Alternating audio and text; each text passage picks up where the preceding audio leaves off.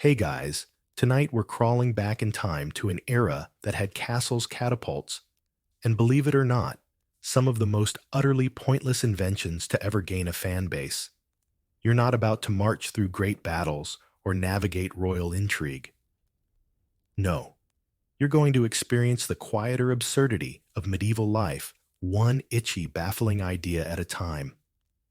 Right now, you're standing in a smoky wooden hut somewhere in 13th century Europe. There's a rush of cold air as the wind squeezes through the poorly sealed planks of your bedroom wall. It's drafty. Your teeth chatter a little. So what do? Obviously, you grab your goose quill underwear. Yes, feather-filled undergarments. Because apparently, some bright spark thought insulation meant cramming molted bird fluff between linen layers and calling it revolutionary. And you poor sleepy, you have to shimmy into them. The sensation is unholy.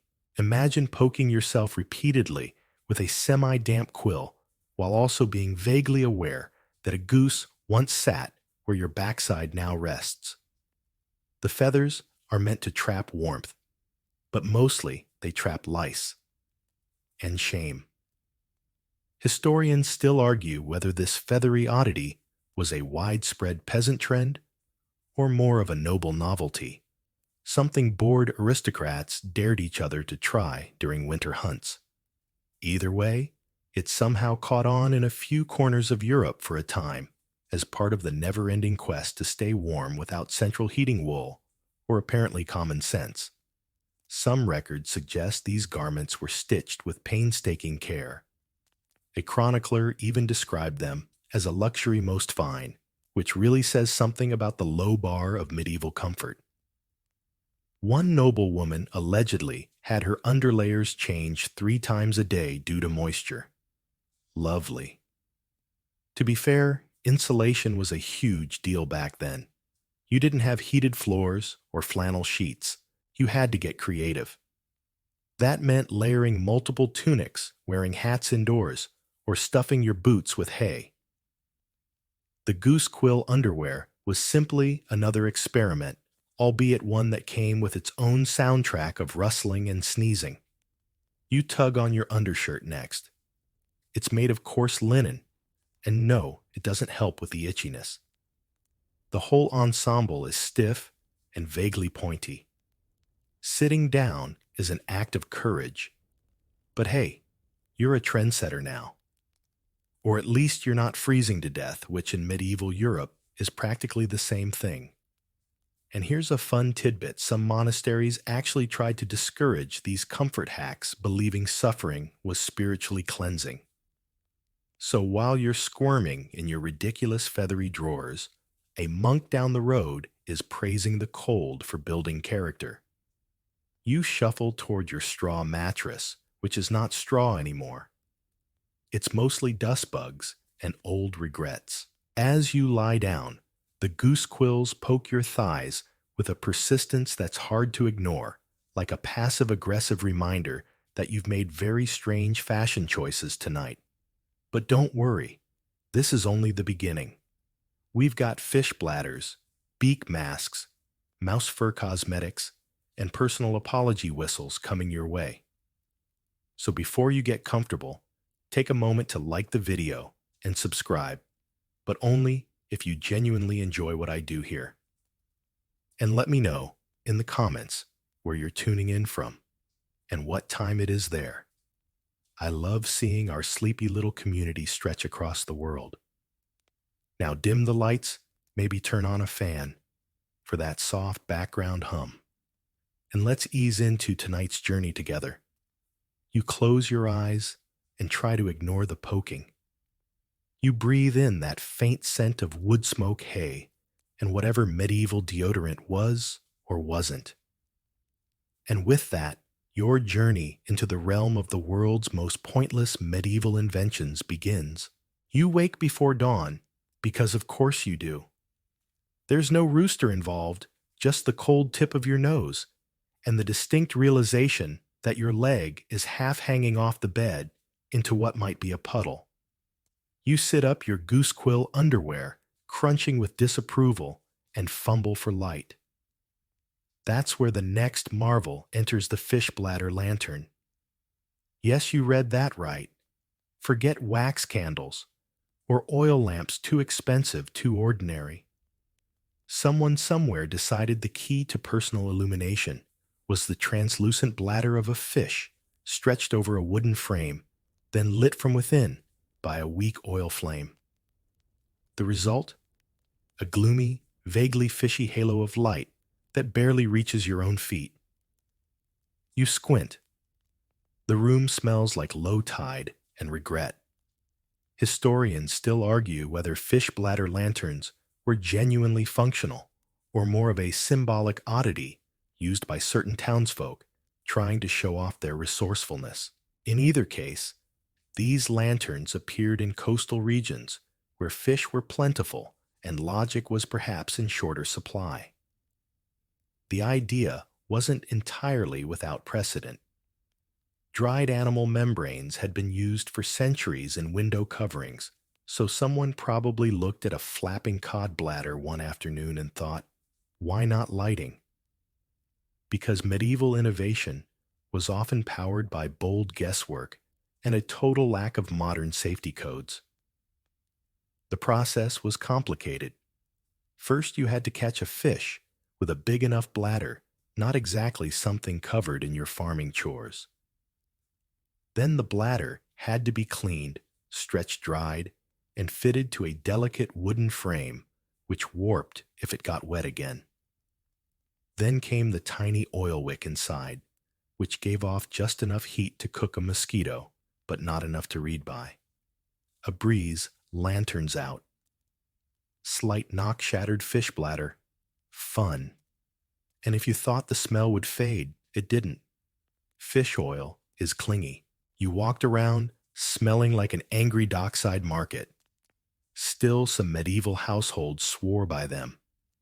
One account describes a fisherman's cottage in Cornwall, lit entirely with fish bladder lanterns, providing a holy glow and constant scent of the sea. Holy glow might be a stretch. It's more like divine gloom. You shuffle to your chamber pot with the lantern trembling in your hand. Shadows stretch like melting butter across the room, flickering wildly with each fish bladder flutter. The wind outside howls like it disapproves of your lighting choices. Let's not forget actual glass was around by this time, but incredibly rare and expensive. A single pane could cost a month's wages. So many households substituted horn parchment, or in this case, dried innards. No one said it was pretty, or bright, or even effective. But medieval life was rarely about peak performance. It was about making do and making it to the next sunrise. You stare at the lantern for a moment longer. There's something oddly comforting in its failure. It tries. It glows. It smells awful. But it's here, with you surviving. Just like you. A fringe scholar once posited that these lanterns had ritual uses, that their weak light and strange material were part of ceremonies designed to ward off sea spirits. No hard evidence, of course, but it's a charming thought. Imagine a room of villagers, each holding a faintly glowing bladder, chanting softly as the wind howled through the shutters. You set the lantern down and climb back into bed, curling your toes against the cold. Maybe tonight you'll dream of brighter lights, or at least less aromatic ones, because tomorrow you'll be slipping into chainmail pajamas. You wake up stiff. Not from sleep posture, but because sometime during the night your dreams collided with reality and convinced you to try on the chainmail pajamas. Yes, that actually happened. You shift beneath the covers, and there's a distinct clink-clink with every movement. The weight is unmistakable. Around 40 pounds of hand-linked metal wrapping your limbs in cold medieval hugs. Apparently, someone in the past thought it would be a great idea to sleep ready for battle, or burglars, or bad dreams involving jousts.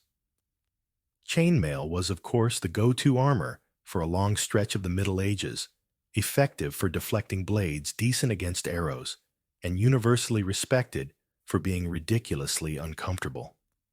It was never designed for napping, but that didn't stop a few eccentric knights and maybe a particularly paranoid merchant or two from trying it. Historians still argue whether nighttime armor was a real phenomenon or just a medieval myth told by chroniclers who enjoyed a bit of satire. But several inventories from noble households list resting mail, a lightweight version of chainmail allegedly worn indoors, possibly as protection from assassins, or more likely as a way to look impressive while pacing dramatically. The problem: chainmail doesn't bend well. Every shift tugs at your skin, your hair gets caught in the rings, and if you roll over wrong, the garment folds into your ribs like a grumpy accordion. And the noise. A restless night in chainmail sounds like someone dropped a bag of forks down a staircase. But there were benefits. Sort of. Chainmail provided warmth after the metal lost its initial freezing chill. It also discouraged bedbugs. Supposedly. One French noblewoman wrote that metal slept cleaner than linen, though she failed to mention the bruises. You finally sit up and groan, every joint protesting the armor's tight embrace. It takes 20 minutes to peel it off.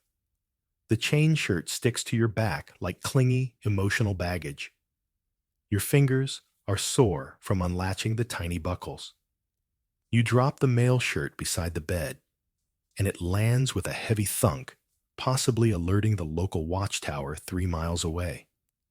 And let's not forget the laundry problem.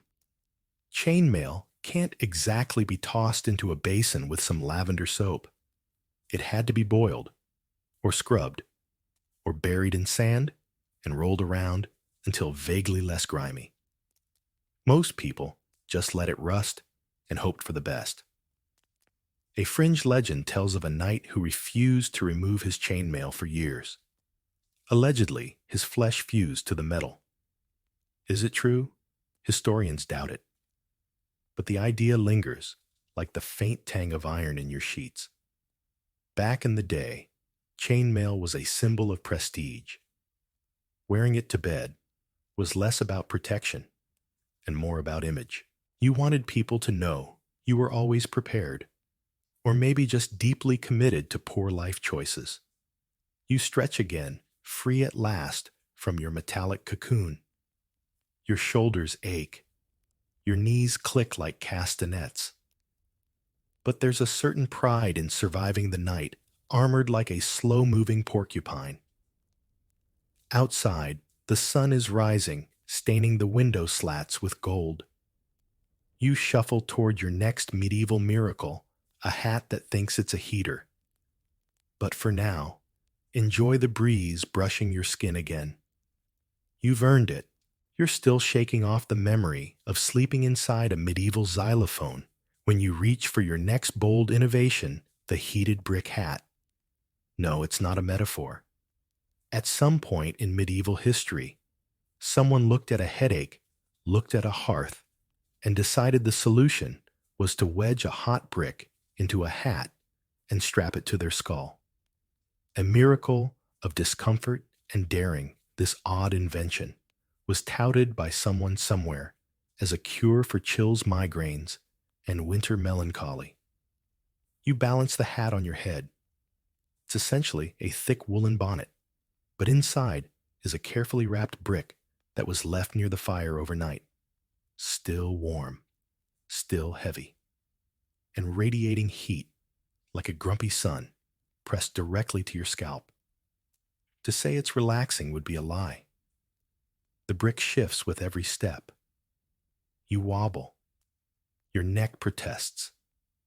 And there's a persistent concern that if you sneeze too hard, the thing might roll forward and knock you unconscious. Historians still argue whether these brick hats were truly popular or merely regional curiosities. Some sources describe them as common in northern households during cold winters, especially among the elderly who suffered from bone chill. Others think it was a medical trend, recommended by doctors who believed heat could rebalance the humors. One 14th century medical tract even includes a delightful recipe for heated stone remedies, which suggests wrapping bricks in chamomile-soaked cloth for a more calming scent. Because if you're going to wear a hot rock on your head, it may as well smell nice. You stumble across the room, the brick threatening rebellion. Your vision swims slightly from the forehead sauna. And yet, somehow, you feel a strange sense of calm. The weight is oddly grounding, like a medieval weighted blanket for your brain. There's also the social angle. Some nobles apparently wore these heated hats at dinner parties as a sign of affluence and innovative health. Imagine clinking goblets while sweat rolls down your temples and your hat gently smolders. Your servant walks in, sees you wearing what is clearly the roof of a miniature oven, and says nothing. Respect. A fringe account from Prague even mentions a version filled with heated river stones swapped out every hour by a dedicated headboy. His entire job was to sprint back and forth between the hearth and his master's dome, delivering fresh sizzling rocks for maximum cranial therapy. Needless to say, this job no longer exists. You remove the hat with care. Your hair is plastered to your skull. There's a slight red mark forming just above your eyebrows, and the smell, a mix of scorched wool and regret. But for all its flaws, the heated brick hat did achieve one thing: it made winter mornings slightly less miserable. In a world without ibuprofen, heating pads, or space heaters, this humble head-bound fireplace was a small comfort if you didn't mind mild concussions. You set the hat aside, feeling oddly refreshed, or maybe just grateful that it's no longer on your head. Your neck sighs in relief, your shoulders loosen, and your attention turns to the next marvel of impracticality, a desk that spins books like a lazy Susan for monks. Sleepy scholar mode engaged. You shuffle into the scriptorium, still slightly flushed from your recent brush with the brick hat. The air smells of parchment and candle wax. Dust motes dance in the dim morning light, and in the corner of the room stands your next puzzling companion, the rotating book desk. At first glance, it looks like a large wooden wheel mounted horizontally on a stand. At second glance, it still looks like that, but now with several books precariously balanced on top. Think of it as a medieval version of tab switching, only heavier, slower, and more likely to break your foot. The logic behind it is sound, sort of. Monk scholars and some particularly bookish nobles owned multiple manuscripts, Bibles, legal codes, herbal compendiums, weird lists of sins. If you were doing research or cross-referencing texts, which they often were, you needed all those books open at once. But desk space was limited, and stacking was frowned upon both by scribes and by gravity. So, someone invented a spinning desk. Turn the wheel. Grab your page. Turn again. Grab another. It was like being on a lazy intellectual carousel. You sit before it, now gently spinning it with one finger. It creaks. One of the books slides. You catch it just in time. The desk wobbles ominously, but holds its ground. Historians still argue whether rotating desks were common or rare luxuries. The most famous version, designed by Agostino Ramelli in the 16th century, came long after the medieval period, but was clearly inspired by earlier, simpler devices. Some evidence suggests monks had homemade versions centuries before, with a few rough planks and a central axle. Not elegant, but functional. Sort of. The reality, they were mostly useless unless perfectly balanced. One heavy tome on one side, the whole desk tilted like a drunk bishop. Also, pages tended to slip unless weighted. Wind could ruin your whole morning. And don't even ask about ink spills. One bad spin, and you're repainting the Psalms in blue. A delightful fringe note in one dusty margin. A monk once doodled himself falling backward as his desk spun out of control. Was it humor, a warning, or just the first medieval meme we may never know? Despite the flaws, there's something oddly mesmerizing about the wheel's motion. You spin, you read, you spin again. The world narrows to words and wood and the soft swish of vellum, but you can't ignore the desk's appetite for space. It takes up most of the room, requiring a very specific kind of scholar one who doesn't mind bruised knees, splinters, or sudden avalanches of Latin.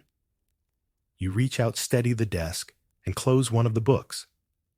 The pages smell musty, ancient like old churches and long-forgotten sermons.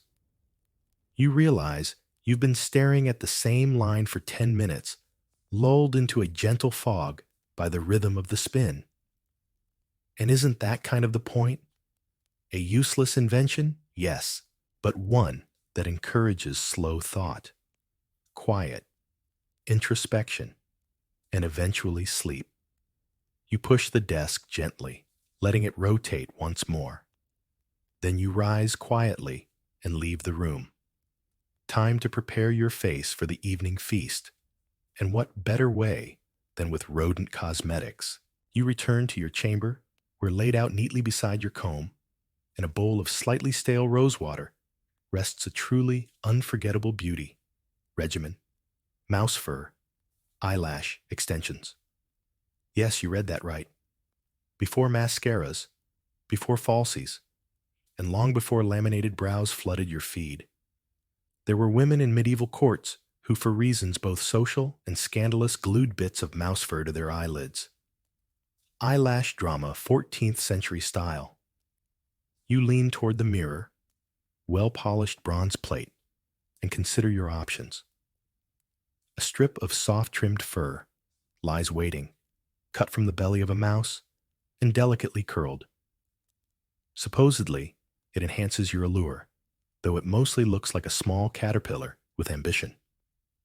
Historians still argue whether this bizarre cosmetic was ever widespread, or simply a courtly oddity passed along by rumor and a few eccentric ladies. Some believe it emerged from Italy's more flamboyant courts, where fashion often involved peacock feathers, towering wigs, or the occasional pet ferret tucked in a sleeve. Others suggest it may have started as theater makeup, exaggerated for visibility, but somehow leaked into high society like a runaway fashion experiment. The appeal, they said, was youth. Long lashes equaled innocence, sensuality, and other things male poets wouldn't stop writing about.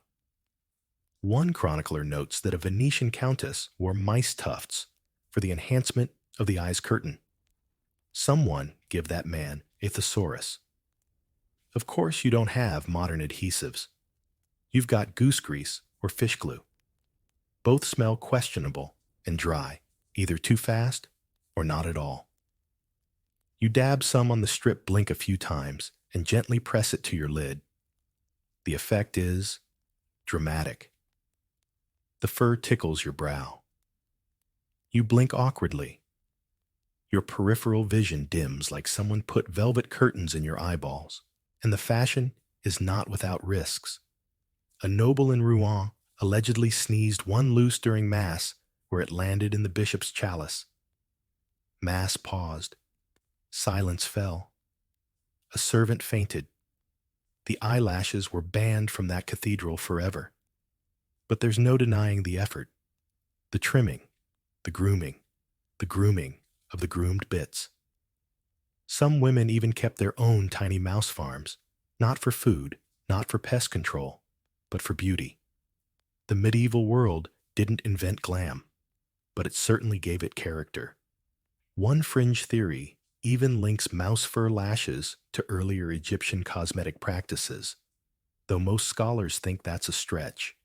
Still, it's fascinating to imagine trends enduring across millennia passed along by whispers, trade routes, and the eternal quest to look just a bit better than her. You adjust the lashes again. They itch. They sag. They don't match. But you do feel noticeable.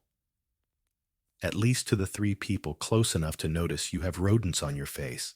You tilt your head. Blink slowly.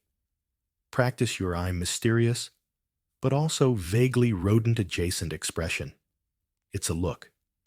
You set the fur trimmings aside for now. There's dinner to attend. And what better accessory than a beaked leather mask stuffed with flowers and outdated medical theory? Your transformation into a walking misunderstanding of health is just beginning. You descend the stairs, your mouse-lashed eyes blinking thoughtfully in the low light. The hall smells of spiced wine, damp stone, and a general sense of not quite clean. Guests murmur, benches creak, and you walk in, wearing the medieval equivalent of a portable flower pot strapped to your face. It's time for the beaked plague sniffer. Technically, it's a mask. A long, curved leather nose, like some kind of sorrowful bird. Inside, it's packed with herbs petals and anything vaguely aromatic: lavender, rosemary, camphor, crushed cloves, or just a sprig of mint if you're poor and improvising. It straps around your head with leather thongs covering your whole face. It's hot. It's heavy. It's the kind of thing that makes children cry and pigeons nervous. The design was originally intended to ward off the plague, not the bacteria itself, but the miasma, or bad air that physicians thought caused disease. If something smelled foul, surely it made you sick. So naturally, to stay healthy, you needed to breathe only good smells. And what better way than to trap them inches from your nostrils in a sweaty leather bird beak? Historians still argue whether these masks were purely medical tools or if they ever caught on in broader society. Most scholars agree they were associated with plague doctors, those grim, waddling figures moving through death-slick streets with sticks and clipboards. But a few fashion-forward nobles, especially in later outbreaks, allegedly commissioned stylized versions to wear during high-risk seasons.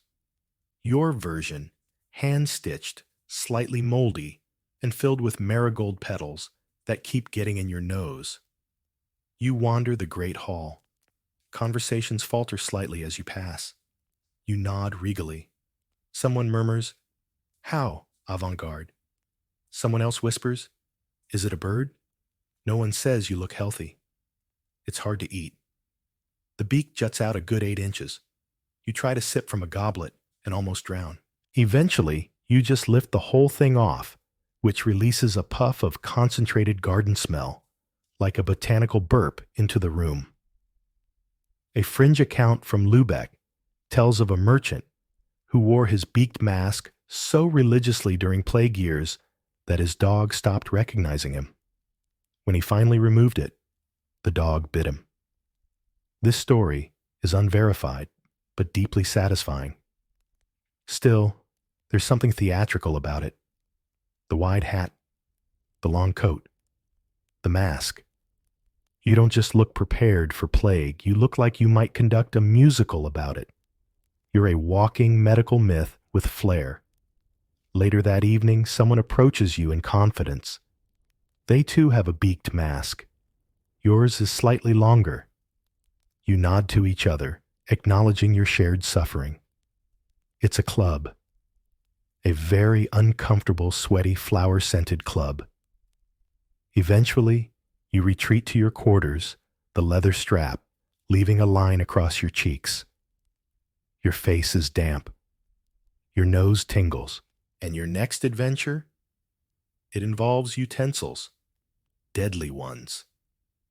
Because tomorrow, you dine with the spiked dinner spoon. Morning arrives, and with it, the ceremonial chaos of a medieval breakfast, or as close to breakfast as you can get in a time when meal times were vague suggestions and forks were considered suspicious.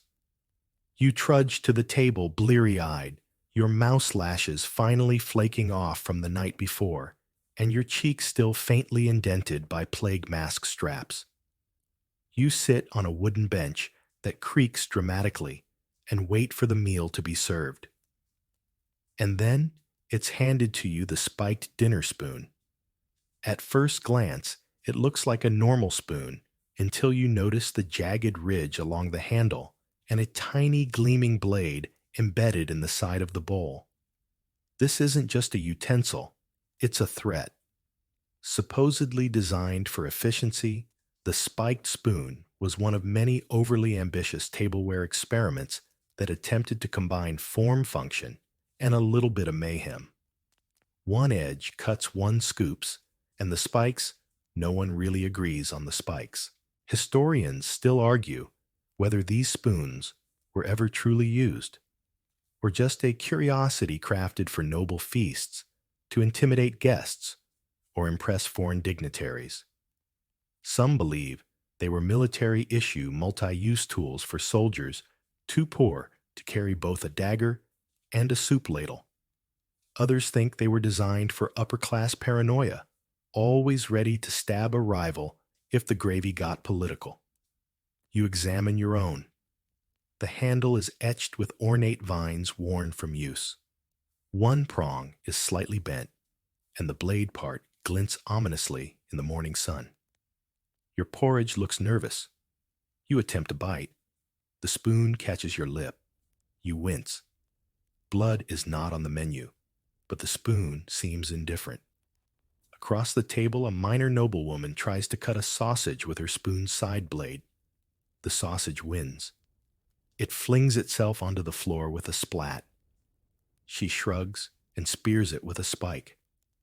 That at least works. One fringe tale describes a dinner guest who got too enthusiastic with a spiked spoon and accidentally severed part of their own mustache.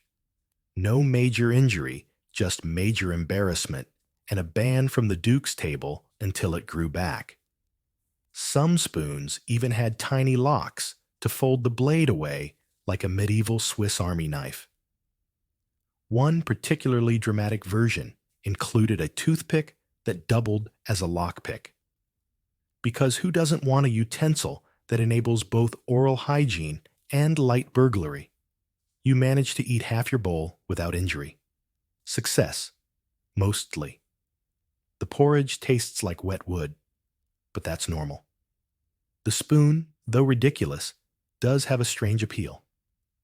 In a world where you might be robbed, invaded, or challenged to a duel before dessert, perhaps it made sense to weaponize your cutlery. And let's face it, anything that makes medieval oatmeal more exciting deserves some respect. You finish your meal. Your lips are intact. Your pride, less so. You set the spoon down carefully as if it might still lunge at you. Next up, footwear. Because clearly, what you need after a perilous breakfast is a pair of stairs. And the most impractical shoes imaginable. You ease yourself up from the treacherous breakfast table and head toward the staircase, but not before slipping into a truly baffling pair of medieval footwear stair-climbing shoes. No, not boots with springs. Not even sandals with better grip. These are elevated wooden platform shoes, sometimes called pattens, designed to keep your feet above the filth of the streets. But someone at some point thought it would be brilliant to reshape them to aid in stair climbing. What you're wearing now has angled wooden blocks beneath the heels and a peculiar forward tilt. The theory The slanted design helps you lean into the stairs and ascend with less effort. The reality: you feel like you're walking up a hill, even when you're standing still. Historians still argue whether these were real climbing aids or just a deeply unfortunate fashion trend. A few scattered manuscripts mention elevated tread shoes for noble ascent, suggesting the elite dabbled in absurd shoe engineering. Some think it was a local fad, perhaps in mountainous regions where stairs outnumbered flat ground. Others suggest they were purely ceremonial, used to make someone look taller and more impressive while climbing the dais at court. Because nothing says power like teetering toward your throne, like a toddler on stilts. The shoes are loud. Every step echoes with a hollow clop, like a miniature horse parade inside a stone hallway. You attempt the stairs, one foot up, wobble, adjust, another foot, wobble again. The shoes demand precision and grant no forgiveness. One wrong angle, and your ankle goes sideways faster than a court jester's jokes, which is to say, not ideal. You pause halfway up to rest, gripping the banister like a sailor clinging to the mast. This is the slowest staircase experience of your life, and you've once done it in chainmail. A delightful fringe record from Bruges tells of a merchant's wife who refused to remove her stair-climbing shoes even indoors. She reportedly kept a servant nearby at all times to help her down steps with grace and minimal tumbling. The servant later wrote a ballad called "The Lady and Her Wooden Peril." It did not chart. You finally reach the top step. Victory. Your calves burn. Your dignity limps behind. The shoes served a purpose, sort of. They kept hems clean, protected feet from mud and mystery puddles, and if you fell just right, could probably take someone down with you. But stair climbing, no. That was an optimistic rebrand of a design flaw. You shuffle across the wooden floor like a confused giraffe, each footfall announcing itself. You could be stealthy, or you could wear these shoes, but not both. You kick them off at the threshold of your chamber, promising never to wear them again. But don't worry, you're about to make a much worse decision. Because next, you're heading into town with your personal toilet in tow. You take a deep breath, adjust your cloak, and lift it slightly to secure the strap of your most ridiculous accessory, yet the portable private toilet. That's right. You're going out into the world today with a bucket. This isn't just any bucket, mind you. This is a finely crafted, lidded, discreetly decorated chamber pot, complete with a wooden seat, a modesty cloth, and a handle for dignified transport. Dignified is doing a lot of work in that sentence. Known in some circles as close stools or privy boxes, these mobile thrones were mostly used by nobles who didn't want to soil themselves waiting in line or wandering through unfamiliar castles. But at the height of medieval bathroom paranoia, especially during long public ceremonies, some people actually carried theirs with them, just in case nature called mid-feast. Historians still argue whether these truly left the home regularly or were more of a travel-only solution for extended journeys.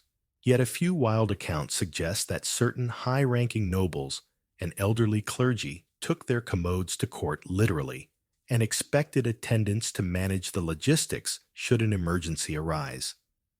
Yours is a modest oak model, lacquered for appearances, with floral carvings that attempt to distract from its true purpose. The seat is padded with old wool, and bonus, a sachet of dried herbs to help disguise odors. It smells like lavender and wishful thinking.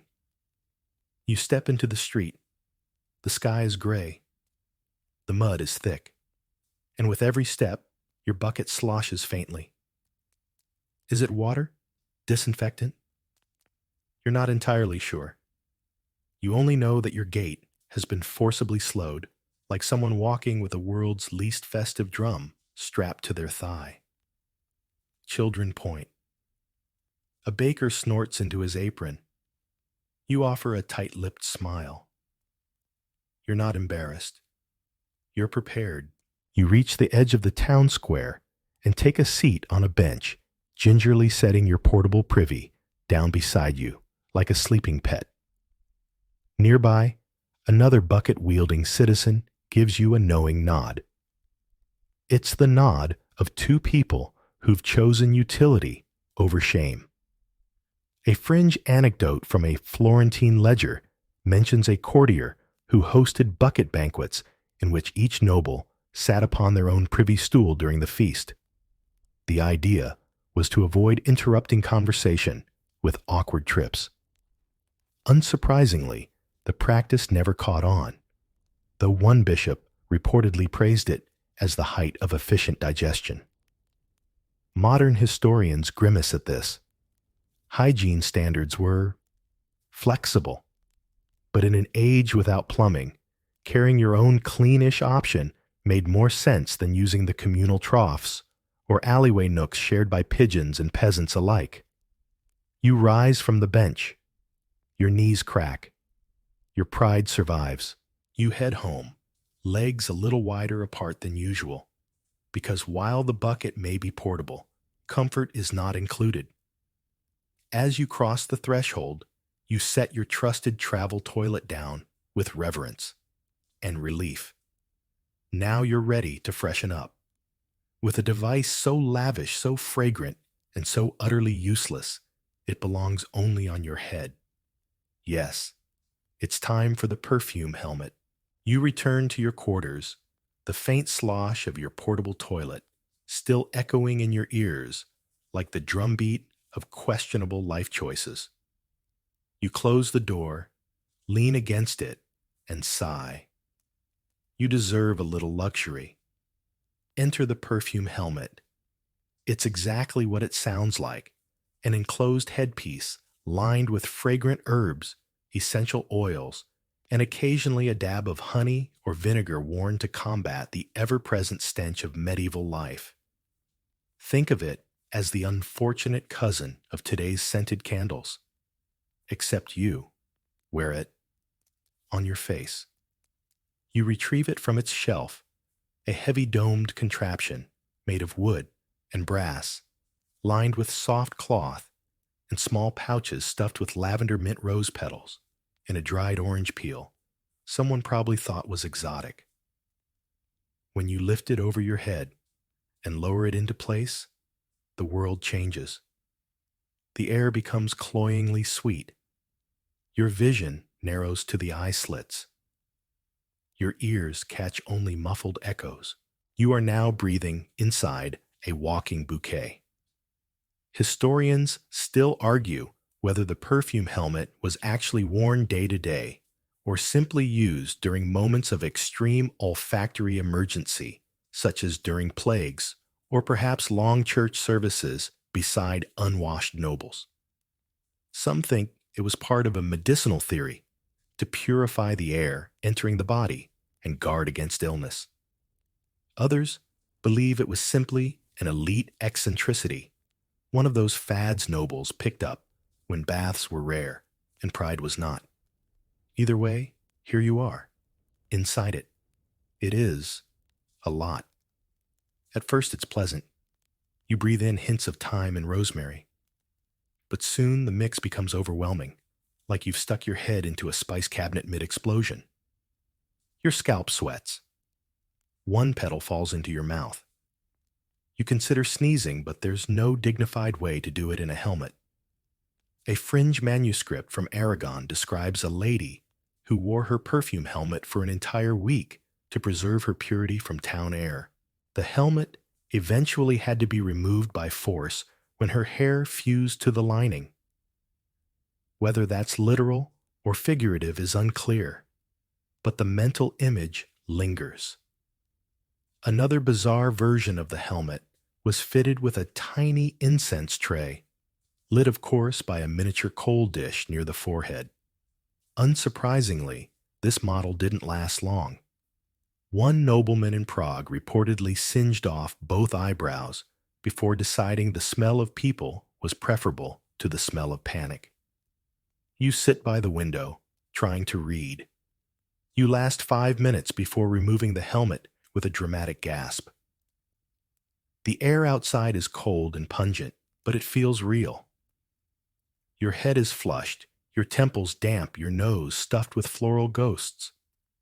Still for a moment you smelled like nobility, or at least a potpourri drawer. You set the helmet down, carefully, petals fluttering to the floor. But don't rest yet.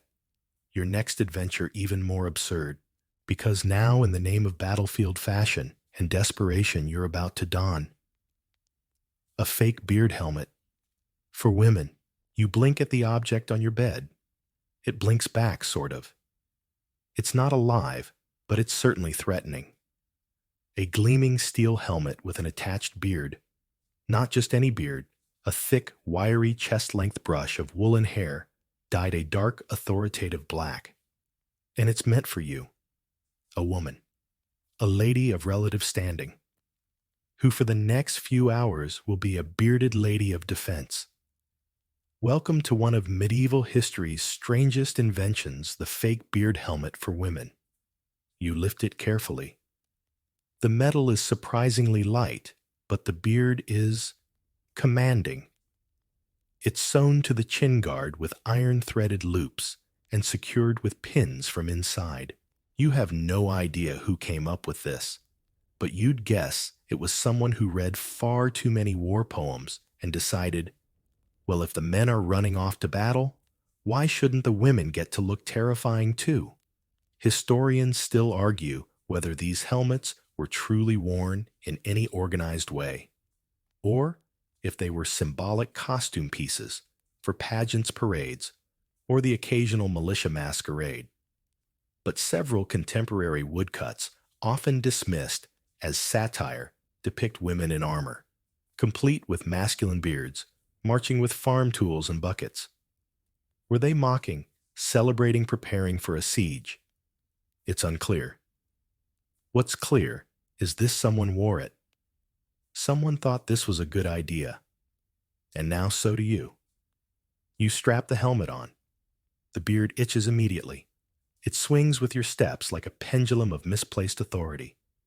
You feel odd, strong, perhaps, confused, definitely, powerful in the way someone feels powerful after stealing a costume from a village play. The idea, they say, was intimidation. During invasions, especially when the village men had left to fight women, sometimes formed defense brigades. The fake beard was part of an effort to appear more fearsome to the enemy, to create hesitation. If it worked even once, maybe it was worth it. One fringe account from northern Germany describes a beard watch, a dozen women who stood guard in full disguise, beards and all. Supposedly, they frightened off a group of raiders who thought they were cursed monks. Another tale tells of a woman who wore her helmet to bed every night to feel protected from both man and spirit. Her neighbors found it charming. Her husband did not. You glance at yourself in the polished brass mirror. The beard glistens faintly in the candlelight. You try stroking it thoughtfully, but it feels like petting a bramble bush. Still, you admire the confidence it lends. The world might be cold and chaotic, but at least no one's questioning your chin today. You try walking around your room in it. The beard swings. The helmet clanks. The effect is somewhere between military commander and disgruntled puppet. Eventually, you remove it gently, placing it back in its velvet-lined box. It's ridiculous. It's glorious. It's somehow both empowering and wildly impractical. And it's not even the weirdest medical item in your arsenal. Because up next, a machine that replaces bloodletting leeches with tiny, clunky, mechanical metal mouths. You sit on the edge of your bed, arms crossed, staring at the contraption before you. It looks like someone took a small wine press, added gears, and then gave it dental aspirations. This is your next encounter with medieval absurdity, the mechanical leech machine. Yes, in a time when medicine was equal parts folklore, trial and error, and enthusiastic bleeding, someone decided that instead of using real leeches, nature's slippery little phlebotomists, they would build one. Because obviously, when faced with the creepy efficiency of a living creature, the right response is, we can do worse. You examine the device. It has 3 small metal clamps, a winding handle, and a narrow funnel for catching the excess. You raise an eyebrow. Somewhere, someone thought this would be cleaner, safer, and less wriggly. Historians still argue whether these machines ever truly caught on, or were simply the inventions of ambitious court physicians trying to impress noble patrons with modern techniques. Most sources suggest they never worked particularly well, but records exist of a few royals ordering them custom-made, citing distrust of wild leeches and the desire for controlled extraction. You place the mechanism on your forearm, unsure of what to expect. The clamps are lined with dull teeth, supposedly designed to simulate the nibbling action of actual leeches. With a sigh and a wince, you crank the handle. It clicks. Nothing happens. You turn it harder. A sudden snap, and one of the clamps latches onto your skin. It doesn't break the surface, but the pressure is firm, oddly bruising, and accompanied by a faint metallic squeal. The machine hums. Or maybe that's just your arm. A fringe treatise from a German physician named Gottfried von Lichtenwalde describes his attempts to mass-produce these for field hospitals. He claimed they would draw humors with unmatched precision. His peers claimed they were loud, ineffective, and terrifying to the sick. One noblewoman reportedly fainted after seeing one operate, though that might have been due to the smell of burning tallow used to lubricate the gears. You release the crank and detach the clamp. Your skin is red and slightly marked. No blood drawn. No humors balanced. Just mild regret. And the realization that sometimes the real thing, even if it's a swamp-dwelling parasite, is hard to replace. You gently push the machine back into its velvet-lined box beside a note that simply reads, "Do not overwind." Good advice for the machine. Possibly even better for your current mental state. It's amazing how many medieval inventions were solutions to problems that may not have existed, or if they did, were better left to simpler tools, or no tools at all. You flex your arm. It stings, and yet you smile. Because next on your journey, a return to the comforts of daily life, if your definition of comfort includes unstable traps designed to catch poultry with the speed of a surprised catapult. It's time to hunt chickens with springs. You're outside now, standing in the courtyard of a modest country manor. The morning sun is shining. A few chickens strut around, pecking the ground, and at your feet sits a curious wooden contraption loaded with springs, pulleys, and questionable ambition. It's time for the spring-loaded chicken trap. Why, you ask, would anyone invent a medieval mousetrap for chickens? Because chasing them on foot is exhausting. Because netting them by hand is embarrassing. Because someone at some point thought, what if we made poultry catching mechanical? The device before you is about the size of a bread box. It has a flat wooden base, a raised arm under tension, and a bait dish in the middle, usually filled with grain or something shiny. The moment a chicken steps on the trigger, the mechanism snaps shut a net, or drops a box, or on one over-engineered model, catapults the bird gently into a padded sack. You load it with a few kernels of barley and stand back. One brave hen approaches clucking with the determination of someone who's never been betrayed. She pecks. She steps. Thwack. The trap springs shut. A puff of feathers. The hen explodes out of the trap at high speed, unharmed, but now deeply suspicious of grain forever. You stare at the mechanism. It's resettable, which is a point in its favor. It's also wildly unpredictable. In one trial, the trap failed to spring at all. In another, it launched itself backward and startled the gardener. Historians still argue whether these traps were genuine tools or merely rural folklore, a cobbled-together joke turned tradition. A few farming manuscripts mention auto-cooping devices used by monks to reduce labor, while others suggest they were the medieval equivalent of home entertainment. Sit back and watch the chicken chaos unfold. A fringe report from 15th century Bohemia describes a noble who became obsessed with improving the design. He built increasingly elaborate versions, one with a spring, one with a wind-up gear, one with bells. By the end of his life, he had caught only 3 chickens and nearly lost a thumb. You glance at your own trap. It still vibrates faintly from the spring's tension. You gently nudge it with your toe. It snaps again, dramatically pointlessly, and with a noise that sends nearby birds fluttering into the air. The thing is, it almost works. Like many medieval inventions, it's just enough to get you excited and then fail you at the finish line. Still, there's something charming about it, a time-saving device that adds more time, a tool that turns a simple task into a mild spectacle. It doesn't solve the problem, it turns the problem into a performance. You reset it once more just to hear the sound. The chickens keep their distance now. They've learned, and so have you.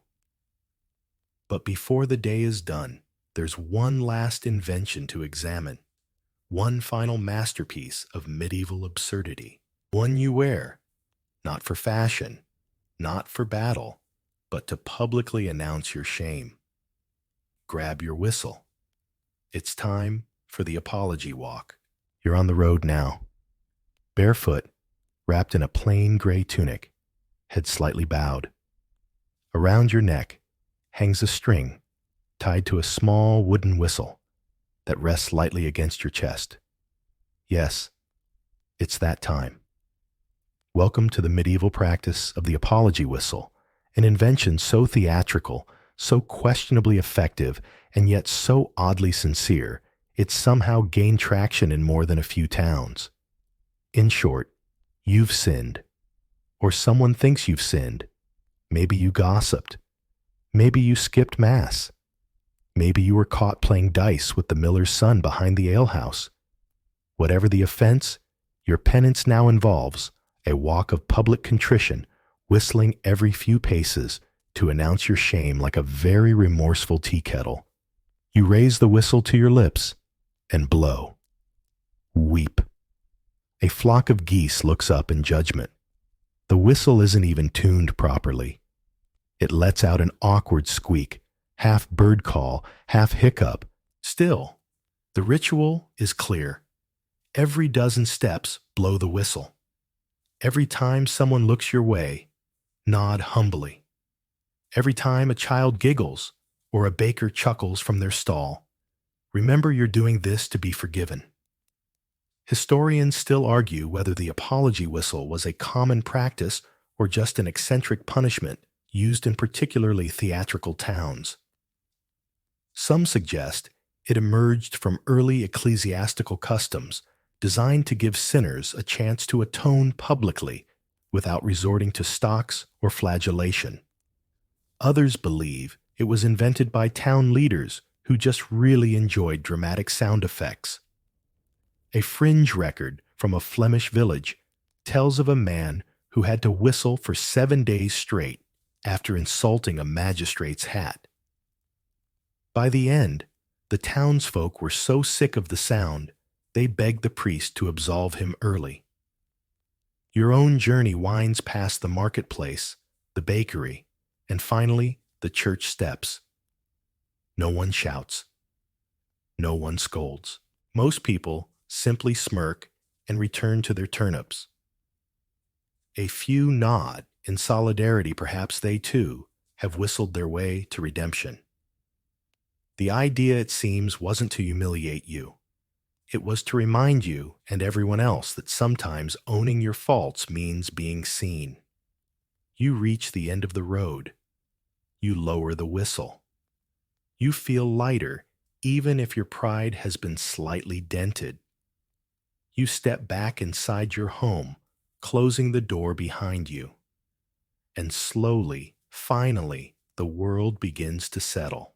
You're back in your bed now, safe from spring-loaded chicken traps and apologetic musical instruments. The candles burn low. The wind whispers gently against the shutters. Somewhere in the distance, a donkey brays without context. Your head sinks into the straw-stuffed pillow. It rustles faintly beneath your ear. Your breath slows. The scent of the last few hours, herbs dust, possibly goose grease, still lingers softly in the air. But it's not unpleasant. It's familiar now, part of the world you've wandered through. You've traveled a long way tonight, through useless tools, odd beauty trends, experimental cookware, and inventions that straddled the line between clever and completely unnecessary. And yet, every single one of them was a piece of a bigger puzzle, a portrait of a world trying its best, failing with style, and occasionally succeeding by accident. That's the charm of it, really. Inventions didn't need to work perfectly. They just needed to reflect the people who made them curious, hopeful, stubbornly creative. You roll onto your side. Your breathing slows further. The past dissolves into the soft glow of your imagination, now hazy and weightless. No whistles, no armor, no gears, just peace. You're warm. You're safe. And for once, no goose feathers are poking you in places they don't belong. Close your eyes. Let go of the bucket, the beard, and the beaked mask. Let the silliness fade into stillness. Sleep comes quietly now, not on springs or stilts, but on the back of gentle, absurd memories. Good night. We're going back to a time when your morning alarm wasn't a cheerful chime on your phone. It was the biting cold of your own breath hanging in the air above your straw mattress. You're not sleeping in a cozy bed, or even on a mattress, really. You're curled up on a sack of flattened straw that smells faintly of goat and mold. The air inside the cottage is so cold it almost feels wet. It's pitch dark, and the only light comes from the embers in the hearth, glowing faintly red beneath a pile of ash. And yes, your toes are numb. Outside, the roosters haven't even thought about crowing. But you're already late. You pull the itchy wool blanket off your shoulders and immediately regret it. The cold air hits your face like a slap. Your knees crack as you stand, and your feet land on the frozen dirt floor with a silent curse. Your joints ache, not because you're old, but because you sleep curled like a pretzel every night after 12 hours in the fields. Historians still argue whether medieval peasants really had it that bad. But you're pretty sure they never had to get up before dawn, with a full day of misery ahead of them.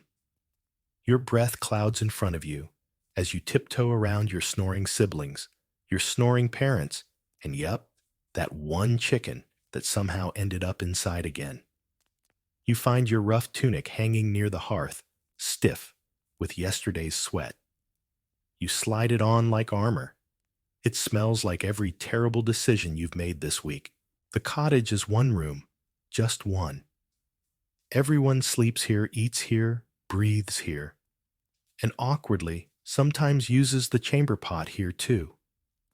You glance at the bucket in the corner and give it a wide berth. You shove open the crooked wooden door with your shoulder.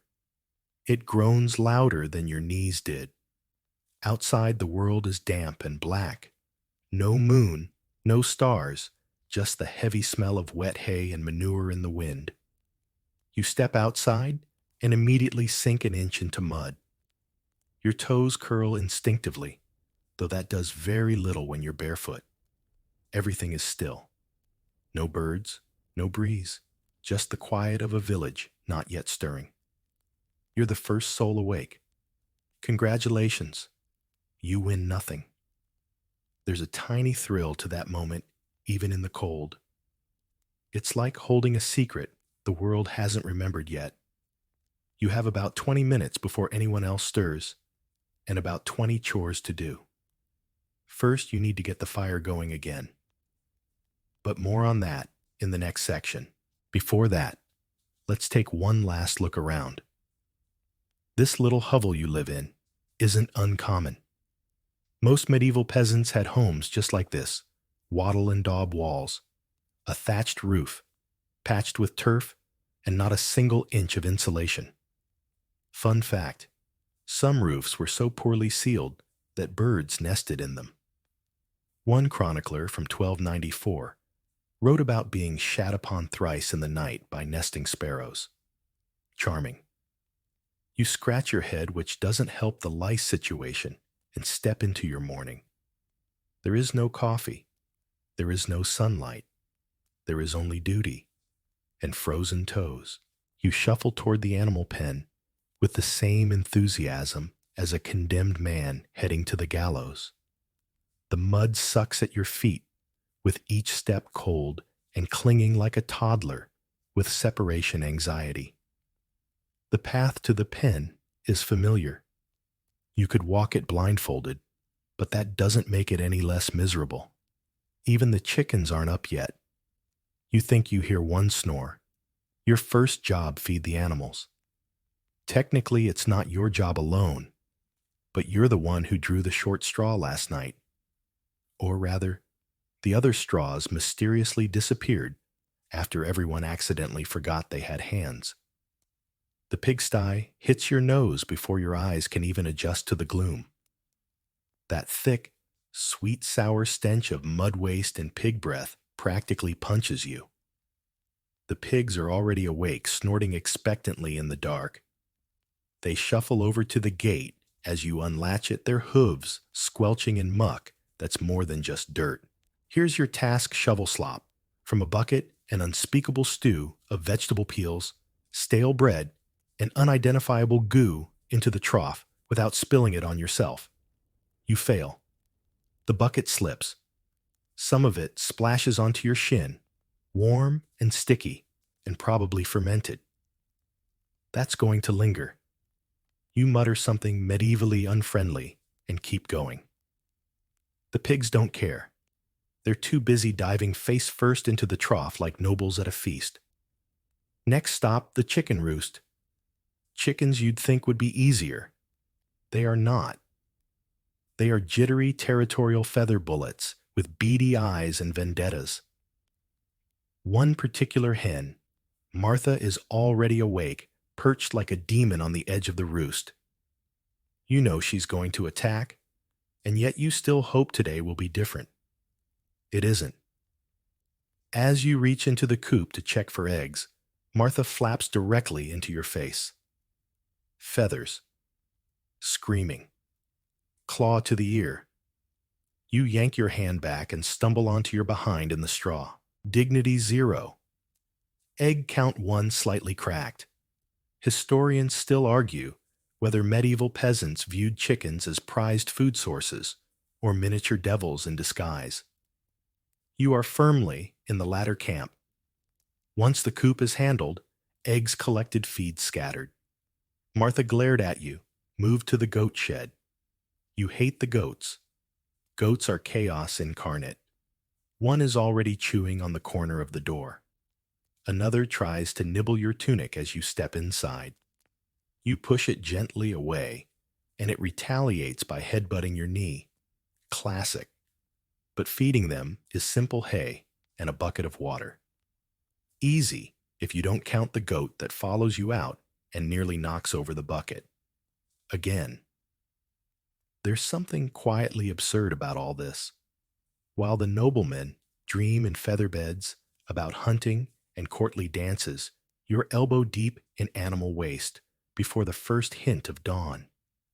And yet, this routine, this smelly, cold, humiliating routine, is the backbone of the entire medieval economy. No pigs, no pork, no chickens, no eggs, no goats, no cheese, and frankly, no fun. You pause for a moment on a wooden stump, wiping your hands on your tunic, because what else is there to wipe them on and glance at the sky? It's still black, but there's a hint of lighter gray near the horizon. Not sunrise, not yet. Just the slow tease of it. You take a deep breath. It smells like manure and frost and something faintly burning. Probably the neighbor's chimney.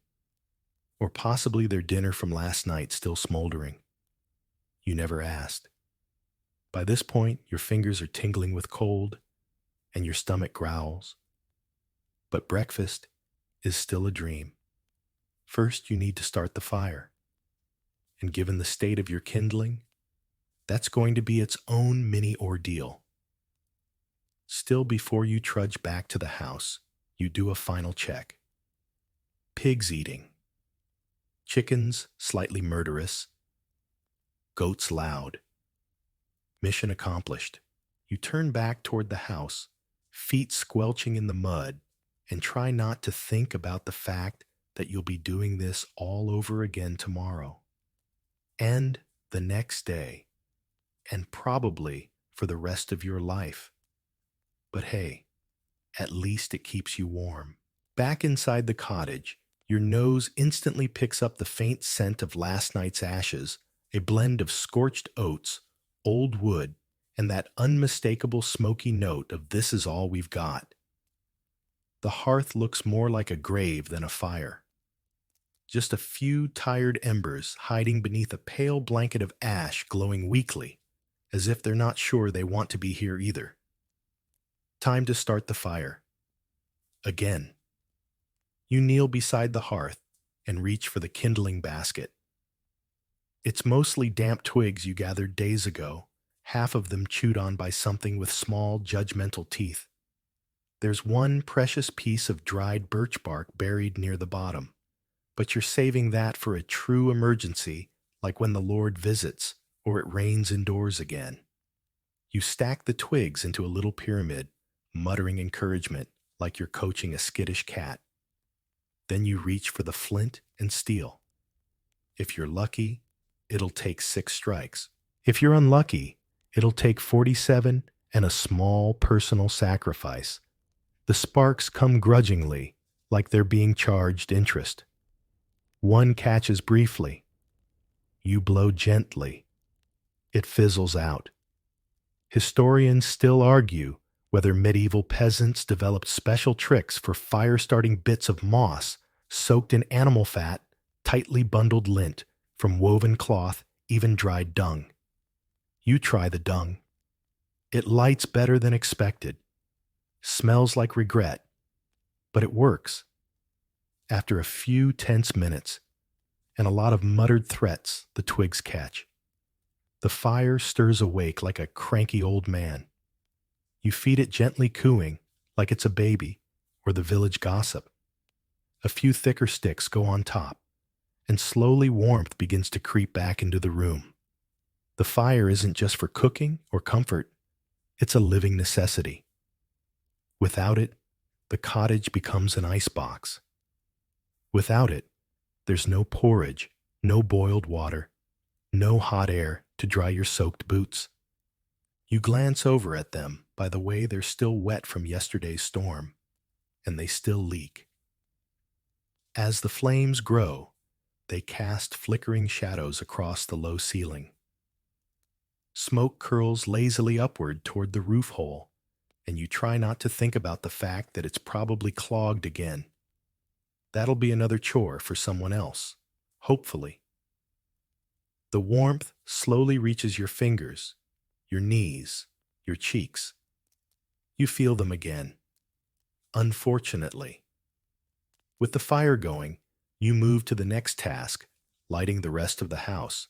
There aren't candles, not proper ones anyway. Those are for churches and rich people. You have a sliver of tallow set in a cracked clay dish, essentially beef fat, pretending to be a lighting system. It smells terrible and burns unevenly, but you light it from the hearth and place it on the shelf. One corner of the room glows faintly just enough for you to see the other corner in complete darkness. The light reveals a few of your tools scattered where you left them yesterday. A cracked wooden bowl, a half-repaired rake, a sock that may or may not belong to someone who still lives here. It also reveals your brother still snoring into the straw with the peaceful expression of someone who didn't have to light a fire this morning. You consider throwing a twig at him. You don't. Growth. Instead, you step outside again, this time to check the fuel pile. You're low. Always low. Most of what's left is brushwood and damp bundles that hiss more than they burn. You gather an armful anyway, dragging it back inside as your tunic absorbs yet another layer of moisture from the morning fog. One last glance at the fire. It's alive. Barely. That's enough. There's a comfort in the fire's crackle. It anchors the chaos of morning animals, fed frost, bitten fingers, burned, but now, fire. It means tea. It means gruel. It means you made it through the first hour of being awake without collapsing. And somewhere not far from here, a nobleman is also waking up. He will stretch luxuriously in a feather bed, ring a little bell, and be served breakfast on silver. You meanwhile just warmed your hands with a burning stick. Different worlds. Same sunrise. The fire is crackling now, still temperamental, but it's holding. Time for the next delightful part of your morning routine. Hauling water. Because what is life really, without lugging sloshing wooden buckets through ankle-deep muck, while your back pretends it's already 60? There's no well in the house. Of course not. That luxury is reserved for castles, monasteries, and fairy tales. Your water source is a small pit halfway between the cottage and the woods. It's technically a spring, but most people just call it the hole. You grab the bucket. It's heavy even when empty. One of the wooden slats is loose, and the handle creaks like it's rehearsing for a tragedy. You trudge outside again this time, past the goat pen, where one particularly bold goat watches you with an unsettling level of judgment. The path to the waterhole is a slip and slide of mud frost and rocks that seem determined to stub your toes. No lantern, no moon, just the creeping light of pre-dawn, doing its best impression of useful illumination. You keep your head low and your balance lower. When you reach the waterhole, it greets you like a rude cousin, familiar, unkempt, and probably full of frogs. You crouch and lean over the edge, bracing yourself on a half-rotted log that was placed there generations ago and hasn't been replaced since. You lower the bucket in slowly. The rope creaks. The bucket hits the water with a hollow splash. You wiggle it around until it fills, then hoist it back up. It's heavier now, obviously, and the rope frayed. Just enough to make every lift feel like a gamble. Historians still argue whether most peasants had communal wells or individual springs. Some even debate if hauling water was a task shared equally among family members or dumped on the youngest. Judging by your current situation, the latter seems likely. You pour the first bucket into a clay jug near the hearth. This is for drinking and cooking. Then you go back out for more, this time for washing. The term washing, of course, is generous. It involves splashing lukewarm water on your face and maybe wiping your hands on a rag that hasn't been cleaned since last summer. Trip 2 to the water hole is less charming. Your arms are tired and your feet are soaked again. A passing breeze cuts through your damp tunic and delivers a cold slap directly to your spine. Somewhere during the return walk, you consider what it would be like to invent indoor plumbing. You'd be hailed as a wizard, a revolutionary, possibly burned for heresy, but you'd never have to carry water again. As you approach the cottage, you see that the fire is holding steady. The tallow candle still flickers, casting jittery shadows on the walls. You pour the second bucket into a wooden basin and glance at your reflection just long enough to confirm that yes, you do still look like a peasant who hasn't slept or bathed properly in weeks. Before anyone else stirs, you take a moment to wash your face. The water is freezing. Your cheeks tighten, your eyes water, and you gasp like someone dunked your head into a snowbank.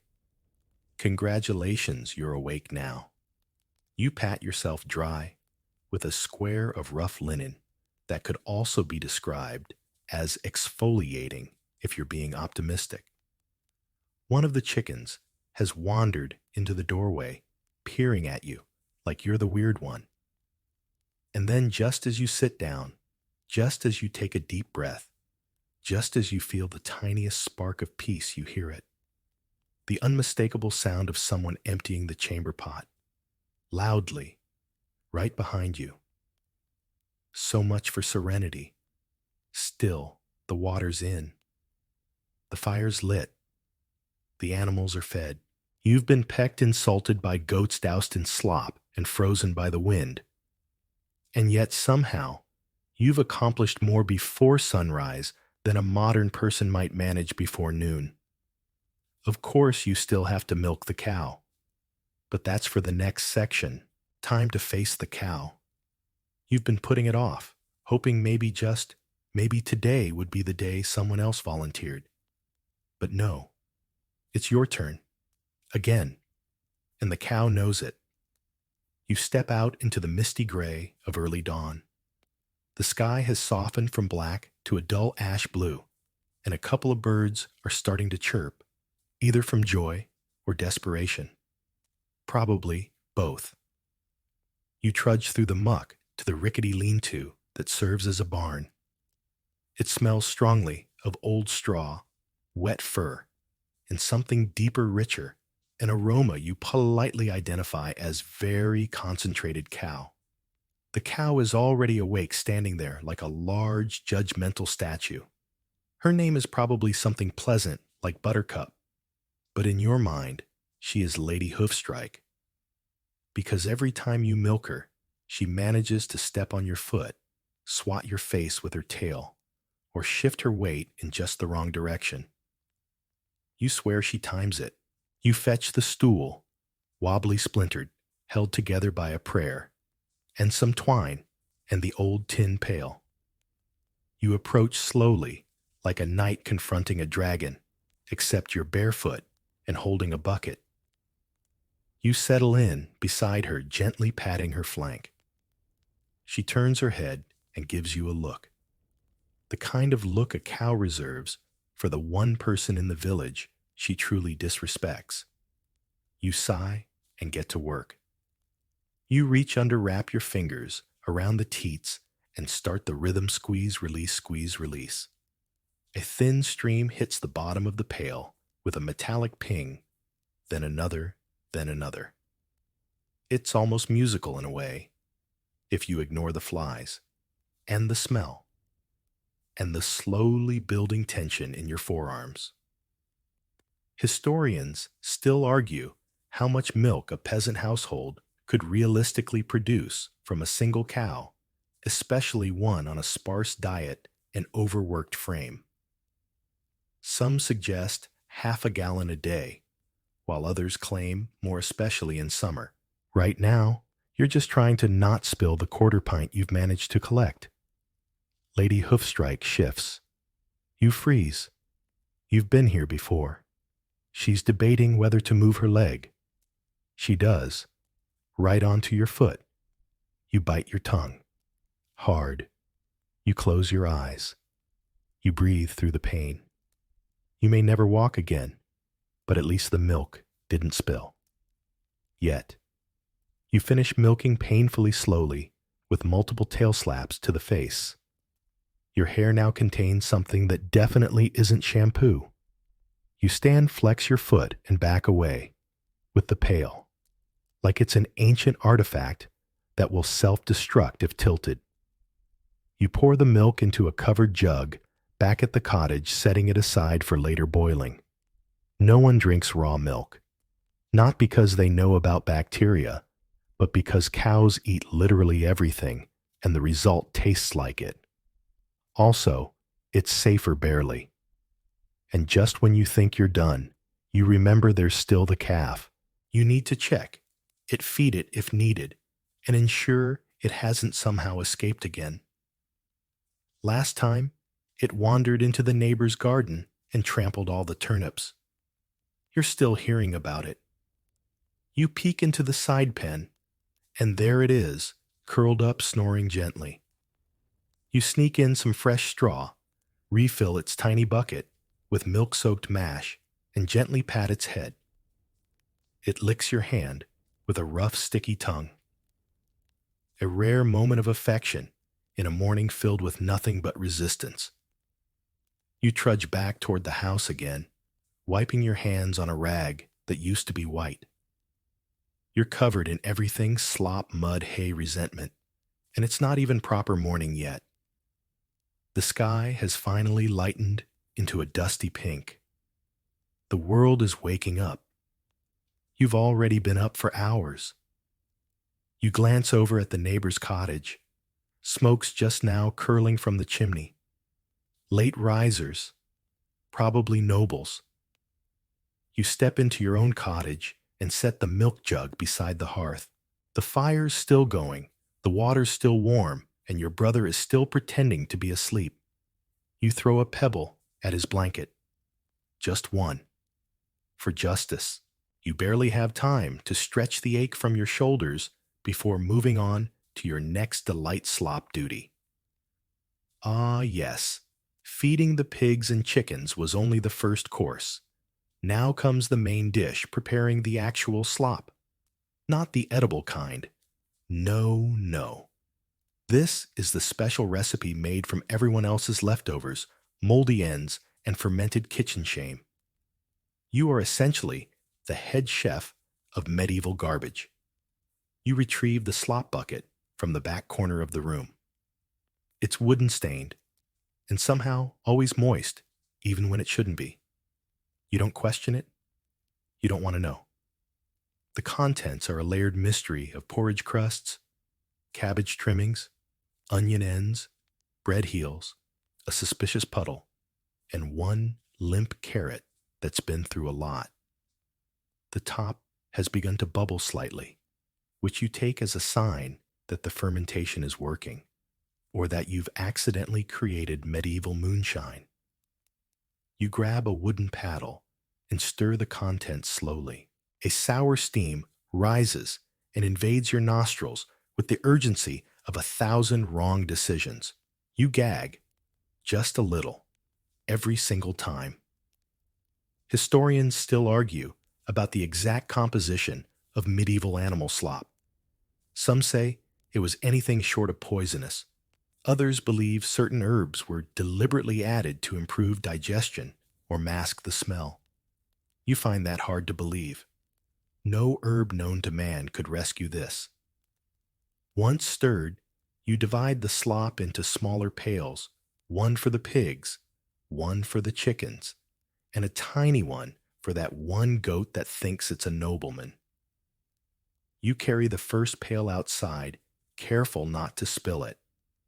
The pigs greet you like you're a returning war hero. They squeal, crowd, and shove each other as you pour the steaming mess into their trough. One of them sneezes directly onto your leg. You nod solemnly, as if that were a blessing. The chickens are next. They don't get as much, just a bit poured near the coop. They peck at it suspiciously, as if conducting a taste test for a food blog. Martha, your sworn enemy, glares at you again. She seems offended by your culinary choices. Finally, the goat. You approach with caution. He trots up like he owns the land, sniffs the pail, and of course, knocks it over before taking a bite. He then climbs on top of the empty bucket and bleats triumphantly. You clap slowly. Truly a performance. You return to the house to rinse the pails, which really means sloshing some water into them and swirling it around with a stick. The pails don't get clean exactly. They just get less chunky. There's still a faint chill in the air, but the sun has begun to stretch pale gold fingers across the landscape. You pause for a moment to admire it. The thatched rooftops catching light, the frost melting into glistening rivulets on the grass, the unmistakable silhouette of someone already yelling at a cow down the lane. Peaceful. You step back into the cottage, hands sticky and stomach beginning to rumble. You'll need to prep breakfast soon, but before that, more chores. Always more chores. Still, there's something oddly satisfying about this part of the morning. The fire crackles steadily. The smell of manure has faded into the background. You're halfway through your list, and no bones are broken. You glance at the corner of the room, where the slop bucket usually lives. Empty. Clean-ish. Mission complete. The irony of spending this much time preparing food you wouldn't dare eat is not lost on you. But pigs are wealth, chickens are status, and even goats arrogant little monsters. They are provide milk, cheese, and company. In a world without savings, accounts they are the bank. Your hands smell like turnip rot and spoiled onion, but your heart slightly proud. Slightly. Don't get emotional about it. You wipe your hands on your tunic again, because what else is there? And look toward the fire. Breakfast's next. But not for you. First, you've got to cook for everyone else. You'd think that after feeding all the animals, preparing the slop, and nearly losing a toe to a cow, you might earn a moment of rest. But no. Because now, it's time to deal with what might be the single most dreaded job of the morning, scooping human waste for fertilizer. Yes, that's right. Night soil. The term is oddly poetic, but don't let it fool you. What you're about to do is less poetry and more personal horror. And unfortunately, it's your week on the rota. You grab the waste shovel from behind the door, its wooden handle worn smooth by generations of suffering, and the slop cart's slightly smaller cousin, the chamber pot cart. It's really just a wheelbarrow with a cracked wheel and a destiny no one envies. You head around to the side of the house where last night's chamber pots have been carefully lined up like soldiers awaiting deployment. Each one full. Each one fragrant. Most medieval cottages didn't have indoor toilets. When nature called you, went into a pot and hoped no one bumped into you in the dark. Come morning, someone had to take that collection and move it outside to the compost heap or to the fields. Congratulations. That someone is you. You breathe through your mouth. You try not to think. You gently pour the contents into the waste cart. Some splashes. It always splashes. You look up at the sky as if begging for divine intervention. None comes. Historians still argue whether medieval peasants fully understood the sanitary risks of using human waste in agriculture. Some evidence suggests that composting methods neutralized many dangers over time, but plenty of people probably fell ill from exposure. You try not to dwell on that as you wipe your hands with hay. With the cart loaded, you wheel it out to the manure pile at the far end of the property. It's steaming slightly in the cold, a sure sign it's active, as the village elders say. You add your morning's gift to the heap and poke at it with the shovel to help it settle. The smell is transcendent, not in a good way. It's quiet out here at least. Just the wind, the occasional grunt from a pig in the distance, and the soft squelch of your boots in the mud. You pause for a moment, leaning on the shovel, and admire the distant hills bathed in the pale gold of early morning light. There's something weirdly beautiful about it, this quiet, stinky corner of your world. You remember a story once told by old Marna, the village herbalist, about a noblewoman who refused to let her servants use human waste on her garden. Said it offended her delicate senses. Her roses died within a season. The moral was clear: beauty doesn't bloom without a bit of muck.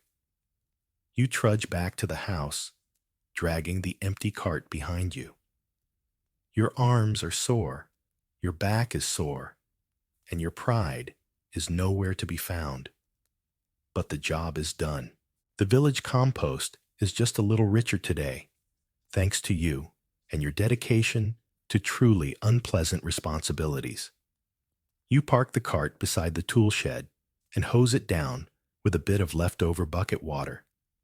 By hose, of course, you mean splash aggressively and hope for the best. You glance down at yourself. There's a streak across your tunic. It could be mud. You choose to believe it's mud. Back inside, the fire is still alive.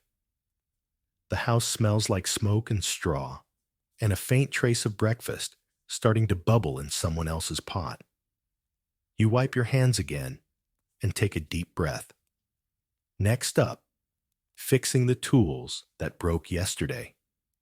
Because naturally, the shovel handle cracked, the rake lost a tooth, and the bucket you used this morning is leaking again. Just another beautiful morning in the life of a medieval peasant. The tools are waiting for you, like cranky old relatives, scattered wounded and vaguely disappointed in you. You spot the broken rake first, its wooden tooth snapped clean in half and hanging on by a splinter. Nearby, the cracked bucket sulks in the corner, slowly dripping water onto the floor. And over by the hearth, the shovel leans, like it suffered a mortal wound. All of them demand your attention before sunrise. You settle onto the bench by the window, the one spot in the house that gets decent light when the sun finally rises. Right now, it's barely more than a gray smudge on the horizon. So you light the stub of the tallow candle again. The smell of half-melted beef fat fills the room. Ambiance.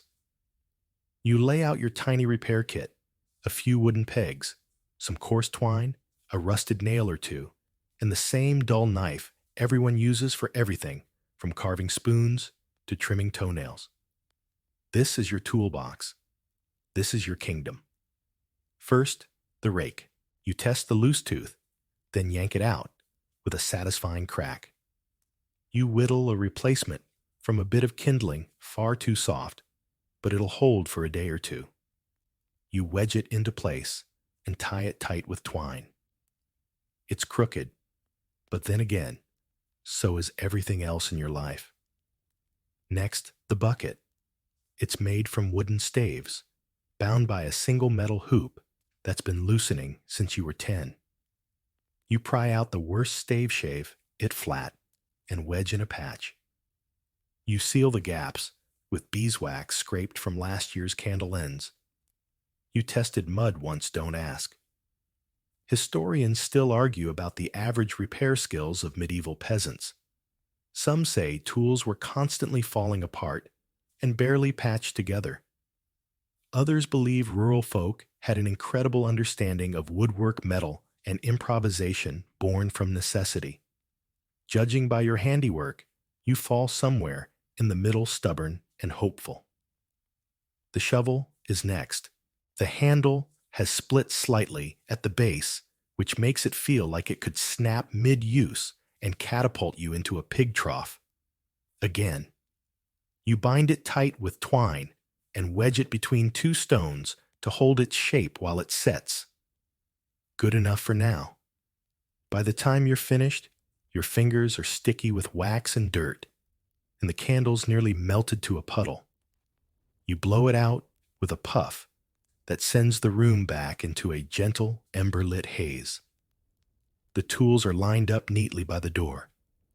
You stand back and admire them, like a craftsman, which in this light, you almost are. There's something quietly fulfilling about this work. No one will thank you. The tools will still break again next week, but for now, they're whole, useful, ready. You stretch your arms over your head, back cracking like dry twigs.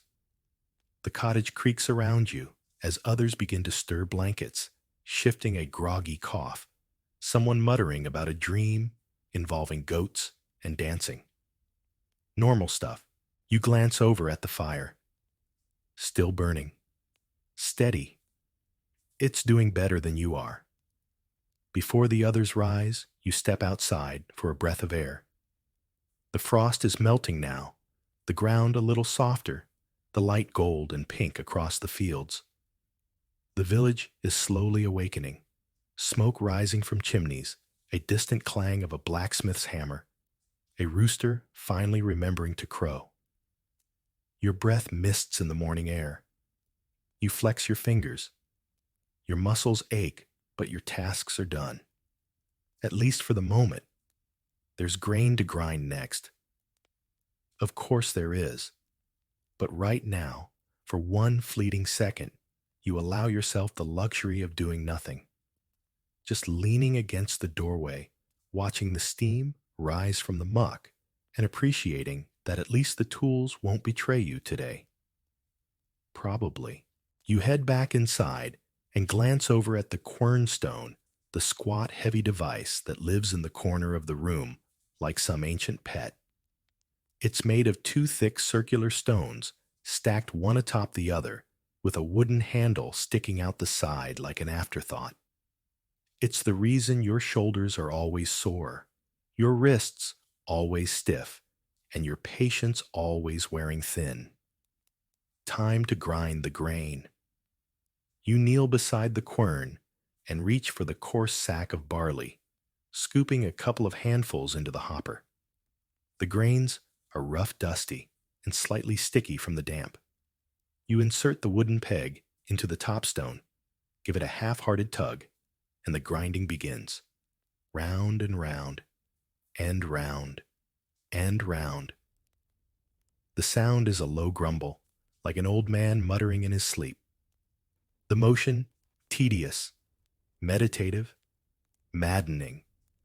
Your arms move in slow, steady circles, pushing the top stone to crush the grains into something vaguely resembling flour. Historians agree that hand-grinding grain was one of the most time-consuming and exhausting tasks in a peasant's daily life. In fact, some scholars believe women spent up to 4 hours a day just grinding grain for bread porridge and animal feed. You're lucky if it only takes an hour. Your quern has a chip in the side that throws off the rhythm and makes every fifth rotation a clunky jolt. As the flour trickles out the side, it forms a pale, gritty pile. It smells faintly sweet, like dried hay and effort. You keep going, muscles, aching sweat, beginning to bead at your temples despite the morning chill. And while the task is boring, profoundly bone-deep boring, there's something hypnotic about it. The rhythm, the quiet, the soft scraping of stone on stone. You fall into a kind of trance, your mind drifting as your hands continue the endless loop. You remember that old tale Marna once told, how if you grind counterclockwise, the devil shows up to help. You smirk. At this point, you'd welcome the company. You change hands to give your dominant arm a break. The rhythm falters, then resumes. Outside, you hear a cart rumbling down the road, probably the tanner heading to market. You wonder if he's as tired as you are. The pile of flour grows slowly. You pick out the pebbles, shake out the husks, and keep going. Your fingers are coated in powder, your knuckles stiff. You flex them and press on. By the time you've ground enough for one small loaf and a pot of gruel, your arms feel like they're made of jelly. You sit back, stretching your spine until it pops, and exhale slowly. Historians still debate how often peasants had access to communal mills, which were faster, but usually came with fees owed to the local lord. For families like yours, poor rural, and perpetually in debt, hand grinding at home is the only option. You gather the flour into a cloth tie, it into a pouch, and set it near the hearth. Later, someone else will knead it into dough, or maybe you will. It depends on who pretends to be asleep fastest. The sun is creeping higher now. Golden light slips through the cracks in the wall, illuminating dust motes that dance lazily through the air. You wipe your hands on your tunic and stand legs trembling slightly. Grinding grain may not be glamorous, but it's life. Every meal begins with this motion. Every loaf of bread comes from this dull, aching labor. In your quiet way, you've built the foundation of the day. You stretch your back, once more, crack your knuckles for good measure, and glance toward the fire. Still holding. Barely. Time to give it a poke. After that, you've got another hour of chores before you even think about eating. You grab the fire poker, really just an old iron rod, with one slightly curved end, and shuffle over to the hearth. The embers are smoldering lazily, curling smoke and orange glow, like they're on break. You jab gently at the woodpile, shifting a charred log into a better position, and toss on a bit more kindling to coax the flames. The fire flickers back to life, like a groggy friend, reluctantly returning to conversation. You watch it dance for a moment, your fingers briefly soaking in its heat. That's when you remember you're the firekeeper today. In a medieval household, keeping the hearth alive wasn't just about comfort, it was survival. The fire boiled water, cooked food, warmed the room, dried clothes, and served as a vague form of morale. If the fire went out, someone would have to run to the neighbors with a pan and a sheepish expression begging for a borrowed flame. You've done it before. It's humiliating, especially when the neighbor is smug. So you settle in for another duty fire watching. Not glamorous, not physically taxing, but surprisingly stressful. You add a couple of sticks, stir the coals, and wait, and wait.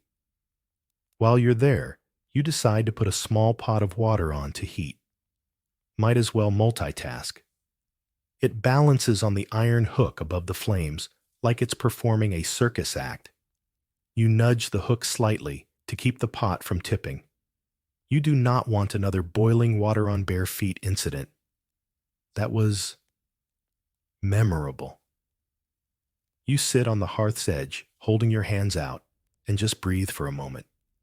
The warmth soaks into your sleeves, your elbows, the raw, cold patches behind your knees. You've been up for what feels like a year, and the sun hasn't even crested the treetops. Someone coughs behind you, your father probably. You hear a sleepy voice ask about breakfast. You pretend not to hear it. You are busy tending the fire, which you now decide requires deep concentration and zero interruptions. Historians often debate how medieval families organized household duties. Some accounts suggest that firekeeping rotated among older children or mothers.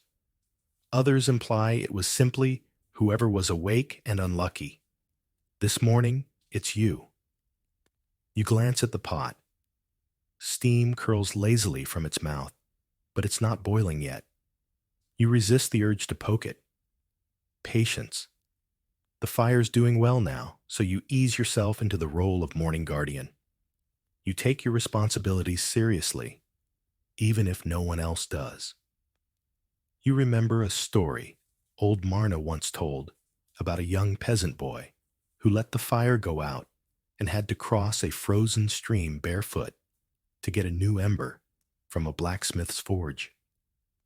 He returned with blisters and a severe lecture from the village priest about eternal flames.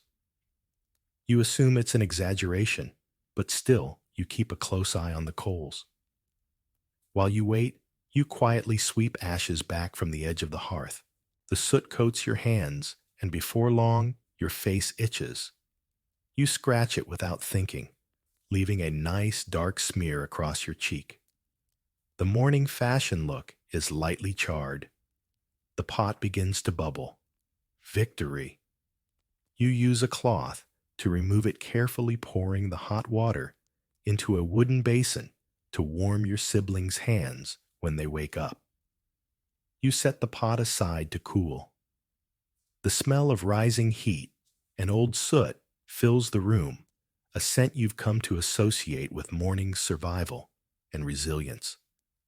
As the fire crackles behind you, you realize this small act tending a flame is your invisible gift to the household.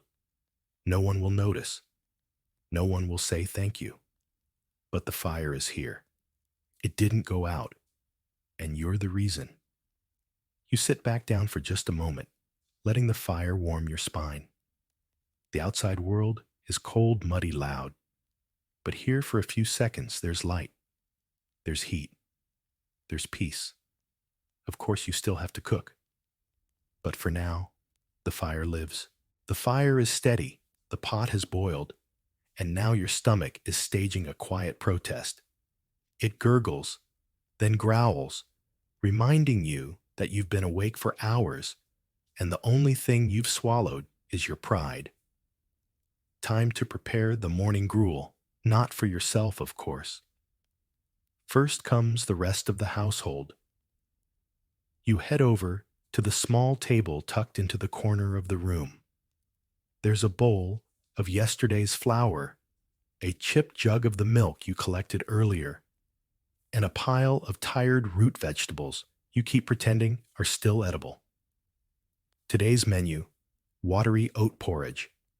Again, you scoop a handful of oats into a blackened iron pot and add a splash of milk, then enough water to make it look vaguely soupy. With the grace of someone who has done this every day since childhood, you hang the pot over the fire and begin to stir. The smell rises slowly, nutty, earthy, slightly burnt around the edges. It's not delicious. It's not even comforting. But it's hot, and hot counts for a lot when the world is made of damp wool and cracked clay. You glance around the room as the others begin to rouse. Your little brother stumbles toward the fire, still tangled in his blanket, blinking like a confused squirrel. Your mother's already up quietly rearranging jars on a shelf. Someone sneezes loudly in the corner. The day has officially begun. You continue to stir, adding a pinch of salt, a hint of dried onion, and the last shaving of bacon fat scraped from yesterday's pan. It's not enough to change the flavor, but it might trick the brain into thinking this meal had a budget. Historians agree that gruel was a staple of the peasant diet, easy to make, filling and forgiving of poor ingredients. What they don't always emphasize is how repetitive it was. Day after day, the same texture, same heat, same underwhelming mouthfeel. There are moments you would trade your soul for a roasted apple. You ladle the porridge into bowls, uneven wooden ones, some slightly warped from age. The bowls go out in order, elders first, then the smallest children, then the rest. You hold back your own portion until the others have eaten. It's just how things are. As they eat, The room fills with the soft sounds of spoons scraping wood and lips blowing on hot bites. No one speaks much. You all save your words for the fields, for gossip in the afternoons, for prayers mumbled under your breath. Breakfast is a quiet contract. We made it through the night. You finally take a small portion for yourself, scooping it straight from the pot into the bowl that used to belong to your grandmother. The edges are worn smooth from years of use, and there's a tiny crack that you've sealed with wax and hope. The first bite is hot and bland. The second is just bland. The third, well, you stop noticing after that. Hunger takes over. Halfway through your meal, you hear a thud outside. A goose, probably, or a goat escaping again. You sigh deeply and set your bowl down. The porridge is already cooling into a paste. You'll return to it if the goat allows. But for now, you walk to the door and push it open with your hip. Sure enough, the goat is halfway through someone's laundry line chewing on a sock like it owes him money. You chase him off half-heartedly, waving your arms and muttering threats he's heard before. He trots away, smug as always, and you gather the soggy laundry from the ground. Back inside, your family has mostly finished eating. The bowls sit in a neat pile beside the basin, waiting to be rinsed in cold water and dried with the same cloth used for everything. You stack them quietly and return to your seat near the fire. One last spoonful. Cold now, but food nonetheless. It's only mid-morning. You've got more chores ahead. But for a few moments, the fire's warm, the room is quiet, and there's a faint sense that despite everything you're doing okay. As soon as you scrape the last bit of porridge from your bowl, someone mumbles your name and points outside with their chin. Dung duty. You pause. Consider faking an injury. Consider faking a death. Then sigh, stretch your sore shoulders, and shuffle outside once again. Because pretending you didn't hear just buys you 5 seconds and a lecture. The barn is already steaming in the morning light, which would be beautiful if it weren't also a pungent reminder of what you're about to do. The sun finally crests the thatched rooftops, turning the damp straw into something that almost sparkles. Almost, but not quite. Not when your job is to muck it all out. You grab the dung fork, a long-handled tool somewhere between a rake and a weapon, and the wheelbarrow, which has one good wheel, and one that might fall off if you blink too hard. The smell hits you like a velvet hammer. Warm, sweet, sour, and immediate. You start shoveling. The straw underneath the cows and goats is soaked through. Some of it is still steaming, breaking apart in clumps that cling to the fork like it's trying to escape. You scoop, lift, dump, repeat. Over and over. It's rhythmic, almost hypnotic, like grain grinding, but smellier and with a much higher risk of stepping in something awful. The animals don't care. The goats are chewing. One of the cows sighs loudly, as if she's the one doing the labor. A chicken struts across your path, boldly inspecting your progress, like an unwelcome supervisor. You slip once, just slightly, and catch yourself with a grunt. You stare down at your foot, now wearing a sandal made entirely of unmentionables. You blink. You keep going. Historians agree that manure management was one of the core parts of medieval farm life, especially for households that didn't have access to servants or serfs. Dung was both a nuisance and a resource. It fed the compost, enriched the fields, and ironically helped feed the very animals that produced it through improved pasture growth. Nature's unpleasant circle. Some old texts even recommend saving the warmest dung for healing compresses, which you've always thought was a joke. You sincerely hope it was a joke. The work is hot, despite the chill in the air. Your back is already slick with sweat beneath your tunic, and your hands are beginning to blister even through the leather scraps you tied around them. Every forkful of muck feels heavier than the last. You grunt, shift your stance, and keep going. You finally fill the wheelbarrow and begin to push it toward the compost heap. It wobbles like a drunk uncle at a feast, the one wheel threatening mutiny with every bump. You push with your whole body, muttering curses that are probably older than the village. When you reach the compost pile, you tip the barrow and empty its contents onto the top, where it immediately begins to mingle with yesterday's contributions. The heat from the center of the pile is impressive, warm enough to fog your vision. The smell, too, reaches levels of artistry. If this heap ever exploded, the entire village would flee. You return to the barn. Again. Fill. Again. Dump. Again. And again. Eventually, the job is done, or at least done enough that you can walk without squelching. You prop the fork against the wall, stretch your aching back until something cracks, and wipe your forehead with a sleeve that's no longer fit for wiping anything. You take a moment to breathe, slowly, carefully, through your mouth. The animals seem vaguely satisfied. The floor of the barn looks passably clean. The compost heap is a little higher. The world spins on. As you step outside, a breeze finally kicks up cool and gentle, carrying away just a hint of the barn's perfume. You lift your face to the sky, close your eyes, and let it wash over you. It's not glory, but it's a moment.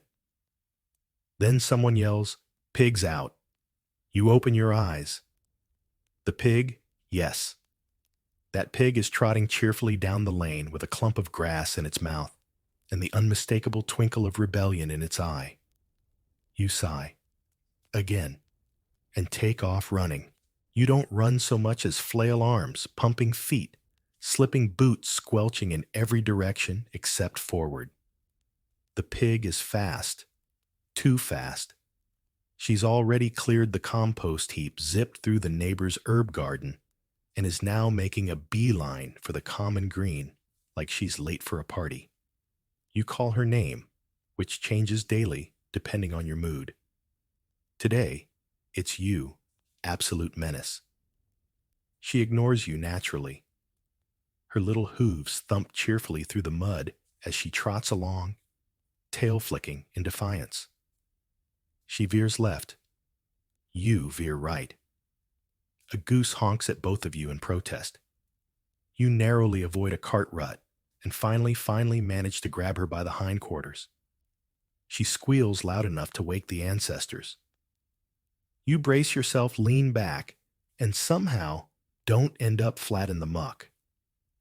Historians still argue whether pigs in medieval villages were more valuable as food or as compost generators.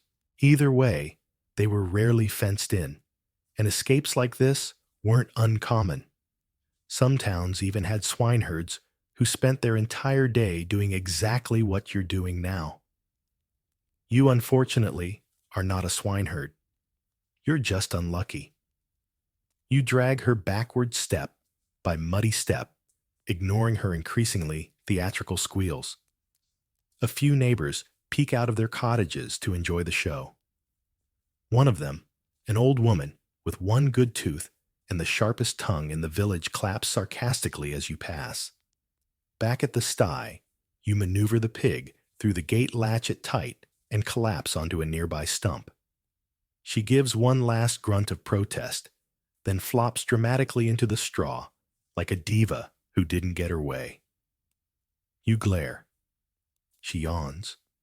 You wipe your hands on your tunic again. It does nothing. Just as you catch your breath, the sky darkens slightly.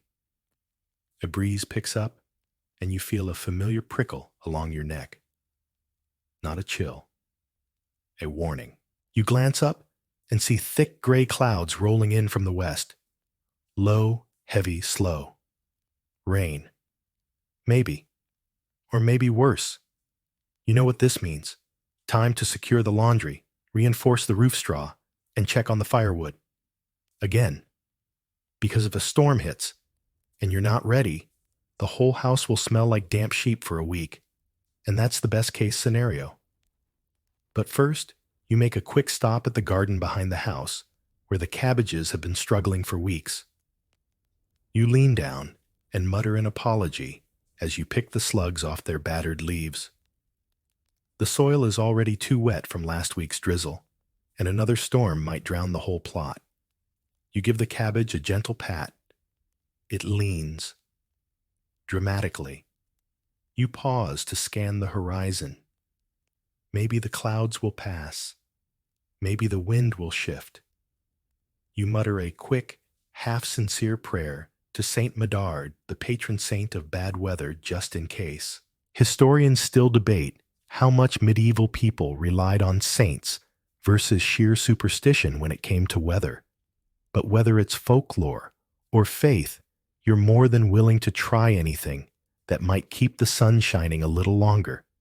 Back at the house, you help your brother drag a woven mat over the roof's leaky corner and pin it down with rocks. The thatch has seen better days. Maybe 5 winters ago. A full repair would take a team money and 3 days of dry weather. You have none of the above. You check the firewood next thin logs stacked beneath a slanted awning. You add a few more branches to the indoor pile just in case you're trapped inside later. They're damp, of course. Everything is. And still the clouds creep closer. You take a breath and look around. Pigs back in the sty. Garden's been warned. Roof patched. Firewood inside. You've chased, hauled, pinned, and prayed. All before the midday bell. You sit on the edge of the porch, more a plank than a structure, and let the cool wind wash over your face. Somewhere, you hear the soft thump of thunder, distant but definite. You close your eyes, feel the weight of the sky pressing down, and prepare for whatever the afternoon decides to throw at you. Because this is the peasant's truth, the chores don't wait for weather. The clouds loom larger now, heavy and bruised, pressing down on the world, like a wool blanket soaked through. Every movement you make feels slower, heavier, as if the air itself has thickened. You squint up at the sky, judging angles and guessing minutes, trying to predict how long until the rain begins its full performance. The wind picks up, not violent, just insistent. It brushes over the fields, rustling the trees, tugging at the edges of your tunic. You pull your sleeves down and wrap your arms around yourself like it'll help. Then comes the bell. A slow, solemn clang echoes from the chapel tower on the far side of the village. It's not a call to prayer. It's not a celebration. It's just the sunrise bell, a polite announcement that the day has officially begun. Which is funny, because you've already lived a full one. You stand, stretch again, and take one last deep breath of clean air before the storm. Then you step back inside the cottage and begin the last bit of prep, a quick check on everything you've already checked, just to be sure. Fire still crackling. Water still enough for washing. Tools still drying by the wall. Bread rising under a cloth, the dough soft and hopeful. Your family is now fully awake, pulling on boots, arguing over who ate the last pickled onion, and preparing for their own work in the fields or by the looms. You somehow are expected to keep going. Next up is the drying line. You left it out this morning, too tired to bring it in after chasing the pig. The wind is kicking up now, snapping the cloth like flags in a battle you are definitely losing. You dash outside and gather the damp tunics, the ragged aprons, the one wool sock that's been on its last leg since the last feast day. You shove them into a basket and haul them back inside, just as the first fat raindrop splashes against your nose. Too late. It's begun. The rain starts slow, just a patter on the thatch, but quickly builds into a steady drumbeat. It turns the dirt into a slick ribbon of brown puddles, forming like traps in the path. You watch from the doorway as the world outside dims the colors, washing into one long watercolor of gray, green, and mud. You're inside now, which should feel like a break. It doesn't.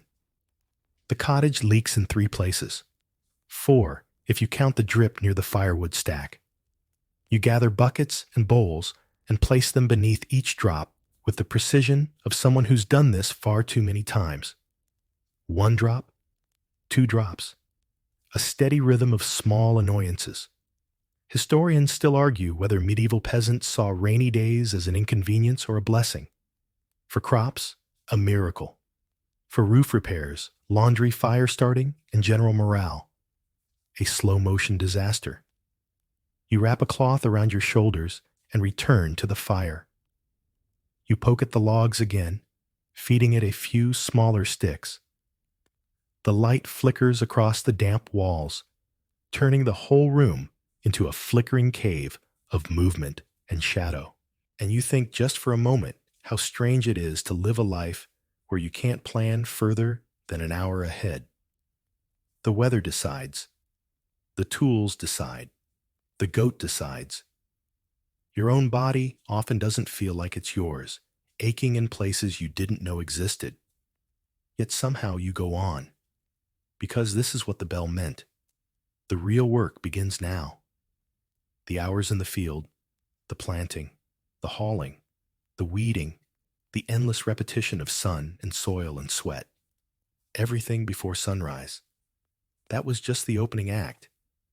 You sit beside the fire listening to the rain tick across the roof and let your eyes drift closed just for a moment. You won't sleep, but your body demands a pause. The smell of wet wool smoke and faintly sour porridge hangs in the air. A chicken squawks outside. Someone steps in a puddle. The world continues. And you're still here, still upright, still breathing. And for now, that's enough. The storm outside continues its rhythm, a steady, endless drumming that seeps into your bones. You're back on your feet, of course, because pausing for too long invites suspicion and more chores. Someone will ask why you're sitting. Someone will assume you're slacking. So you stir. You wipe down the table. You busy your hands, even if your muscles beg for mercy. Because in this world, motion equals worth. The others have gone out now, cloaked in wool and determination off to the fields, the pastures, the forest paths. You remain behind for now, with one final task, before the full labor of the day begins tending the hearth, tidying the tools, and watching over the youngest sibling, still curled in a bundle of linen in the corner. The fire has grown small again. You feed it softly, slowly. It crackles in gratitude. You pour warm water into a bowl, for washing, one for faces, one for feet, one for the pot you'll scrub from breakfast. You rinse the bowls from earlier with a scrap of linen swirling cold water around the rough interiors and drying them against your tunic. It leaves damp patches down your front. You've stopped caring. You check the door for leaks. You check the roof patch, still holding. You sigh and lean against the wall listening. The storm outside masks most sounds, but not all. You hear someone shouting at a mule down the lane, a cartwheel squealing under pressure. Somewhere faintly, a child crying, not yours, not your siblings, just one of many that fill this world of noise and need. And there, at the edge of it all, is a peculiar sort of quiet. Not silence, no, but a stillness. The kind that settles in when everything you've done today is invisible, unnoticed, but utterly essential. Historians rarely write about this kind of labor, not because it wasn't important, but because it was so constant, so ordinary, so expected that it didn't warrant ink. They wrote about kings and wars and saints who glowed in the dark, not about you, not about someone scraping a pot with fingers already raw from grinding, or someone who knows exactly how much straw is too much for the goats to trample. You are the forgotten engine of the era, and today, before the bell even rang, you've fed the animals, milked a reluctant cow, cleaned out a barn, chased a pig across the village, hauled water twice, lit and tended the only source of heat, ground grain, cooked gruel, emptied chamber pots, repaired tools with twine and stubbornness, and prepped the entire family to survive another day. And yet when the Lord rides by this afternoon, he will see your muddy boots and not your effort. He will glance at your hands and see only dirt, not devotion. He will nod, perhaps, if he's in a generous mood, but mostly he will not see you at all. Still, you'll keep going, because this is your place. Not glorious, not honored, but necessary.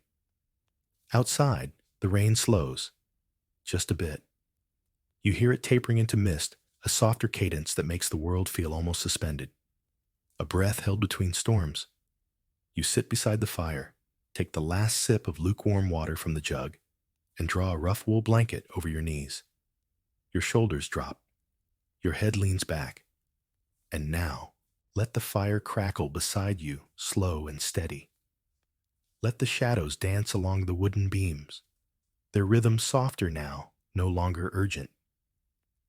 The rain outside has dulled to a whisper, just a gentle tapping on the thatch, like fingers on a drum played in sleep. The sky, once heavy and angry, has softened. Its gray veil now hangs loosely, drifting over the fields and rooftops like a sigh. Your breath moves more slowly, now deep and low. Each exhale eases a knot in your shoulders, a weight in your chest. You've done more than most will ever know, and still here you are, warm, present, at peace. The room quiets. The baby stirs, then settles. The fire crackles, once then grows still. You are wrapped in the small, sturdy comfort of effort fulfilled. No titles, no thanks, but a quiet dignity. Let your thoughts loosen now. Let them drift. The tools are mended. The cow is calm. The pig is hopefully still where she belongs. And you've earned your rest. Let the world outside dissolve the mud, the wind, the bell. Let it all fade into the gentle hush of rain on straw. Sleep now, deeply. Tomorrow will come, but not yet. Now is just for you. We're diving nose first into the grime grit and gloriously unwashed lives of medieval people. Because tonight, you're going to experience what it was like to go through your entire day without ever touching soap-warm water or a clean towel. You're waking up in a medieval village, the thatch roof above you, dripping slightly from the morning dew, the air thick with the mingling scents of wood smoke, old straw, and several layers of body odor, yours included. You're wrapped in a rough wool blanket, scratchy and slightly damp, and your skin itches where it sticks to your equally rough linen tunic. You'd like to think that maybe today is a bathing day, but you know better. Bathing isn't just rare, it's borderline suspicious. And let's be honest, you probably won't survive this experience without a decent gag reflex. The sun hasn't quite risen yet, but your village is already waking up. Somewhere nearby, a rooster is being far too enthusiastic about his job. You pull yourself out of your hay-stuffed bed and immediately regret the movement. You slept in your clothes again. Of course you did. Everyone does. You only own one or two tunics anyway, and it's far too cold to sleep naked. Besides, washing clothes takes time and resources that you just don't have. The air in the hut is sharp and cool. Not refreshing cool, but the kind of cold that makes you question every life decision leading up to this moment. You stretch, and as you do, a small cloud of dust and something else, probably dead skin and lice, puffs off your sleeve. Lovely. Water. Technically, yes, there's some. There's a wooden bucket by the door that collected a bit of rainwater overnight. It's cloudy, a little buggy, and has the faint odor of rotting wood. You splash some onto your face anyway. The shock of it wakes you up more than anything else. Soap. That's adorable.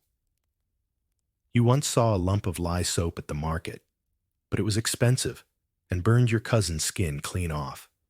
So now you make do with water sand, or on bold days, ashes mixed with fat. Your hair is matted from sleep, and there's no comb in sight, at least not a proper one. You spot the wooden lice comb, carved by your grandfather, wedged next to the hearth. It's seen better centuries. You could run it through your scalp, but you already know what you'll find. A few passengers you've come to regard as roommates. Outside, the village smells like wet dirt and manure, which is to say, it smells like every other day.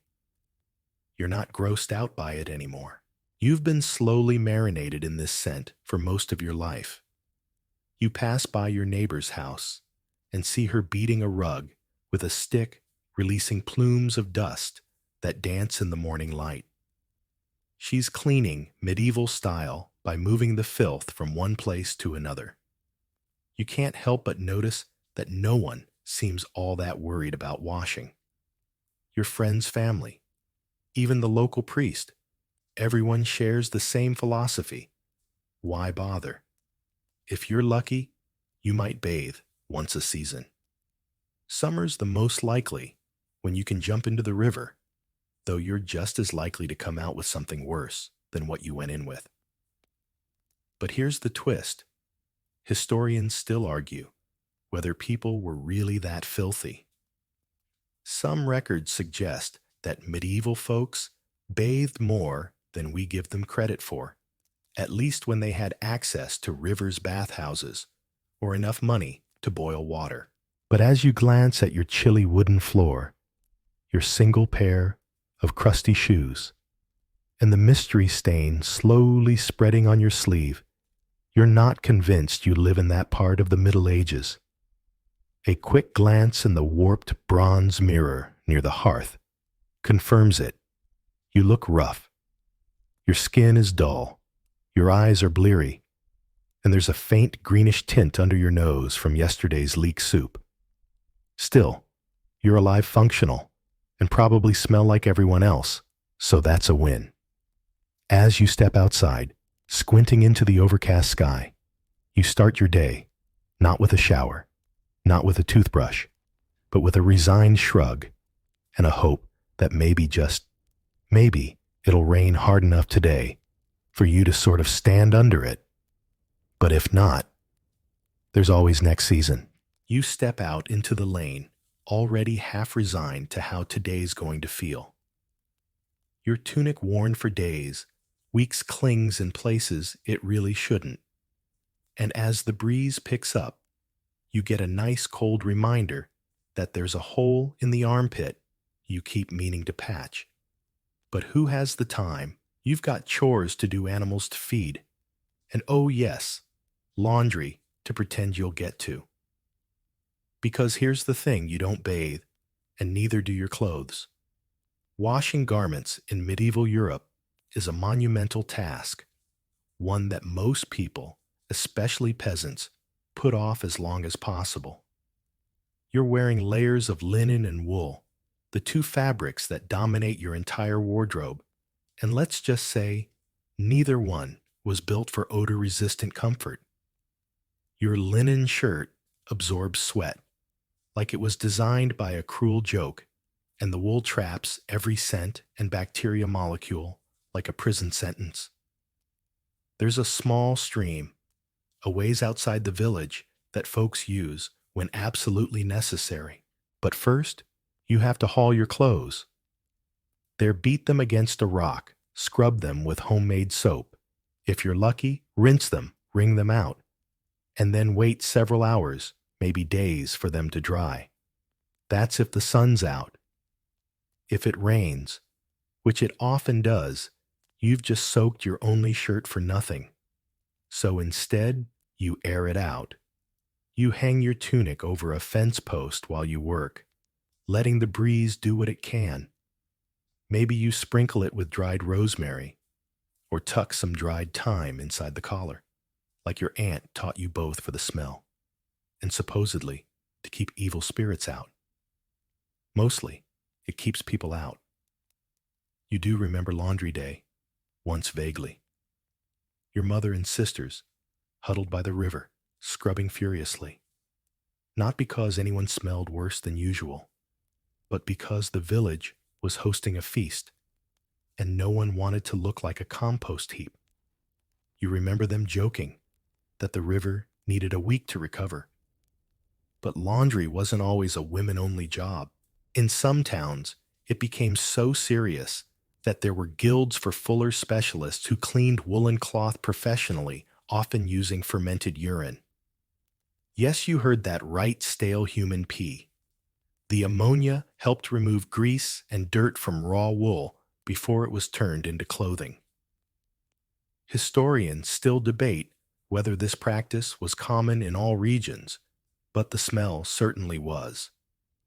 If you were nobility or had money, things looked a bit different. Servants took your clothes to dedicated laundresses, and your linens were boiled, scrubbed, and sometimes even scented with herbs. But you sniff your sleeve, again, wince slightly, and decide it's not bad enough yet. Not this morning. As the sun creeps higher, you watch your neighbor, one of the few people with enough water stored in barrels, washing her child's shirt with grayish water and a lump of gritty lye soap. The child is squirming barefoot in the mud nearby, undoing all that effort in real time. You silently cheer him on. That said, the water situation in general isn't great. Clean water is hard to come by, especially in crowded towns or villages, where the nearest source is either far away or polluted. Well cisterns and rain barrels are your best options, but they're reserved mostly for cooking, drinking, and animals. Using it on clothes, that's a luxury. Most of the time, you're better off shaking the dust off your tunic and pretending that makes it fresh. Of course, there's also the medieval obsession with airs, not just the literal air, but the idea that bad smells carried disease. The infamous miasma theory. People believed foul odors could actually make you sick, so ironically, your laundry might get done not for hygiene, but for spiritual or medicinal reasons. If your shirt smelled too sour, maybe the village priest would tell you to hang it near incense smoke. Problem solved. And then there's drying. You've never seen a clothesline like in the movies. You toss your damp garments on bushes, on hedges sometimes, right on the ground. Once you hung a shirt on a fence, and a goat wandered off with it. That shirt now lives a better life somewhere in the meadow, full of holes, but free. So for now, you do what you always do. You wear your clothes again, unwashed. Maybe tomorrow. Maybe next week. Maybe when your sleeves start standing up on their own. But as long as the person next to you smells just as questionable, you figure you're doing just fine.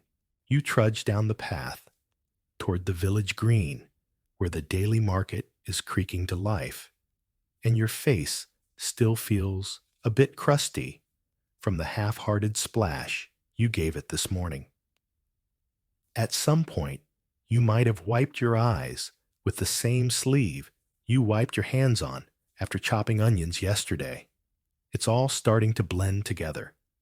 But hey, time for your morning ritual, the face wash.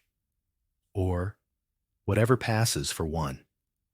In a small ceramic bowl outside your hut sits the community's idea of a wash station. It's filled with tepid water that's seen too many faces and not enough refills. There's a faint, oily sheen across the top. If you're lucky, no bugs have drowned in it overnight.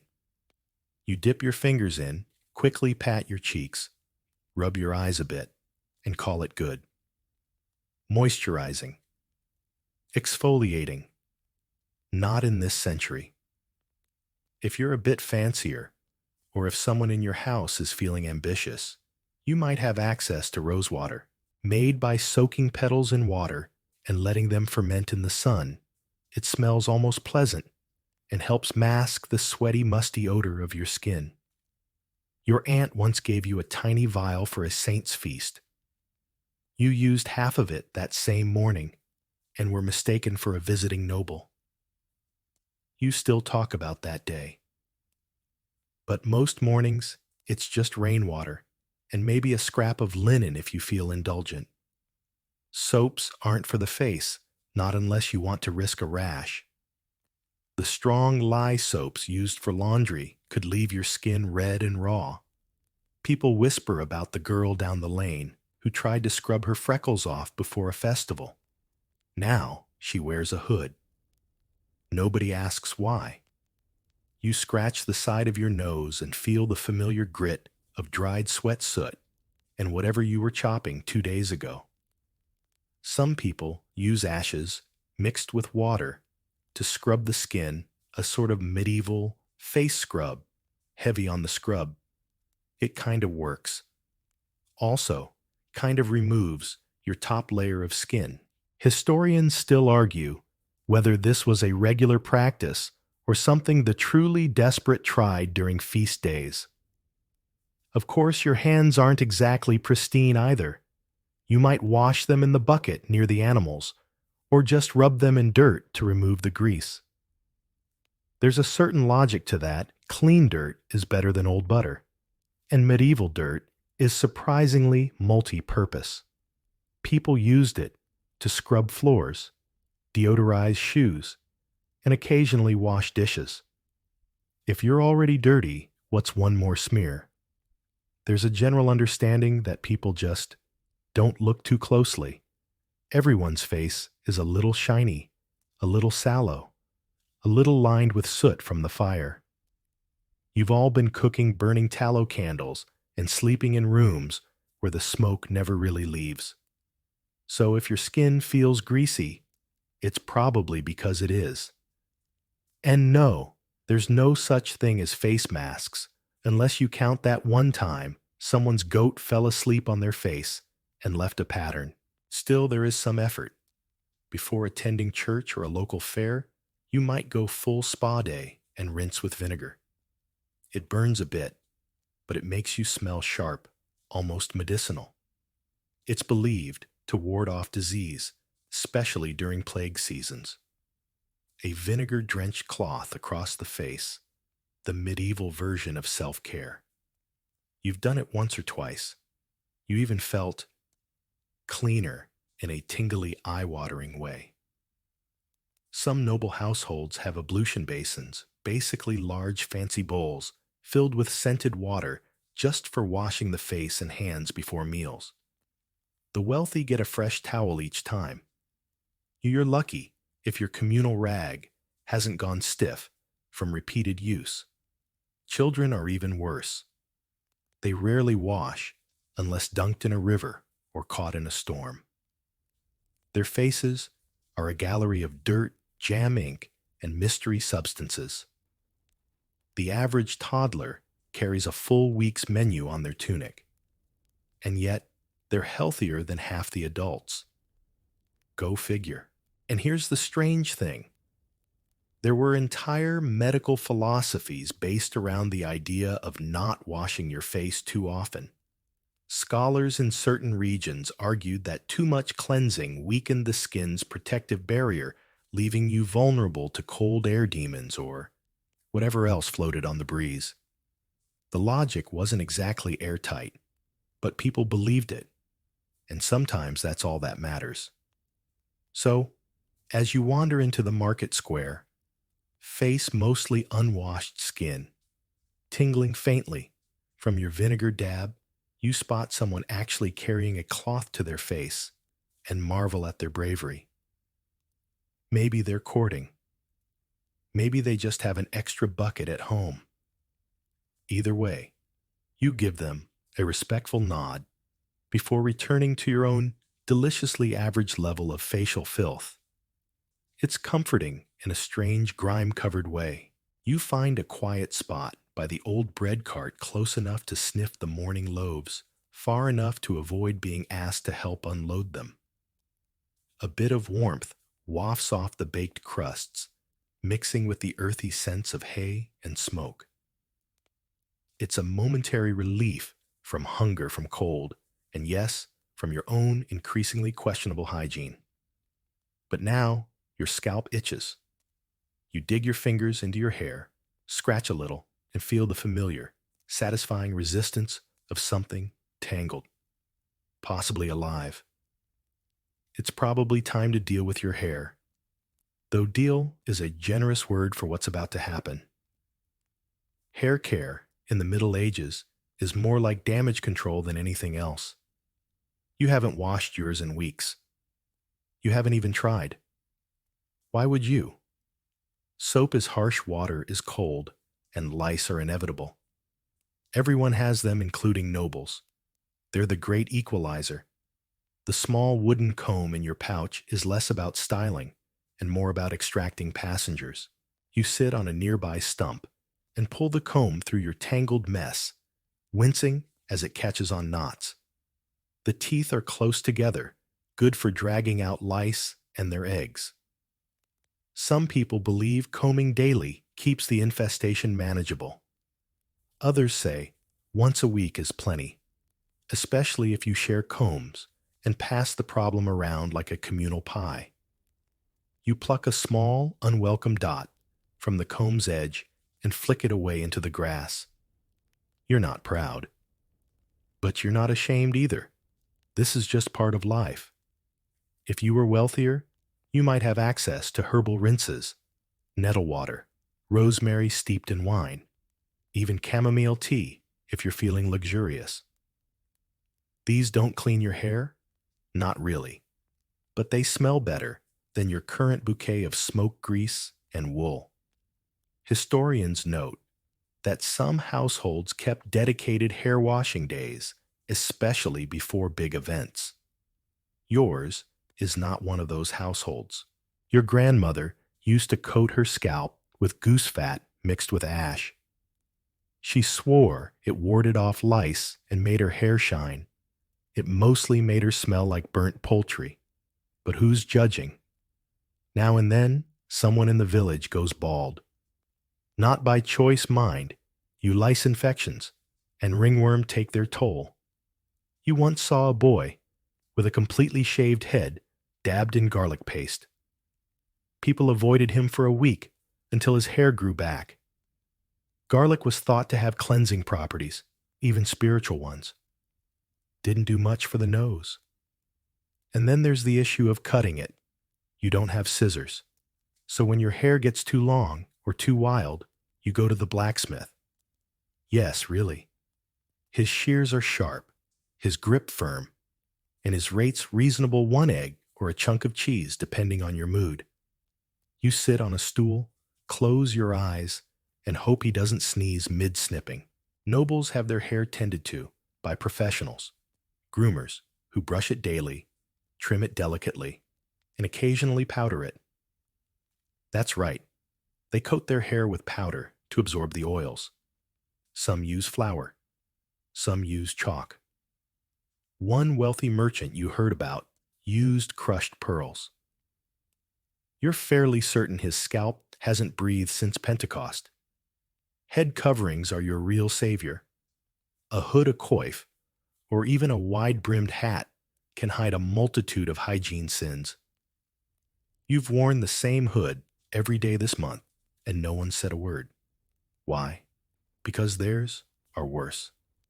Still, the church sometimes frowns on vanity. Spending too much time grooming can be seen as sinful unless you're a monk or nun, in which case, not grooming might be seen as prideful.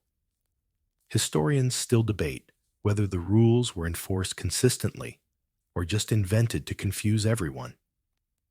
You give your scalp one last good scratch, tuck your hair under your hood, and rise from the stump.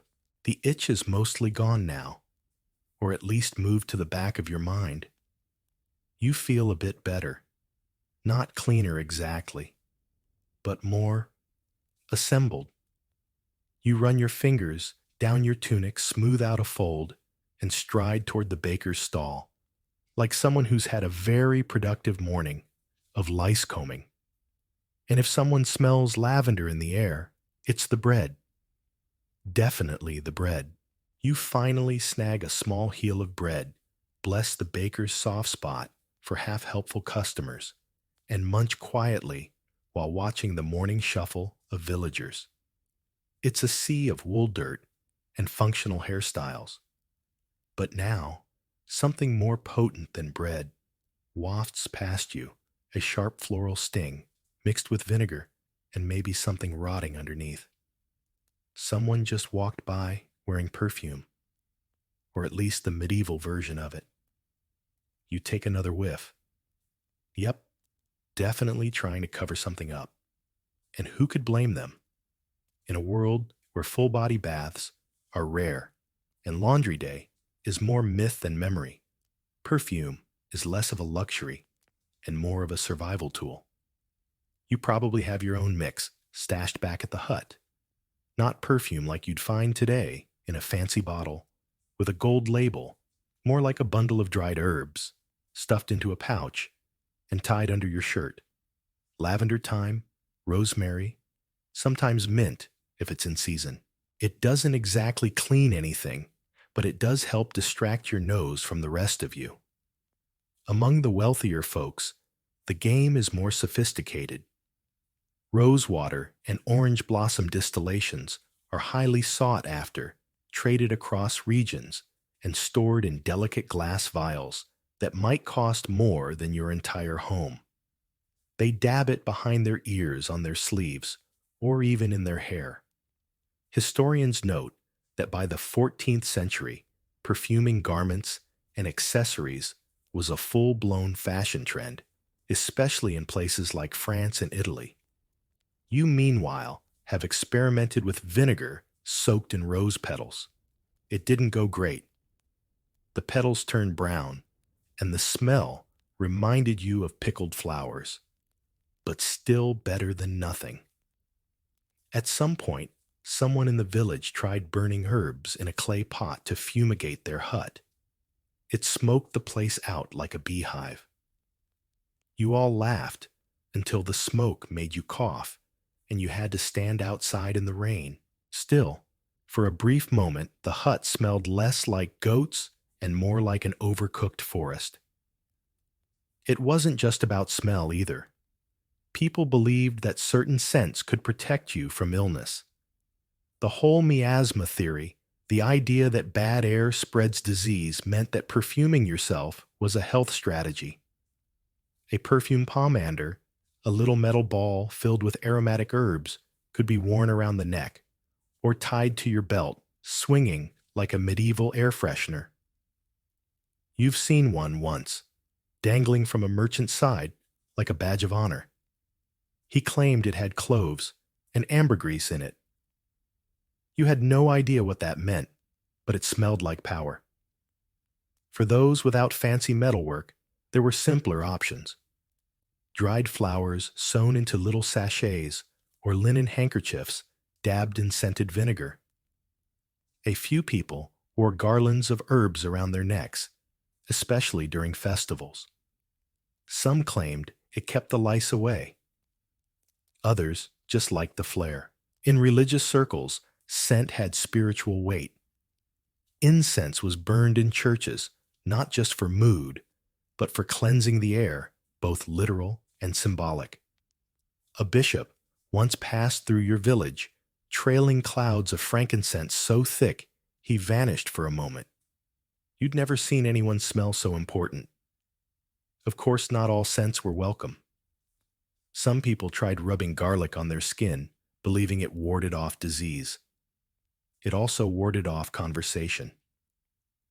And then there's the infamous civet, a musk extracted from the glands of wild animals used in high-end perfumes. Supposedly, it added a warm depth. You're fairly sure it just made people smell like angry weasels. Still, people did what they could. You remember once soaking your sleeves in rosemary water before a festival, hoping to impress a certain someone. The scent lasted half an hour.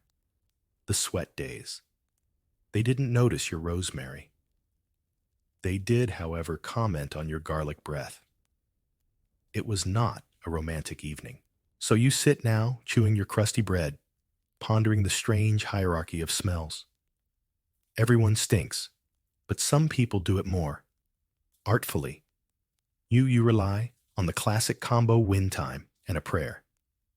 If you pass near a flower patch, you brush against it. If you see a bundle of herbs left out to dry, you casually lean in. You once stood downwind of a traveling spice cart for 15 whole minutes. It was glorious. And let's be honest, after a while, your nose just gives up. The longer you go without bathing, the less you notice it. Everyone's in the same boat. A pungent, aromatic, very medieval boat. You tuck the rest of your bread in your pouch and rise to leave. Someone nearby fans their armpit with a piece of parchment. You catch a whiff. Cinnamon. Or is that just mold? You'll never know. As you wander past the edge of the village square, the old wooden sign creaks in the breeze. Badhouse it reads. Bathhouse. Or, well, former bathhouse. The door's warped shut. Weeds have taken over the threshold. You walk past it now like a haunted ruin, because in a way it is. There was a time not too long ago when public bathhouses were bustling hubs of hygiene gossip business deals, and depending on the town, more sensual services. They were common in medieval Europe, especially in cities with Roman influence. You could pay a small fee, undress, and soak in hot water while chatting with your neighbors. Bath attendants might scrub your back. There might be steam candles and even food, but not anymore.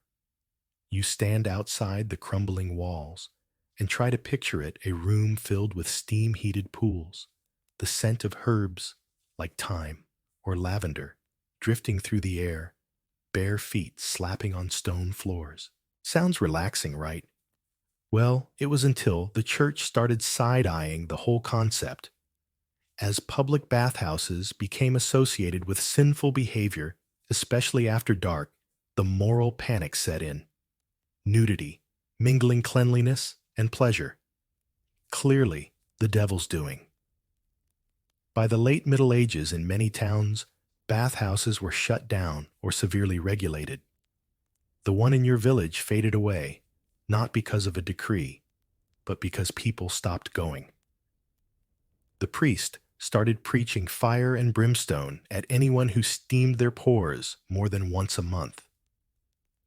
You step over a chunk of broken tile, remembering when you were little and the village elders still spoke fondly of the hot room.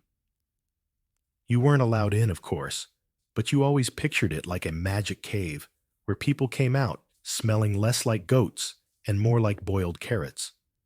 Still, in larger cities, Paris, Prague, Constantinople, some bathhouses hung on longer. They adapted. Some offered gender-separated hours. Others leaned fully into the idea of sinful relaxation and simply charged more for the experience. Historians still argue whether these bathhouses were mostly about health, cleanliness, or pleasure. The answer, as usual, is probably yes. Not that everyone approved. Medical scholars of the time often flip-flopped. Some claimed hot baths opened the skin to disease. Others believed bathing balanced the humors and cured melancholy. One doctor warned that excessive bathing might cause the brain to soften. Another prescribed a full-body soak in wine for skin ailments. You never tried it, but you're not ruling it out. You glance around to make sure no one's watching, then peer through a crack in the old bathhouse wall. Inside, it's just dust and shadow now. A collapsed bench. A pile of firewood someone abandoned long ago. The bath basins, once filled with hot, herb-infused water, are dry-cracked and home to a determined spider. Once your cousin tried to revive the bathhouse. He dragged in buckets of river water, built a fire, and attempted to warm the old basins. The smoke filled the room in minutes, and the water never got hotter than lukewarm. Still, he sat in it proudly. For 10 minutes, declared himself reborn, and caught a cold that lasted a week. But the idea of bathing together in a warm, calm space still lingers in your imagination. It wasn't just about washing. It was about being human, smoothing the rough edges of the day, sharing stories, laughing without the scratch of old wool or the sting of lye soap. Bathhouses were the one place where you could pretend, for just a little while, that filth wasn't inevitable. Today, that's gone. You step away from the door and continue on the old scent of steam and wood smoke, only a memory. Now, if you want to bathe, it's a solo mission with cold river water, questionable herbal concoctions, and a prayer that your clothes won't freeze before you put them back on. You pat your pouch, where your crust of bread still waits, adjust your hood, and keep walking. The bathhouse is behind you now, part ghost, part dream. Ahead lies your daily routine, full of sweat smoke and increasingly creative ways to avoid actual soap. You cross a rutted patch of ground where carts have churned the mud into something thick and clinging. Your boots make an unpleasant slurp with each step, and by the time you reach firmer ground, you've picked up at least an extra pound of dirt on each sole. You scrape the worst of it off on a rock and sigh. You smell like work. And that's the thing about the Middle Ages. You smell like your job. A butcher reeks of blood and lard. A tanner like urine and rotting hide. A blacksmith smoke and iron dust. You smell like whatever your trade happens to throw at you. Wheat husks, stale sweat, goat hair, maybe a faint tang of cheese. It's oddly comforting. Everyone in the village carries their own occupational perfume, like a nose-based resume. You pass by the blacksmith's hut and get a full blast of scorched wool and sweat-cured leather. He's hammering metal in the same tunic he wore last week, maybe longer. The heat from the forge bakes the smell right into his clothes, his beard, even the dirt under his fingernails. He's too busy shaping horseshoes to care or notice. Down the lane, a woman dumping slop for pigs wipes her brow and mutters something about the stench, hers, not the pigs. She's been rendering animal fat for tallow candles, and you can tell. It clings to her like a second skin, coating her clothes with a waxy sheen. But nobody blames her. The candles are useful, even if they make your dinner smell like boiled sheep. Then there's the fishmonger. You try to avoid standing too close when he's around. He carries a particular funk, salty, briny, vaguely tragic. His hands always seem slightly wet. His clothes, once blue, now stained with years of gutting eels, and herring flutter stiffly in the breeze. He's proud of it, though he says you know you're doing good business when the cats follow you home. What's curious is that the nobility aren't exempt from occupational odor either. A king might wear perfume, yes, but if he's been out hunting or overseeing a feast, he smells like dog's grease and whatever he spilled on his robes. Royals sweat too.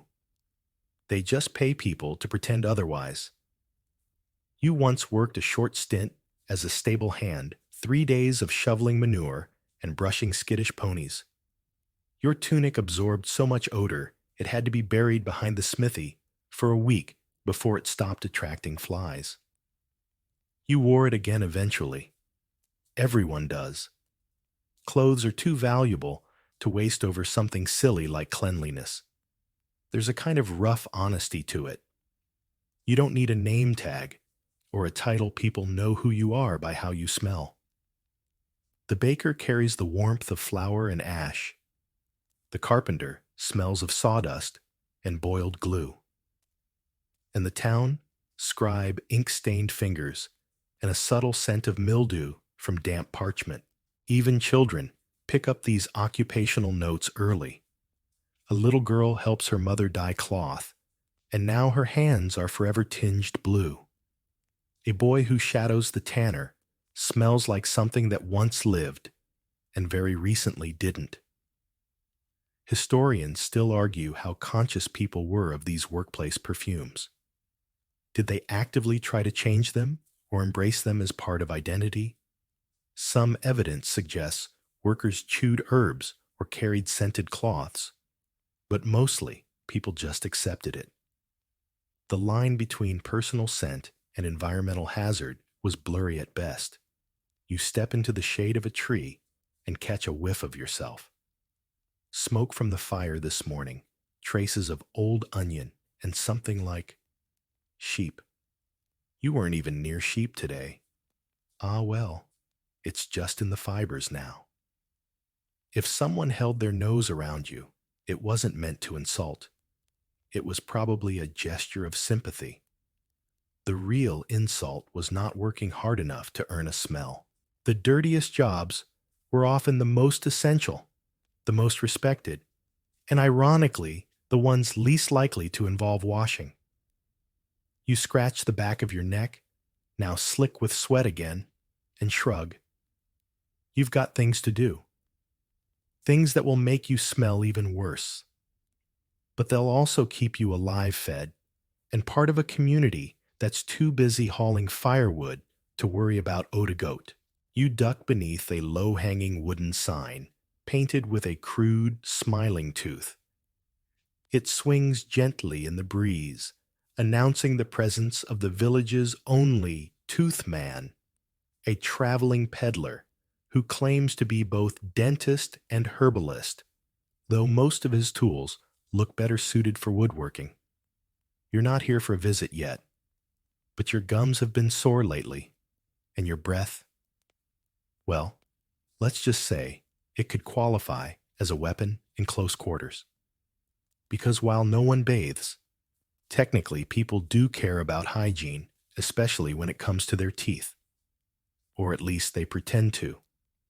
You lean against the hut's wall and try to remember what you've done this week to keep your smile from falling out. You chewed on mint leaves yesterday, fresh ones, not the shriveled bits stuffed in your pouch. You also rubbed your teeth with a cloth and a bit of charcoal. Once, though, that left you looking like you'd eaten a small campfire. See, in medieval times, dental care is an odd mixture of folk wisdom, herbal lore, and pure guesswork. There's no toothpaste, no dentist appointments, and certainly no braces. Though you once saw a man with wooden teeth he carved himself. They didn't fit exactly, but he said they made him look more respectable. Mostly, he looked surprised. Permanently. Most folks clean their teeth by rubbing them with bits of cloth soaked in vinegar or salt water. Some use crushed herbs, or even a mash of ashes and honey. Others go for powdered pumice or burnt bread crusts. The results vary wildly. Some people have surprisingly white teeth. Others are missing half of theirs by age 30. You chew slowly, hoping you're in the first group. Historians believe medieval people valued clean teeth at least more than they cared about the rest of their body. Monastic texts include recipes for tooth powders using sage and fennel. Arabic and North African sources recommend chewing sticks from the Salvadora persica tree, a sort of natural toothbrush known today as miswak. You've never seen one, but you've used birch twigs before. If you chew one end and fray it a bit, it works well enough and gives your mouth the texture of a broom. As for actual dental work, it's best avoided. The tooth man has no formal training. He travels with a small stool, a sack of iron tools, and a wildly optimistic signboard promising painless extractions. You've heard the screams. You know better. Most people do their best to keep their teeth just barely healthy enough to avoid the peddler's attention. And breath. That's where the herbs come in. You've sucked on cloves during church. You've tucked parsley behind your molars before meeting someone important. You've even tried chewing myrrh once, though it left your mouth feeling like the back of a church pew. But some go to strange lengths. There's a lady in the next village who claims she keeps her teeth white by rubbing them with crushed oyster shell. Her husband hasn't kissed her in years. Meanwhile, you've developed a morning habit of rinsing with whatever's available. Yesterday, it was vinegar and rainwater. Today, it's the juice from a boiled leek, don't ask. You swish it around like it's holy water and try not to gag. Still, you're better off than most. A surprising number of medieval people lose their molars young. They rely on soft foods, porridge stews, overcooked vegetables, not just because they're easy to make, but because they're easier to chew. Hard crusts and dried meat are a risk. You've seen a man crack a tooth on a walnut and cry into his soup. But the funny thing, tooth decay wasn't as rampant as you'd expect. Sugar is rare, expensive imported used mostly by nobility. You eat simple foods, plain and fibrous. That's probably why your teeth, despite the daily abuse, are still hanging in there. As you walk away from the peddler's hut, you run your tongue along your teeth. They feel serviceable, a little fuzzy, a little uneven, but not actively falling out. And that, in this world, is a small miracle. You grab a sprig of mint from your pouch, bite down, and savor the sting. For now, you've done enough. You may not bathe. You may not change your tunic. But by the standards of your time, your breath is practically seductive. The sun is climbing now, turning the village into a quilt of long shadows and golden dust. You wipe your forehead with the back of your hand and instantly regret it. There's a layer of grime there, sweat mixed with smoke, yesterday's breadcrumbs, and whatever you leaned on earlier. But that's the norm. Because in medieval life, your skin is less glowing and more frequently irritated. You scratch at your arm absently, just above the elbow, where your sleeve has been chafing. Underneath your clothes, the skin is damp and itchy. You think about taking off your tunic to air out for a bit, but modesty and the biting flies talk you out of it. So you shift your weight peel, the fabric, away from your shoulder and wait for the breeze to do its work. Rashes are common. So are boils and mysterious bumps that come and go depending on the weather, your diet, or whether you offended a local spirit. You've got a small spot on your leg that's been red for 3 weeks. Your neighbor says it's just heat, but another swears it's the early signs of plague. You decide to ignore both opinions and scratch it with a stick. Clean skin is more of a goal than a reality.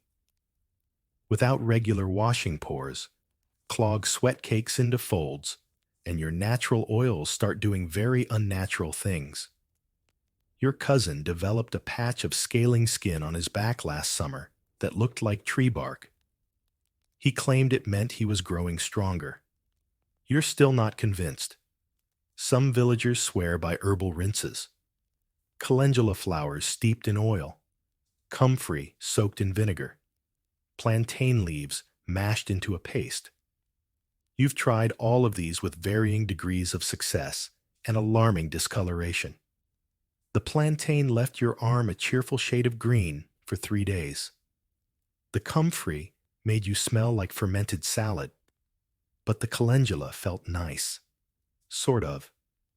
You once knew a washerwoman who said the key to good skin was never touching your face. Ever. She wore a scarf year-round even to bed. She also claimed that witches lived under her floorboards, so grain of salt. Still, skin ailments weren't just cosmetic they could kill. Infections from scratches, flea bites, or ingrown hairs could spread, especially when paired with poor diet and little rest. A simple blister from your boots might fester into something grim. You've seen it happen.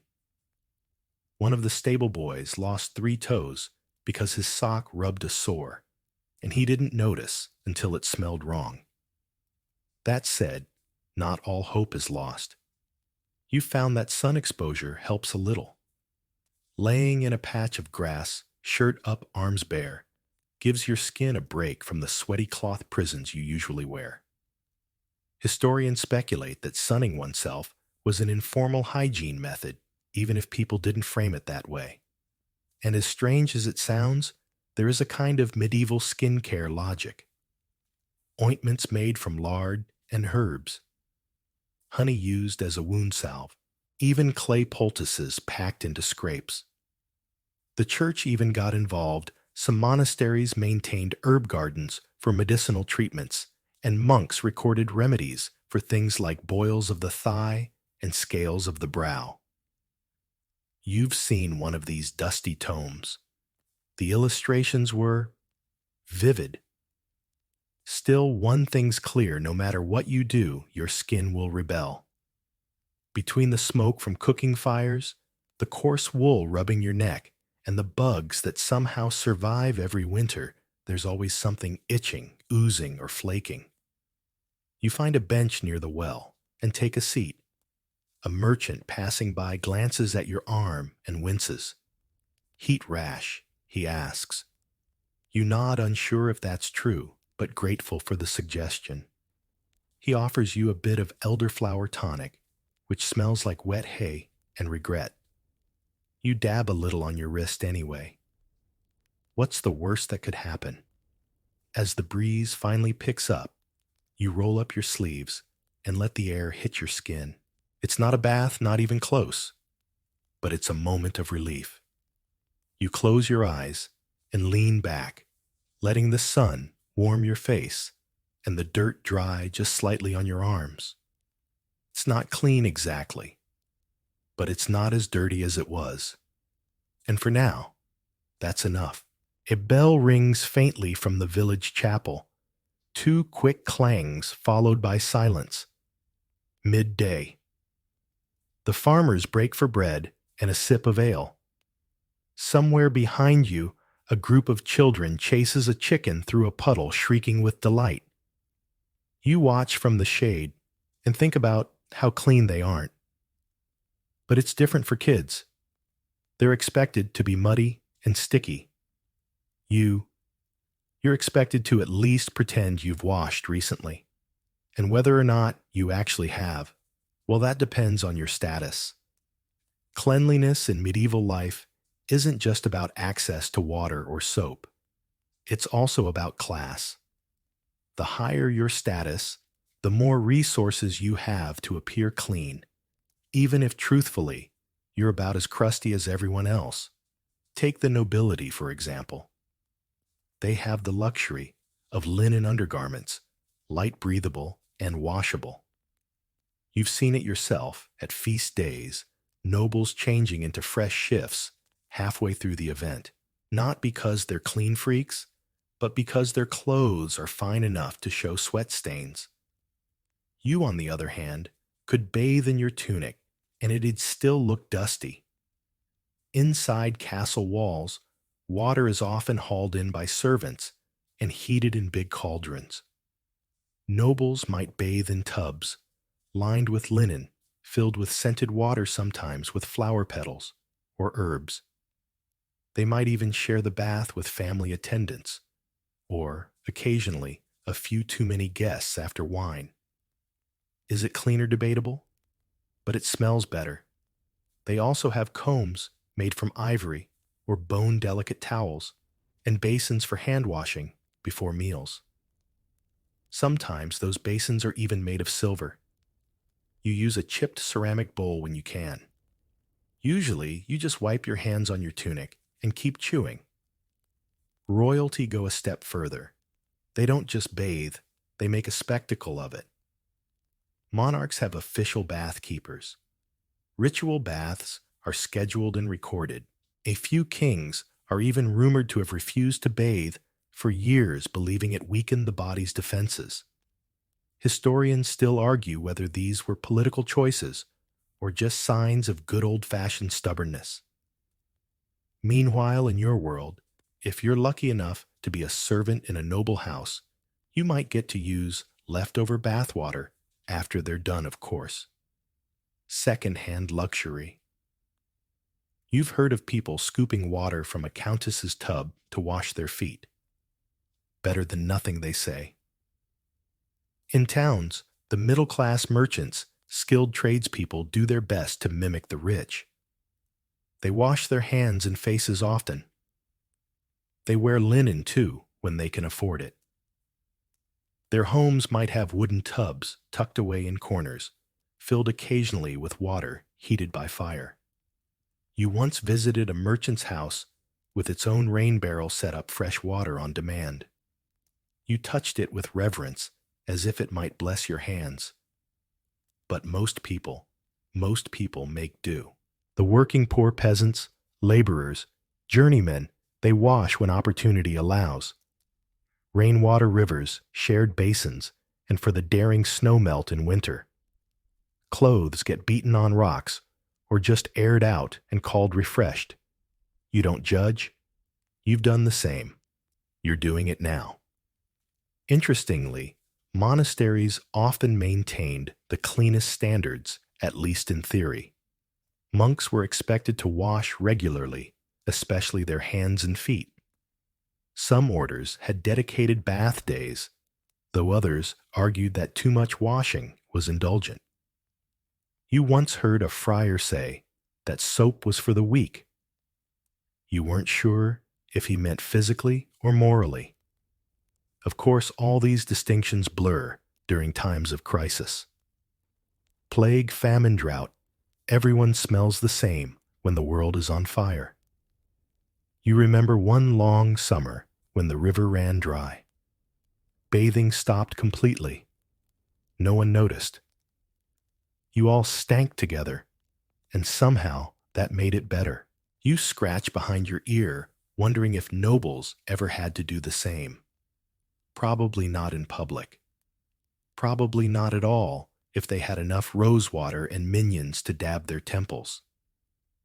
Still, there's a strange comfort in knowing that even lords and ladies had their own grime hidden beneath silks and powdered wigs. Cleanliness is a costume. The only difference is how convincing yours is. You stand and stretch. Your own costume, threadbare, sweat-streaked, herbal-scented in patches, will do just fine. It's not about being clean. It's about looking like you tried. Or at least smelling like rosemary instead of onions. And today, you're calling that a win. As you wander past the chapel and toward the edge of the village fields, you hear a low, rhythmic chant drifting from the stone cloister beyond the hedgerow. Monks singing their midday prayers. Their voices hum like bees in a distant hive, gentle, steady, and somehow clean. Which is odd, because when it comes to bathing, religious folks are wildly inconsistent. Some monastic orders, like the Benedictines, encouraged cleanliness within reason. Their rule books mention regular foot washing, shaving, and even communal baths on certain days. Others, however, leaned fully into filth as a form of piety. Dirt was seen as a spiritual badge of honor, proof that you had rejected earthly pleasures, including comfort scent and presumably friends. You duck behind a bush, plop down on a mossy stump, and think about your own experience with holy hygiene. A few years ago, you helped at the priory for 3 days in exchange for a loaf of bread and access to their bathhouse. It was a barrel, really. Lukewarm, murky, but divine. You remember soaking your feet in it for so long, your toes wrinkled like pickled eggs. The monks treated washing as a structured event. On feast days, they lined up for hand washing. Before meals, water was poured over their fingers from copper pitchers, while a novice stood by with a cloth. They shaved their heads in careful rounds, tonsures, as they called them, leaving a strange circle of bare skin at the crown, which somehow looked both clean and cursed. But not all monasteries had such luxuries. In smaller or poorer ones, baths might happen only a few times a year, if that. In those places, a monk might go years without fully washing. One old friar claimed that cold water tempted the flesh. You weren't sure if he meant lust or hypothermia. The paradox of religious hygiene is this: purity of soul didn't always require purity of body. In fact, the two were sometimes seen as opposites. Saints and mystics were known to deliberately avoid bathing wear, scratchy hair shirts, or even roll in ashes to mortify the flesh. You once heard a tale of a holy woman who never bathed, claiming her scent would drive away vanity. It certainly drove away everyone else. Still, monasteries were also medical centers. Monks maintained herb gardens, recorded healing recipes, and even performed basic surgeries. Their cleanliness, especially in terms of hands and tools, often surpassed that of village healers. You once saw a monk rinse a knife with vinegar before lancing a boil. You were impressed until he cleaned his fingers by wiping them on his robe. Historians still argue whether medieval monks were cleaner than the average layperson. Some say yes, citing written rules and washing rituals. Others say no, pointing to the abundance of lice combs and foul-smelling cloaks found in monastic ruins. The truth, as always, depends on the order, the wealth of the monastery, and how much anyone cared about writing the truth down. You glance back toward the chanting voices. The song ends, and the birds pick up where they left off. Somewhere, a bell rings again, time for the monks to return to work study or silent reflection. You wonder if they'll wash their hands again. You wonder if they ever envy you scratching freely, soaking in puddles, smearing rosemary on your skin without anyone accusing you of indulgence. Probably not. They have their routines. You have yours. Still, there's something oddly soothing about the idea of a life built around gentle rituals, hand-washing, before prayers, shaving by candlelight. And maybe if the season's right, a shared bath with lavender floating on the surface. For a moment, you consider joining the order. Then you remember the hair shirt. You stand up slowly, stretch your legs, and brush a few beetles from your tunic. You may not be a monk, but you have your own form of sacred hygiene, staying just clean enough not to be scolded, just scented enough to blend in, and just careful enough to keep most of your teeth. And that's more than enough holiness for one day. The path back toward the village winds between rows of half-tilled fields and freshly spread manure. You breathe through your mouth. You've gotten used to it mostly, but there are days when even your nose says, no thanks. This is one of those days. You press your sleeve to your face, hoping the faint scent of thyme still clings there. Because if we're being honest, your nose has suffered in the name of science superstition and medieval medicine more times than you care to count. See, in this world, dirt isn't just tolerated, it's defended, by doctors no less. You remember the local healer, a man with 2 good fingers and 3 questionable theories, once telling you quite firmly that bathing too often opens your pores to bad air. The infamous miasma theory strikes again. According to it, invisible clouds of sickness float around, waiting to slip in through warm, damp skin. So washing dangerous, staying caked in grime protective. He wasn't alone. Across Europe, many physicians believed that the outer layer of dirt on your skin functioned like a natural sealant, an earthy armor, if you will. Peeling it off with water was practically begging to catch a fever. Historians still debate how widespread this belief truly was, but in your village, it's gospel. You once heard a barber surgeon say, "A man with a clean face dies young." He also believed that sneezing could eject demons, so you take his advice with a generous pinch of salt. Yet there were contradictions. Some medical texts describe intricate bathing rituals using herbs like chamomile, marjoram, and rue.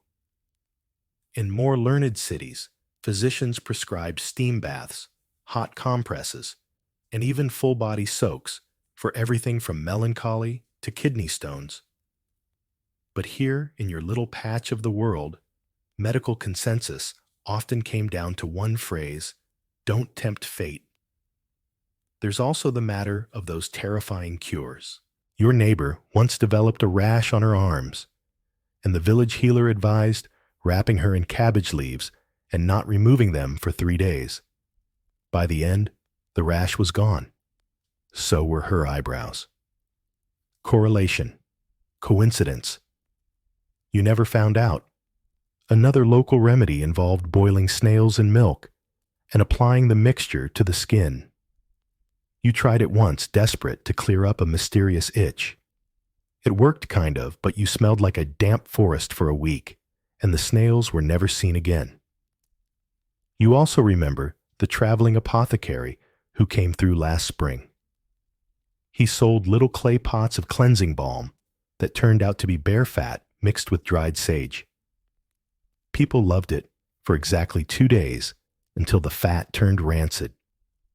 The entire village smelled like a medieval barbecue until the rain came and blessed you all. And yet, even with all this, people still tried to stay healthy. You drink vinegar mixed with honey. You sleep with garlic tucked near your head. You spit 3 times before stepping over thresholds. Medicine may be messy, but it's also full of hope. Weird, greasy, occasionally dangerous hope. The irony, of course, is that some of the dirtiest people are the most long-lived. The blacksmith's grandmother is almost 90 and hasn't bathed in decades. She eats raw onions like apples and insists that her immune system is made of iron. Honestly, you believe her. At one point, you tried to create your own preventative powder. Crushed rosemary, dried mint, and a touch of ash. You rubbed it under your arms and behind your ears. It smelled quite nice until it got damp, at which point you resembled a scorched salad. Still, the idea was there, a homemade shield against invisible threats. And while most of it is guesswork, there's something oddly comforting in it all. You might not have germ theory or proper antiseptics, but you do have a pouch full of dried sage, a healthy fear of wind, and the folk wisdom of 6 generations. You pause at a small crossroads, one path leading toward the healer's hut, the other back home. You take the latter. You're not sick, just sweaty, a little rashy, slightly itchy in places you won't name aloud, but alive. And as far as medieval medicine is concerned, that's a rousing success. You're halfway home, the sun dipping low, casting golden light through the trees, and suddenly you catch a whiff of something floral, sweet, faintly earthy. Someone nearby is wearing perfume again. But this time, it's not for health. It's for love. Because in a world where no one bathes, dating, if you can call it that, is an act of extreme optimism. You glance toward the road and see them two young villagers loitering near the well. They're doing the usual, not looking at each other routine, while somehow standing close enough to share body heat. He's clearly applied some form of clove, or maybe sage to his sleeves. She's got something tucked into her braid, rosemary, or perhaps just a sprig of something green that survived the sheep. They're trying. You respect that. And you remember love in medieval times didn't wait for soap. You've courted before, sort of. There was that spring festival 2 years back when you danced with a miller's daughter, and both of you smelled like smoked eel and damp hay. It wasn't exactly a fairy tale, but she laughed at your jokes, and you still remember how her hands were warm despite the wind. Affection was communicated through looks, gestures, and small, surprisingly intimate hygiene offerings. A shared sprig of mint. A comb passed quietly during a festival. You once gave someone your cleanest linen scrap. That was basically a proposal. Love letters exist, yes, but they're rare, especially here. More common are tokens of flour pressed into a page of a prayer book, a bit of ribbon tied to a sleeve, or a pouch of scented herbs exchanged under a market stall table. You once witnessed someone receive a tiny soap fragment, real soap, from another village. You don't know if they got married, but frankly, they should have. And while most people don't smell great, lovers made the effort. They rinsed their hands in wine. They steeped their garments in rosewater before a tryst. One couple you know of stored their tunics together in a cedar chest so they'd smell like each other. It worked. They both smelled like wet bark. The noble classes had more options, of course. Courtly love demanded flowery language and even flowerier aromas. Aristocrats gifted perfume made from imported ingredients, ambergris musk, even saffron. Love poems described not only eyes and hair, but breath and skin. She smells of lilies and rain. You once translated that as, she doesn't smell like sheep. Still, peasants found their own way. You remember being told that garlic was a sign of devotion. If someone didn't flinch at your breath, they were serious. You think that's romantic or terrifying. Possibly both. Historians still argue how much medieval people noticed the smells around them. Some say everyone was nose blind after years of communal living. Others argue that medieval noses were more sensitive because they weren't overwhelmed by perfumes and chemicals. You lean toward the second theory. You can detect 3 different kinds of stew from 50 feet away. You once sniffed out a chicken coop fire before the rooster even noticed. And despite all this, despite the grime, the sweat, the rare but intense attempts at washing people fell in love. They married, they flirted, they whispered under stars, probably while both reeked of onions and turnip mash. There's something beautiful about that. Real love. Unfiltered. You walk past the young couple at the well. He's pretending to check the bucket rope. She's plucking at the hem of her sleeve. Their cheeks are pink, but whether from affection or heat rash, who can say? You wish them well quietly, of course. Out loud would just embarrass them. As you pass, you catch a hint of their combined scent. It's not bad. Sharp with vinegar, yes, but softened by mint and a trace of honey. You smile. They're making it work. Against all odds. Against every rule of hygiene logic and nose. And honestly, that's kind of inspiring. The sun's nearly gone. now turning everything a sleepy shade of gold and gray. Chickens are muttering themselves to bed. Smoke curls from hearths, thick with the promise of turnip stew and boiled grains. You're headed back toward your hut, the day's dust clinging to your boots, the faint stick of dried sweat making your tunic tacky beneath the arms. And as you walk, you start thinking about something you've wondered before. Was it really always this filthy? You've grown up believing so. But lately, you've heard whisper stories that suggest maybe people did bathe more often than you think. That perhaps history's reputation for medieval grime has been a bit exaggerated. Turns out this isn't just a village rumor. It's an actual debate among scholars. And like most things in medieval life, the answer is complicated. Some evidence illustrations, manuscripts, personal accounts shows that people did value cleanliness and even pursued it deliberately. Bathhouses flourished in parts of Europe for centuries. Monks recorded specific washing rituals. Wealthy nobles kept perfumed towels and private tubs.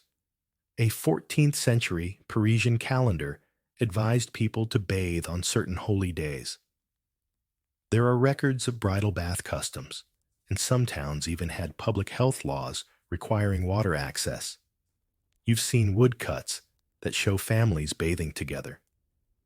Sure, they're naked, and yes, they're sitting in the same tub, like slightly confused soup ingredients, but they look happy, calm, damp. In contrast, the notion that medieval people never bathed comes largely from later sources, particularly from the 18th and 19th centuries. Those eras loved to mock the Middle Ages as dirty, dark, and ignorant. It made them feel cleaner by comparison. Historians now suspect that some of this was unfair propaganda. And you believe it. Sort of. Still, it's not like you're bathing every week, or month, or, well, let's not get into numbers, because even if people wanted to bathe, actually doing it was often difficult. Water had to be hauled, wood burned, space cleared. And if you were poor alone, or simply tired, the effort seemed bigger than the benefit. So maybe the truth lies somewhere in the middle. People didn't avoid bathing because they were ignorant or lazy.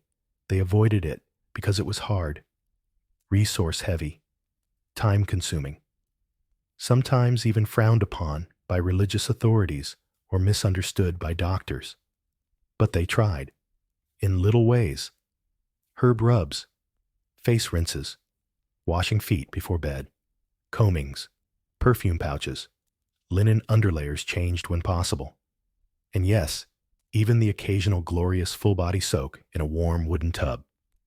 You reach your front door and pause looking at your reflection in the window glass, warped, smudged, but still there. You brush your hair back, try to smooth the dust off your sleeves. The person looking back at you doesn't smell great, but they've survived another day. That counts for something. Maybe you'll rinse your hands before supper. Maybe you'll wipe your face with that vinegar-soaked cloth hanging by the hearth. Maybe tomorrow you'll even wash your feet. Or maybe not. Maybe you'll just sit by the fire, eat your stew, and lean into the comfort of being quietly, thoroughly, and acceptably medieval. Because whether people bathed a lot or not enough, they got through the days, like you. One dusty, sweaty, unwashed day at a time, you push open your creaky wooden door just as the last light slips behind the tree line. Inside, your hut is warm and dim lit by the soft orange flicker of a tallow candle. The air smells like smoke, dried herbs, and something faintly sour. You hope it's the stew and not your feet. You close the door behind you, hang your hood on the peg, and exhale. Another day done. Another glorious, slightly itchy, profoundly unwashed medieval triumph. Tonight is special. Tonight you're going to do something rare, something bold, something you've been putting off for, well longer than you'd admit. You're going to bathe. Not a real bath, not one of those noble, perfumed, tub-filled rose petal affairs, but a peasant's version, a bucket, a cloth, and just enough warm water to confuse your pores. You stoke the hearth, feed it a few twigs, and set a small iron pot of water near the edge of the flame. It won't boil. You're not that fancy, but it'll take the chill off. You strip down, slowly layering your damp, dirt-flecked tunic over the stool, then the undershirt, then the leggings. You consider burning them. You opt for folding instead. The air prickles your skin. Goosebumps rise instantly. But you feel lighter. You ladle warm water into a basin and dip the cloth in. The steam is faint, but it's enough. You press it to your face. The warmth sinks in. You close your eyes. You begin with your arms, rubbing gently, watching streaks of dirt melt into the water. Elbows, wrists, hands. You find a scrape you didn't know was there. You find a patch of dry skin that looks like old parchment. You rinse and wipe and wring the cloth out again. Your back is harder to reach, but you manage contorting with all the grace of a startled donkey. The cloth is cooling now, but you don't mind. It's still warm compared to the night air, still soothing, compared to the stiff shell of grime you've been carrying. You think about the first time you ever did this, how strange it felt to touch clean skin again. You think about the stories of nobles who bathe once a month, or monks who soak their feet before prayer. You're not royalty, and you're certainly no monk. But tonight, you've joined the ranks of the clean, briefly, boldly. By the time you rinse your feet, the water is gray and cloudy. The cloth is stiff. You toss the water outside, no sense letting it sit and attract whatever wanders by in the night. You dry off with a linen rag that was once part of a curtain, and you slip into your cleanest tunic, which, to be fair, only smells moderately like stew. You sit by the hearth, cross-legged on the floor, letting the fire dry your hair. You don't need rose water or lye soap or a comb carved from ivory. You've got warm water, quiet air, and a moment of stillness. And in this world, that's as luxurious as it gets. Outside, the village has gone quiet, just the occasional bark of a dog or the soft call of a nightbird in the trees. Your skin feels strange, lighter, more breathable. You wonder how long it'll last. A day, half a morning. Either way, it was worth it. You stretch your arms overhead and sigh, cleanish, relaxed, alive.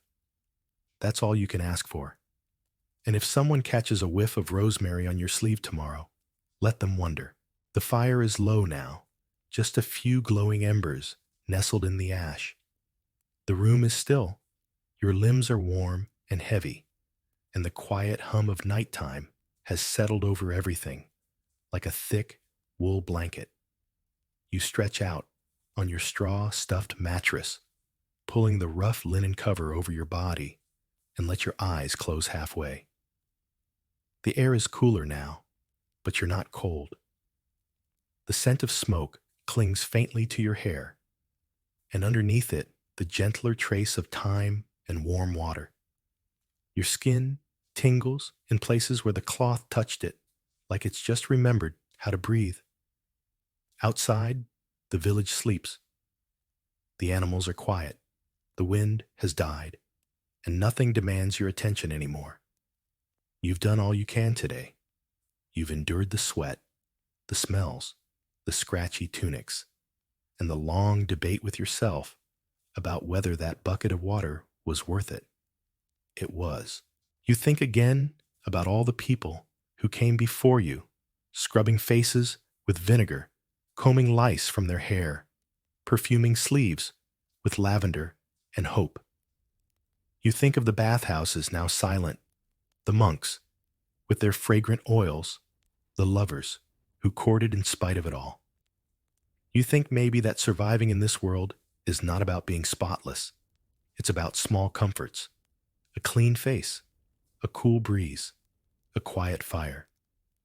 You shift a little deeper into your mattress eyes, heavier now, breath slower. Everything is soft. Everything is still. And tomorrow you'll wake up a little less clean, a little more tired, and a lot more human. But for now, you rest. And that's enough. We're heading back in time, way back to a place without power tools, cement trucks, or online DIY tutorials. You've got calloused hands, a handful of neighbors who may or may not like you, and one big goal to build yourself a home. And by home, I mean a crooked, creaky, dirt-floored hut that barely keeps out the wind. But hey, it's all yours. Picture this. The fields are golden with late summer light. Your tunic itches because it's made from the world's scratchiest wool. And you're standing at the edge of a patch of wild, tangled land. There's nothing here yet, just a few stubborn nettles, some low brambles, and a very suspicious-looking badger hole.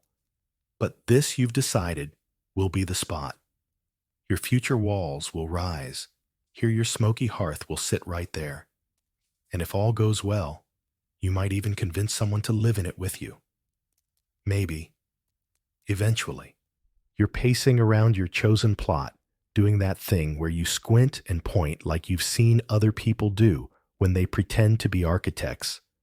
You don't really know much about building houses, just what you've seen done by others, and that one time you helped your cousin's neighbor rebuild after a pig accidentally knocked their wall in. True story. First order of business location. Location. Not because you're worried about resale value. Of course, there's no medieval Zillow. But because certain spots can make your life very unpleasant. Too close to the river. Your house will flood every spring. Too far from the well. You'll hate yourself every time you carry water uphill. Too close to old widow Agnes. She'll have opinions. Loud ones. You finally settle on a patch with halfway decent drainage, a bit of sunlight, and crucially, only a few flat rocks to pry up. There's a stand of trees nearby, useful for timber, and the road to the village is just far enough that you can hear gossip float over the hedges without being dragged into it. Perfect. But of course, it's never that simple. The land isn't exactly yours. Technically, it all belongs to the local lord, who tolerates your presence as long as you pay rent. Follow the rules, and don't build anything too fancy that might suggest you're getting ideas above your station. Historians still argue whether peasants were ever truly allowed to build new homes freely, or just did it and hoped for the best. Some say informal arrangements were common. Others claim such actions required formal approval. Either way, you're taking a calculated risk. You start by sticking a few stakes into the ground to mark your future walls. They're not perfectly straight, but neither is your back after years of farm work, so it feels about right. You try to pace out a rectangle using your feet, which leads to a brief argument with yourself about whether your right foot is longer than your left. While pacing, you accidentally startle a family of hedgehogs, which you take as either a blessing or a curse, depending on how much sleep you got last night. A passing monk once said hedgehogs were signs of thriftiness. Or was it sin? Either way, you carry on. The size of the house is modest, let's say 10 feet by 15. That gives you room for a hearth, a bed, a small table, and just enough space to not trip over everything. You daydream briefly about adding a second room someday, maybe for storage, or chickens, or storing chickens. As the sun starts dipping lower, you jam in a few more stakes, tie some string around them to get a vague outline, and take a step back to admire your invisible house. It's charming in your head. It'll take a lot of work to get it standing, and even more to make it livable. But still, it's a start. One patch of earth claimed, one rough outline sketched, one hopeful sigh as you glance at the sky and wonder if the weather's going to ruin everything tomorrow. The stakes are in. The outline of your future home has been claimed. Now comes the part where you realize how much of that charming field is in fact a spiky jungle. There's no polite way to say it. Your patch of paradise is a mess. Knee-high nettles, stubborn roots, thickets of brambles that seem to hiss when you get too close, and the occasional pile of something mysterious left behind by a fox, or perhaps something bigger. Clearing the land is both a physical and emotional ordeal. You're not just removing weeds, you're taming chaos with a blunt blade and a prayer. Armed with a wooden-handled sickle that's seen better centuries, you begin the ritual of slicing, hacking, and yanking your way to a blank canvas. Sweat forms before the sun even rises fully, and it doesn't take long before your hands are stinging from nettles, and your arms are crisscrossed with scratches. Here's the thing. No one tells you about medieval landscaping. It's not just backbreaking. It's also boring in a soul-numbing, repetitive kind of way. But you get little moments of satisfaction when a huge root finally gives way after an hour of wrestling.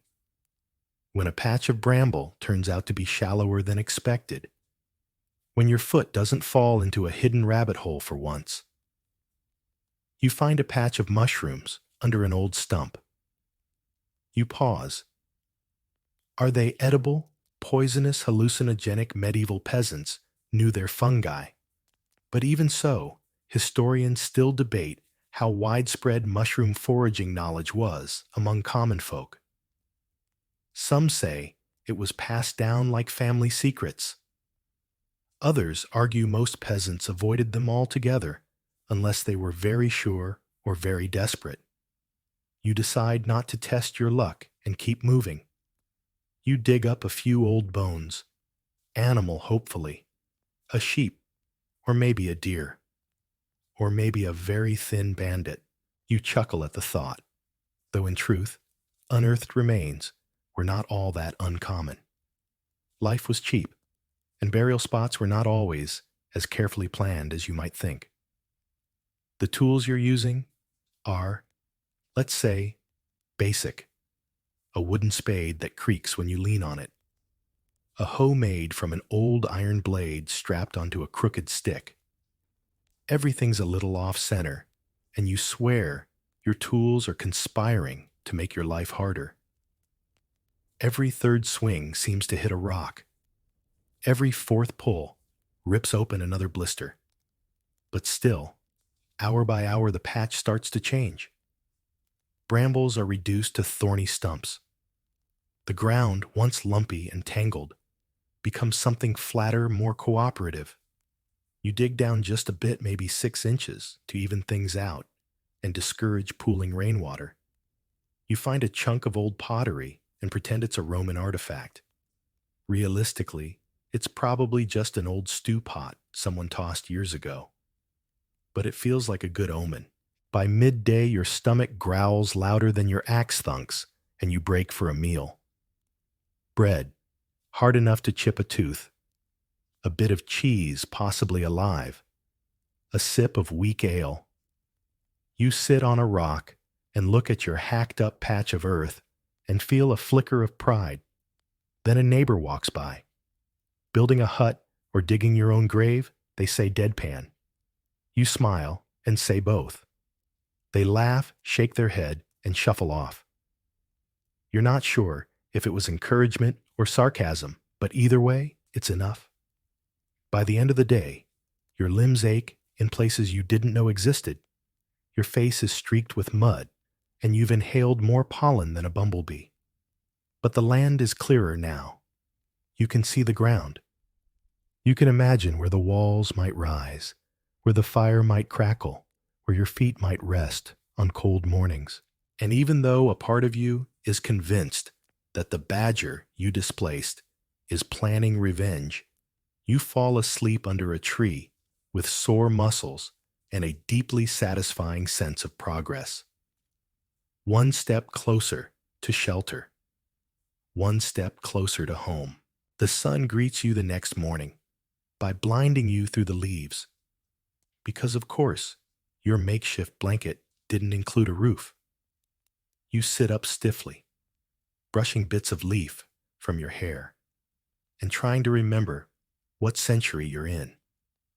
Oh, right, the 12th one, and you're building a house from nothing. Today's job is digging the foundation, or more accurately, scratching a shallow trench into the earth with improvised tools, while muttering under your breath. Medieval peasant homes didn't exactly come with deep concrete bases. They relied on what was called a trench and sill method, meaning a narrow dugout line where your walls would sit, usually filled with stones or compacted dirt to help drain water and support the wooden beams. You start by pacing the outline again. A few of your corner stakes have fallen over in the night, possibly nudged by sheep or your vengeful badger. You replant them and begin to dig using your crooked spade and the sheer power of indignation. The soil is damp and heavy, sticking to your boots and weighing you down like guilt on a Sunday. There's no standard depth. Some say 6 inches is fine. Others swear by a foot or more. Historians still argue whether foundations varied regionally based on climate or simply on how ambitious the peasant felt that week. You decide to go somewhere in between, deep enough to feel like you're doing something shallow enough to keep your spine intact. As you dig, you make discoveries: old bits of charcoal, a single rusty nail, and a shard of green glass that makes you pause and hold it to the light. It catches the sun just right, like a tiny treasure, and you consider keeping it as a lucky charm. You tuck it into your pocket next to your flint and the crumb of cheese you forgot about. The trenching takes hours, maybe days. It's hard to say because time becomes fuzzy when you're repeating the same motion over and over, dragging and scooping and stomping and wiping sweat from your brow. You develop a rhythm: 2 digs, 1 breath, 2 digs, curse at a rock, repeat. Halfway through, your neighbor wanders by again. Still not finished, they say. Arms crossed, eyebrows raised. You manage a polite smile and say, "I'm building slowly, so the mice have time to move out." They snort and leave, which is the best kind of encouragement you're going to get today. At one point, a small group of children stops to watch you work. One of them asks if you're digging a well. Another bets it's a latrine. You tell them it's going to be your house, and they burst out laughing, then run off to play feast and famine using sticks as chickens. It's fine. You didn't ask for an audience anyway. Eventually, you reach a milestone: all 4 walls traced, all trenches dug. You stomp down the base with your heels packing the dirt firm. You sprinkle a few stones inside to help with drainage, not because you know it'll work, but because it feels like the kind of thing a clever person would do. You've seen it done once or twice. And honestly, that's enough to count as research around here. As the light fades, you walk the perimeter of your trench like a knight surveying his moat. It's just a groove in the earth, but to you, it's the beginning of something real. You try to imagine the walls rising, the roof sloping, the fire crackling inside, while winter howls outside. A friend once told you that building a house starts not with bricks, but with belief. You think about that, as you press the last rock into the corner trench and wipe your hands on your tunic. Belief and a good shovel. Your trench is finished. Your back is wrecked. And now comes the glorious splinter-ridden stage known as timber gathering. The woods nearby are a blessing and a curse. Full of tall, straight trees, mostly oak elm and hazel, they're exactly what you need. And it's a sharp, but most of them technically belong to the local lord. You are, as they say, not exactly cleared for mass deforestation. So you do what any respectable peasant would: you go early, keep quiet, and try not to be seen hauling logs through the hedgerows like a guilty squirrel. Medieval peasants often built homes with what they could carry cut or borrow. Historians still argue whether common folk had free rights to dead wood in most manors. Some say they could gather fallen branches freely. Others point to countless records of fines for timber theft. You err on the side of don't get caught, which means a lot of awkward walks at sunrise and sheepish nods to the occasional passing reeve. You start small. Fallen branches for stakes. Then saplings for pegs and slats. And eventually, you know it's coming. You're going to need a few larger trunks for the frame. There's just no way around it. You spot a half-dead oak leaning at an angle. It's been there for months, maybe longer. Technically not fallen yet, but your morality bends ever so slightly. You give it a solid push. Nothing. A second shove. A third, and with a crack that makes your heart leap, it tilts and collapses, branches thudding into the underbrush. You freeze. Listen. Wait. No shouting, no dogs, no angry knights, just the rustle of startled birds and your own pounding heart. Victory. Dragging timber is not elegant. There are no oxen. Just rope your shoulders and a trail of cursing under your breath. You loop branches into crude sleds. You roll small trunks downhill, and at one desperate point, you invent something that might generously be called a log cart. 2 wheels, a wobbling axle, and a prayer. You learn quickly that freshly cut wood is heavy. Very heavy.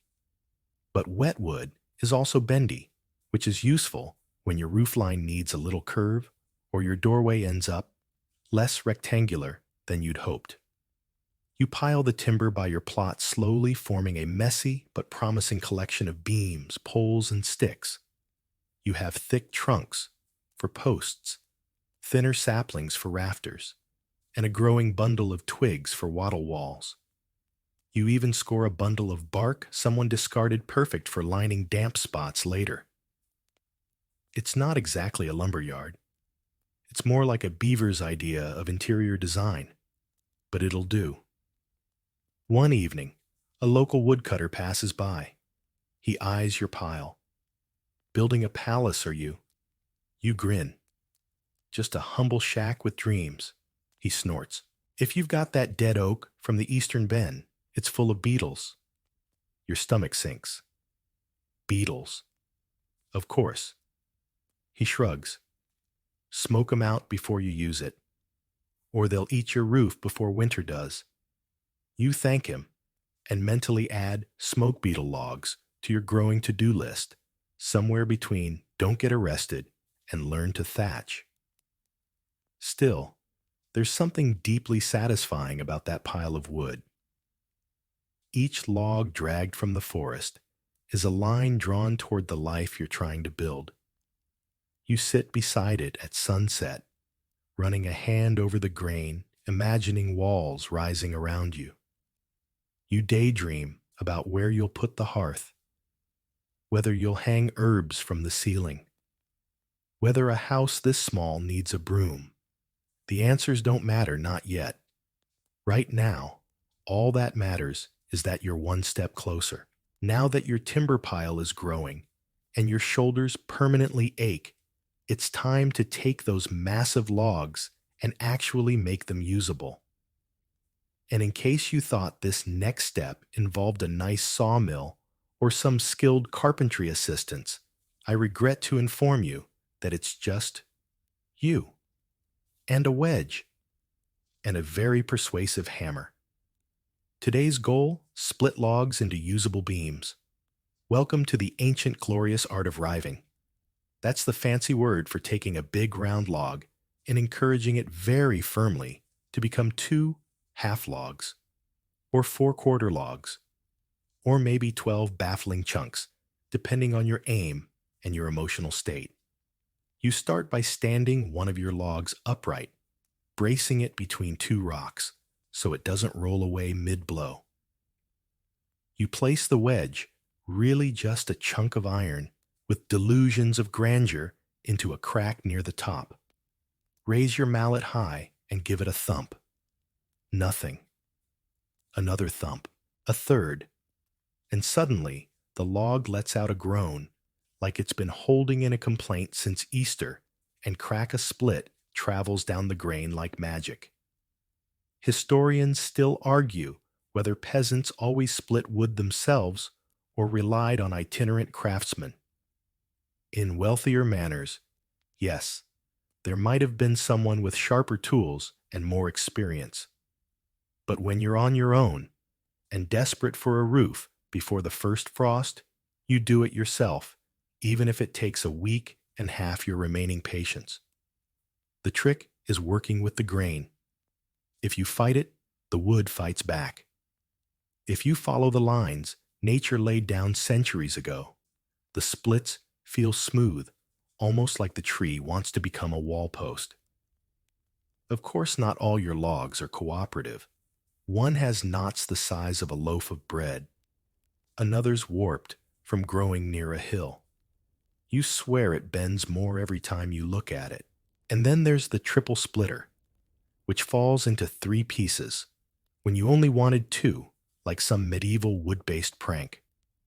But slowly, your pile transforms. Big logs become usable beams. Some you'll use for vertical posts, those upright supports that'll form your skeleton. Others you shave into rough planks for braces and joints. You even set aside the bark strip pieces for kindling or ladder rungs. And speaking of shaving wood, your next tool of the day is a draw knife. It's basically a blade with 2 handles used to scrape bark and smooth edges. Yours is dull, but it works. Eventually. You crouch down, bracing a beam between your knees, and drag the blade toward you again and again. The shavings curl off in long strips, landing in a growing pile at your feet. They smell sweet and earthy. You consider stuffing a pillow with them someday. Or maybe your shirt, because you're starting to smell less like a man and more like an undercooked stew. Your neighbors wander past, occasionally offering commentary. One says your beams are too thin. Another says they're too thick. One just laughs and asks if you're opening a tavern. You decide not to respond. You're too busy pretending your house won't collapse midwinter. You also begin carving the mortises and tenons, those little notches and pegs that will allow beams to join together without nails. That's right. Medieval houses didn't always use nails. They were expensive, and you've only found one so far buried in the dirt and bent like a pretzel. Instead, your frame will fit together like a giant creaky puzzle. By the time you're done, your hands are blistered, your mallet's handle is cracked, and your shirt is more sawdust than fabric. But the beams are ready. You lean them carefully against a tree, admiring their crooked but earnest ambition. You sit down, take a long swig of ale, and sigh. There's something weirdly beautiful about this moment. The logs that once towered in the forest are now taking shape. You're turning trees into shelter. And even if your house ends up slightly lopsided, it'll be your lopsided. And that in this world of muddy boots and borrowed axes is more than enough.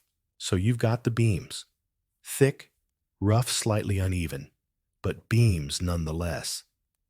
And now comes the bit that might feel more like basket weaving than house building time to gather wattle. What's wattle, you ask?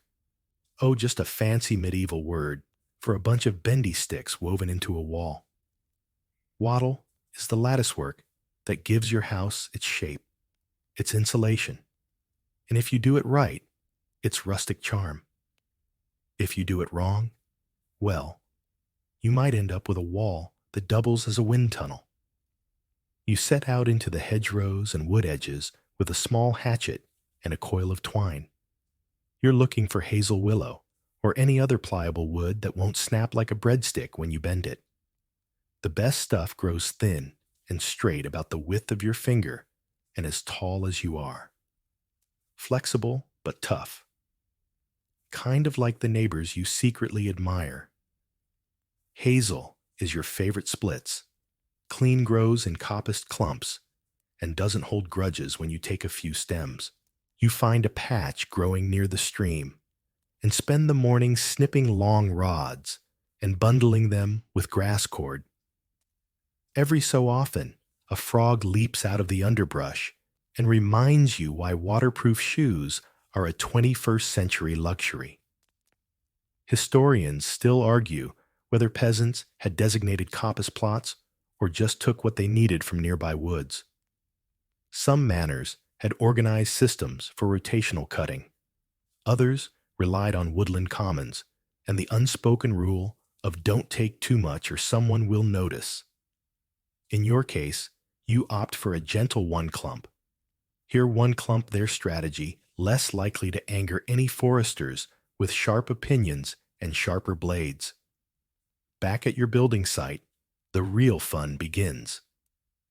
You take the thicker vertical poles called stakes or uprights and jam them into the trench foundation about a foot apart. These will form the structure for each wall panel. Between them, you'll weave your hazel rods back and forth, over and under, again and again, like you're making a giant wicker basket with delusions of grandeur. It's surprisingly satisfying. The rods flex into place with a gentle snap, hugging the uprights, forming a crisscross pattern that starts to look house-like. Sure, it's drafty at this stage. You can see daylight through every gap. But just wait till the daub comes in. More on that in the next section. For now, you focus on weaving. Your first few panels are lopsided. One has a weird bulge, another sags like it's been emotionally wounded. But as you get the rhythm down, stick, press, bend, tuck, you start to feel like a medieval artisan. A very itchy artisan who hasn't bathed in days and probably smells like old cabbage, but still progress. A passerby stops and watches your work for a moment. Looks like a chicken coop had feelings, they mutter. You offer them your most serene smile and continue weaving, confident that in a few weeks they'll be begging to eat dinner by your hearth. One rod snaps unexpectedly and whacks you in the nose. You take it as a sign to pause for lunch. Bread again. Ale again. A piece of dried apple that's more leather than fruit. Still, you lean back against one of your wall panels and admire the tangled, hopeful mess you've created. You're not just building walls. You're building a memory, a nest, a place where future stories will happen, like the one where your wall fell down midwinter and you had to sleep with a chicken for warmth. Not with the chicken, just beside it. You finish the day with your fingers full of splinters and your hair full of leaf bits. You stretch groaning like one of your logs and take one last look around. The skeleton of your home is visible now, not just in your head, but standing in crooked glory. And tomorrow, you'll start slathering it with one of the most medieval substances known to man. Brace yourself, because next comes mud and poop and maybe a little magic. So here you are, surrounded by woven walls that look like the leftovers of a very determined beaver. They're charming in a rickety, slightly wind-permeable way. But as you run your hand across the wattle, it becomes very clear if a strong breeze came through your entire house might just whisper, "Nope," and fall apart. Time to seal the deal. Literally, it's daubing day. Daub in medieval terms is what transforms your twig-woven frame into a solidish wall. It's the rustic blend of natural substances, mud straw hair, and yes manure that gets slapped onto the wattle to create insulation structure and that earthy aroma that screams peasant chic. You begin by digging up a big pit of clay-rich soil. Not all dirt is daub-worthy. You want the sticky, heavy stuff, something with body, something that squelches when you step in it and doesn't let go. You add water, slowly mixing it into a thick paste, using a large wooden paddle and both your arms. It's like kneading bread dough if the dough were plotting against you. Then comes the straw. You raid your modest hay pile for the driest, coarsest stems and toss them in where they start to clump and bond with the muck. This straw is essential. It acts like rebar in concrete, holding the daub together and giving it some flex. Finally, the pièce de resistance manure, cow or horse, or whatever's freshest.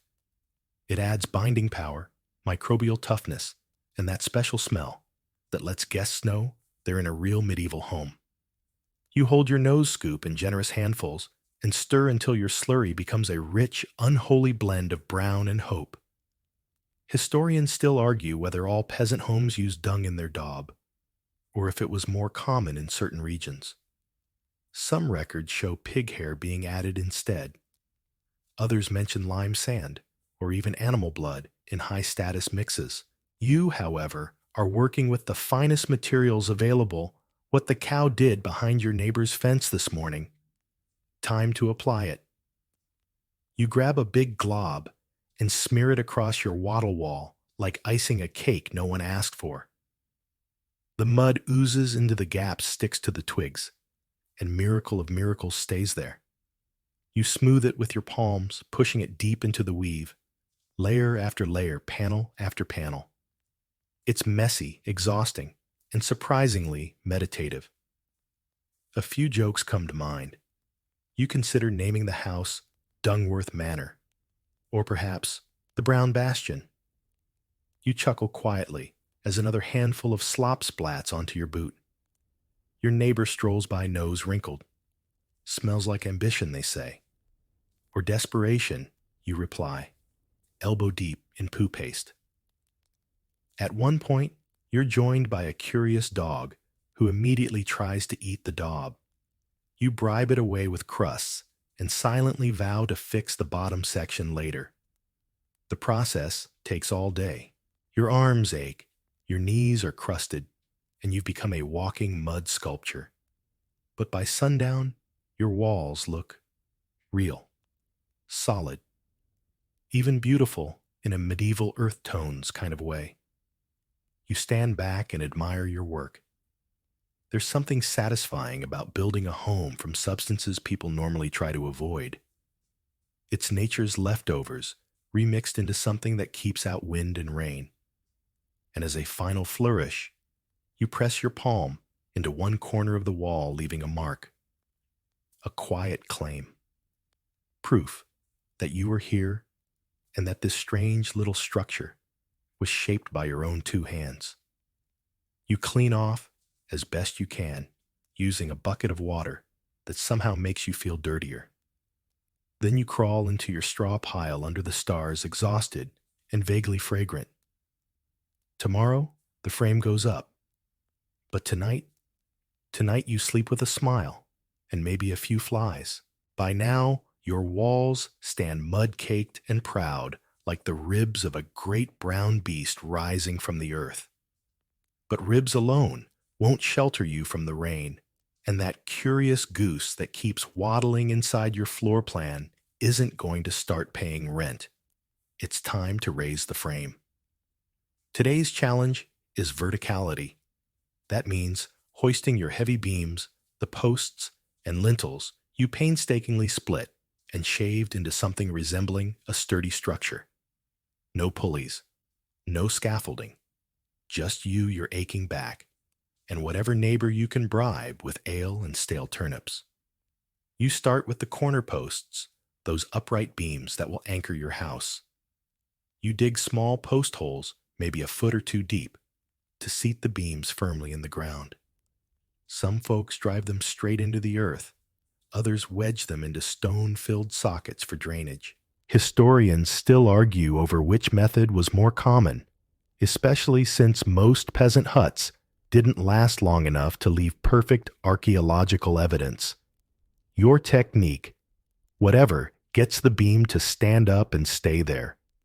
You settle on wedging with river stones and backfilling with packed dirt, hoping the combination of weight and willpower will do the trick. Lifting the posts is its own spectacle.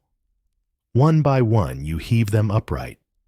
You brace them with props, scraps of wood, angled like awkward elbows, and check that they're vaguely perpendicular. Good enough is your building code. Now comes the real test, placing the horizontal beams called lintels or wall plates. These stretch from post to post, forming the bones of your roof line. With help and a terrifying wobble, you and your neighbor manage to lift one into position. You tie it with twine at first, then drive in a few hand-carved wooden pegs, primitive nails made with a knife, and pure stubbornness. The sound the joint makes as it slides into place is something you'll remember, a soft creak, followed by a dull thunk, like the timber is sighing into place. Soon the entire outline of the house is standing. There's still no roof, but the shape is real walls, corners, shadows, where windows might go. Your dream has edges now. Of course it's not perfect. One of the beams bows slightly. The rear wall leans as if unsure about the entire project. A crossbeam meant to go above the doorway now sits awkwardly at eye level, unless you duck. So you duck. The jokes begin immediately. Your neighbor calls it the crooked cottage. A passing cart driver says it looks like it was built during an earthquake. You shrug and say it's aerodynamic. They laugh. After the main frame is up, you turn your attention to the roof trusses. These are the angled beams that will eventually support the thatch. Unlike the walls, they don't go straight up. They form the slope that lets rain slide off and keeps snow from crushing you in your sleep. You hoist the rafters carefully using rope leverage and raw determination. Each one rests against the central ridge beam, forming an upside-down V. Then you lash them tightly with twisted cords and reinforce them with pegs and braces. The angle is steep, about 45 degrees, which is standard for thatch. Any flatter in rain will pool. Any steeper, and you'll need more material than you can afford. It's a Goldilocks situation, only with straw and physics. There's something oddly majestic about the skeleton of a roof. In the glow of the late afternoon, the angled beams cast long shadows across the ground, forming triangles and grids. You can already imagine the thatch settling into place, birds hopping along the top, smoke curling from a tiny chimney. One final touch, you carve a small symbol into the highest post. Just a simple sunburst, something you remember from your grandfather's walking stick. Maybe it wards off spirits. Maybe it's just tradition. But now this frame doesn't just stand, it belongs to someone. You step back, wiping sweat from your forehead with your sleeve. The house looks like a house, a little crooked, a little patchy, but undeniably real. Your neighbor raises a mug of ale. She might not be pretty, he says, but she'll keep you dry. You nod. Hopefully, the skeleton of your house now stands tall, proud, and just the right amount of crooked. There's mud on your boots, straw in your hair, and a swelling sense of progress in your chest. And with the frame raised, it's time to give your medieval masterpiece its crowning glory, the thatched roof. Ah, thatch. The roof of choice for peasants, innkeepers, and birds alike. It's cheap local, and if layered right, shockingly good at keeping rain out. Of course, if layered wrong, it becomes a sponge for mold bugs and every sparrow this side of the hedgerow. No pressure. You begin by harvesting your roofing material. Reeds, if you're lucky, long straw, if you're even luckier. Rushes from the marsh wheat straw from a nearby harvest, or maybe some rye stems collected over months of asking farmers very nicely. You need a lot. A good roof might use 1,000 bundles or more. You have about 200, so you get creative. You spend several days tying your bundles tight with grass cord. Each one gets shaken out, trimmed, and grouped by length. The more uniform the bundles, the smoother the roof. This is less about perfection and more about persistence. Historians still debate just how precise medieval thatchers were. Some argue that village houses were sloppily roofed with whatever was at hand. Others claim rural builders developed real skill over generations, passing down methods, tricks, and even family ridge patterns. You're hoping a little of that ancestral wisdom is in your blood, or at least in your elbows. To start the roof, you climb a rickety wooden ladder that definitely wasn't designed by anyone who valued safety. You carry your first bundle in your teeth hands, gripping tightly to each rung. From the ridge down to the eaves, the thatch must be laid in layers overlapping downward like the scales of a sleepy dragon. You place your first bundle, then another, then another.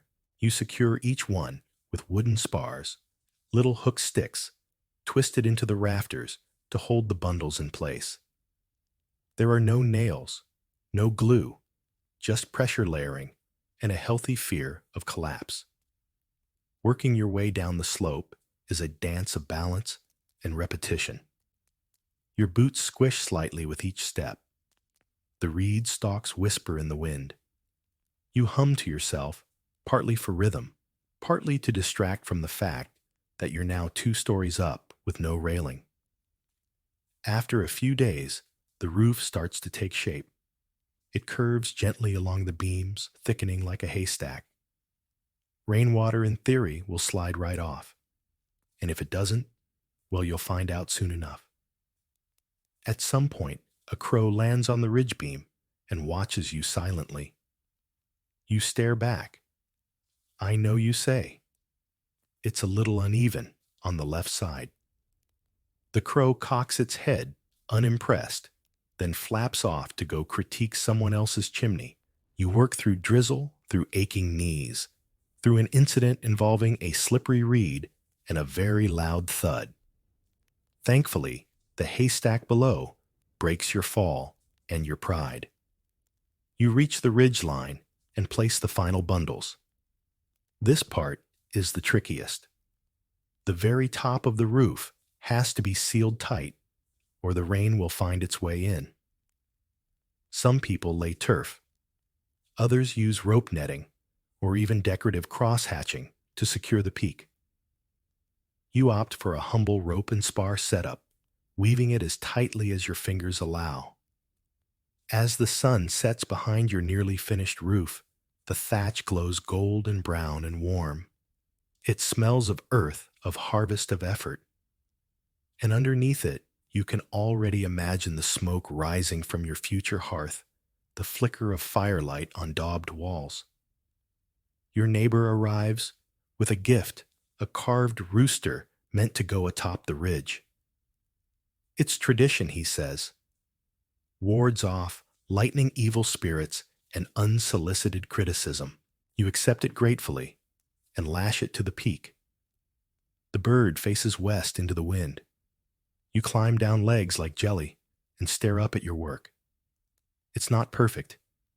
It leans slightly. The back corner droops like it needs a nap. But it's a roof, and it's yours. You lie down in the dirt, arms behind your head, and listen to the wind rustle through the reeds above. For the first time in weeks, the sky no longer feels quite so close. You wake up to a chilly draft sneaking up your spine and suddenly remember, while your roof is now beautifully thatched and mostly bird-resistant, your floor is still the ground. Not just any ground. The kind of uneven, dusty, lumpy ground that's home to rocks, bugs the occasional puddle, and at least 3 ants who think you are the intruder. It's time to tackle one of the most underappreciated parts of any medieval house, the floor. Here's the secret. Most nobles never tell you. Peasant floors weren't made of wood. Timber was too expensive, and cutting it into planks was time-consuming, especially without sawmills or a massive stash of coins. Most folks simply used compacted earth, maybe topped with straw, ashes, or herbs. You were expected to stamp it down flat with your own 2 feet, or sometimes by hosting a stomping party where friends helped in exchange for food and ale. You opt for the latter.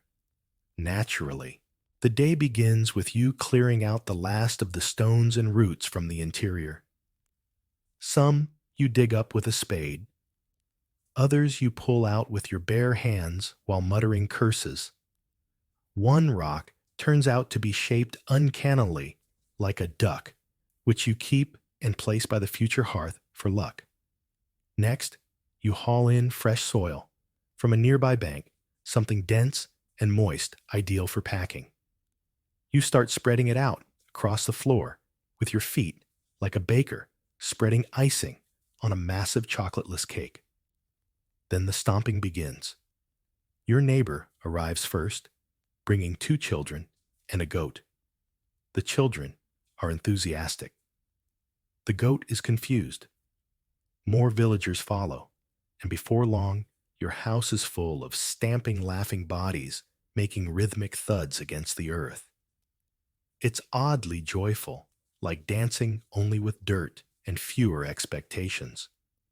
Historians still debate whether these communal floor-stomping events were ritualistic or just practical. Some believe they were linked to blessings for new homes. Others see them as a clever excuse to gather and gossip under the guise of labor. Either way, your floor gets flatter, firmer, and somehow warmer just by the number of feet pressing it into permanence. After the stompers disperse, leaving you with a packed-down, beautifully uneven but mostly level surface, you sprinkle a thin layer of ash across the floor. This, your grandmother claimed, keeps bugs away and smells faintly like clean, though that may just be nostalgia talking. You follow it up with dried rushes and mint leaves, adding a touch of rustic flair and a scent that says, "Yes, I live here now." Then comes your proudest invention, a boot-wiping rock by the door. It's not fancy, but it's the first defense against turning your fresh floor into a mud pit. You even carve a little mark on it, half sun, half leaf, because apparently you're feeling artistic now. As you sit in the doorway, admiring your work, the late afternoon light slants across the compacted floor. Dust motes drift lazily in the air. It smells like earth and ash, and the kind of satisfaction that comes only from doing something the hard way and doing it well. A child peers in, curious. "Why don't you have real floors?" they ask, half serious. You pause. "This is real," you say. "It just hasn't been polished by nobles." They consider this and nod, then scamper away. You look around your house walls, upright roof, finished floor solid beneath your feet, and suddenly it hits you. This place is becoming more than a shelter. It's becoming home, bit by bit, mud and all. Your floor is firm. Your roof's intact. Your walls no longer wobble in the breeze. But at the moment, your home has a few invitations to the outdoors. Specifically, two gaping holes where doors and windows ought to be. Time to seal things up. And if you're expecting glass panes and doorbells, I admire your optimism. But this is medieval peasant life, friend. You'll be working with planks, pegs, shutters, and whatever ingenuity you haven't already burned through. You begin with the door, a proper entrance, something solid enough to say, "This is mine," while still being humble enough not to tempt passing tax collectors. Doors in peasant cottages were often made from vertical planks held together with 2 or 3 horizontal braces nailed or more likely pegged into place. You take your sturdiest leftover boards, line them up on the ground, and test the fit. They don't match at all. One's warped, another's cracked, and the last one smells faintly of cabbage. Still, it's nothing a little trimming, and a lot of swearing can't fix. You borrow a hand auger from a neighbor to drill the peg holes. Slowly, carefully, you join the pieces with wooden pins you carved yourself. Then comes the fun part, lifting it onto its hinges. Except you don't have hinges. Metal ones are expensive, often forged by a village smith who charges in chickens. So instead, you go for the old-school method, leather strap hinges. Thick strips of hide nailed into the door and looped around a pair of wooden pins set into the door frame. Crude but functional. You hang it, test it, it swings, and then immediately creaks so loudly you consider offering it a cup of tea to soothe its throat. You like it. It sounds like a door that knows things. Now, onto windows. Or rather holes in the wall that let in light and inconveniently wind. Medieval peasants didn't usually have glass. Maybe thin horn panels or oiled parchment, if they were lucky or suspiciously well connected. You cut 2 rectangular openings in the wattle and daub walls, one on either side of the house. You frame them with shaved wooden slats, then build simple wooden shutters that can be latched from the inside, using what else a stick wedged through a loop. By day, you can swing them open for light and air. By night, you can shut them tight to keep out cold critters and your overly curious neighbor who has already tried to peek in twice this week. You test the shutters. They close. One stays shut. The other bounces back like it's offended. You fix it with a rock. Sometimes subtlety is overrated. To help with airflow and smoke, you cut a tiny ventilation hole near the roofline. Some medieval homes had small triangular gaps just under the thatch, unofficial chimneys, if you will. You add a thatch flap above the hole to keep the rain out and the heat in. It's a humble touch, but you've read enough smoky house horror stories to know even one breath of fresh air can make the difference between a cozy fire and a wheezing disaster. You also carve a small lintel beam over the door with a few symbols, part folk superstition, part creative expression. A sun, a sprig of wheat, a line shaped like a sleeping fox. Will it protect you from misfortune? Who knows? But it feels good to leave a mark. As the evening rolls in, you sit just inside your doorway and look out at the fading sky. The shutters creak gently in the wind. Your new door leans ever so slightly, as if taking a bow. And you smile. Because you now live in a house that has doors, and windows, and secrets. Your home now has doors that creak, windows that almost close, and a floor that no longer bites your feet. But when you step inside and glance around, one truth becomes painfully obvious. There is absolutely nowhere to sit, sleep, or put your elbow. Time to furnish. On a budget. And by budget, we mean whatever scraps of wood rope and inspiration you haven't already burned through. Medieval peasant homes didn't exactly come with dining sets or wardrobes. Most furnishings were built in place using rough timber woven goods and a bit of invention.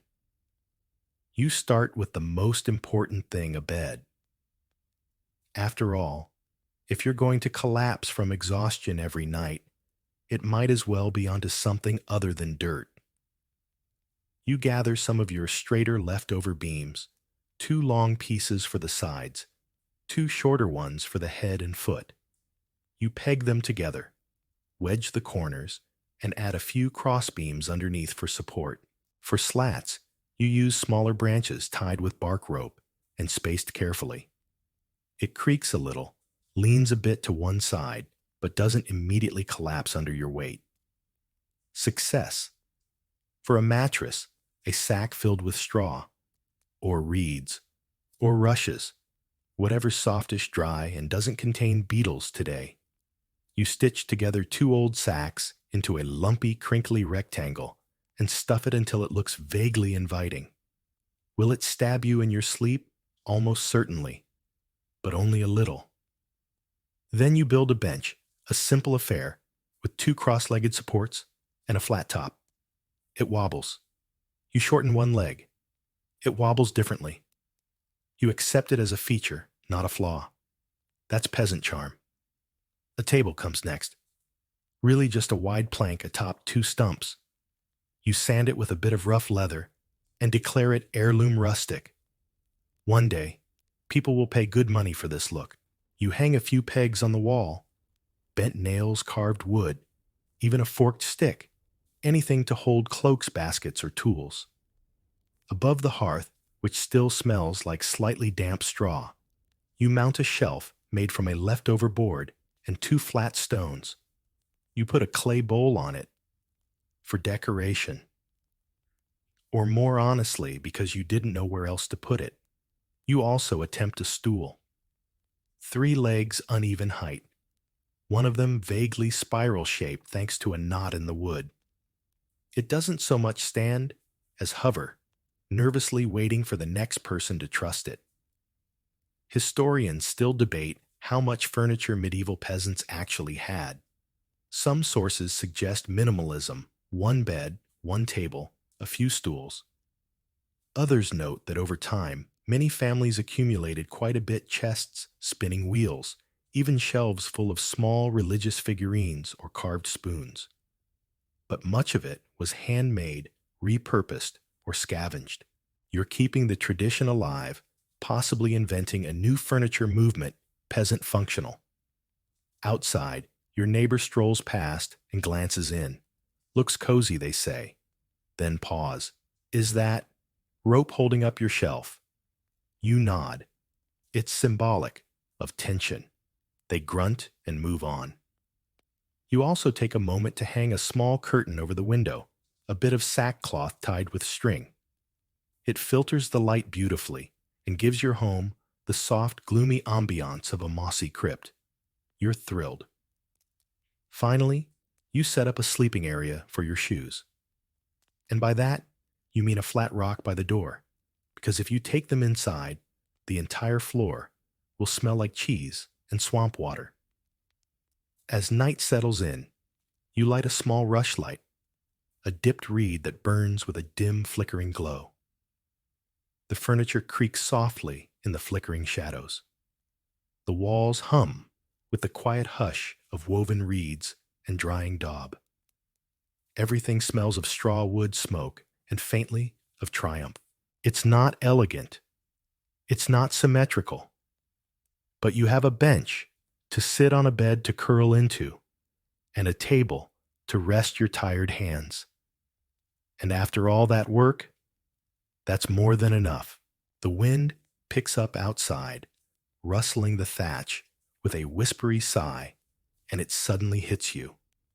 Your house still lacks one critical feature. Without it, winter will freeze your bones. Your bread will stay forever half-baked, and any attempt to make stew will result in smoke inhalation. You need a hearth, a fireplace, a place for fire to live and warm your world. But in a house made of stick straw and optimism, it's also a place where things can go horribly wrong. You begin by clearing a spot in the center of the room. Most peasant hearths were central, sunk slightly into the floor and surrounded by stones to keep the fire contained. You scrape out a shallow pit, maybe 3 feet across, and line it with smooth river rocks you've been gathering over the past few days, tucking them together like a prehistoric jigsaw puzzle. Next, you build up a tiny border wall of packed clay and mud mixed with ash to help it dry faster.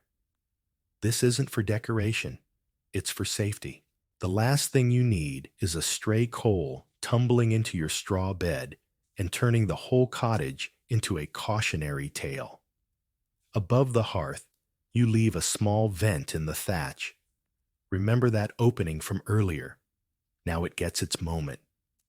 You widen it slightly and cover it with a makeshift flap, a board tied on a hinge, something you can nudge open when smoke starts to misbehave.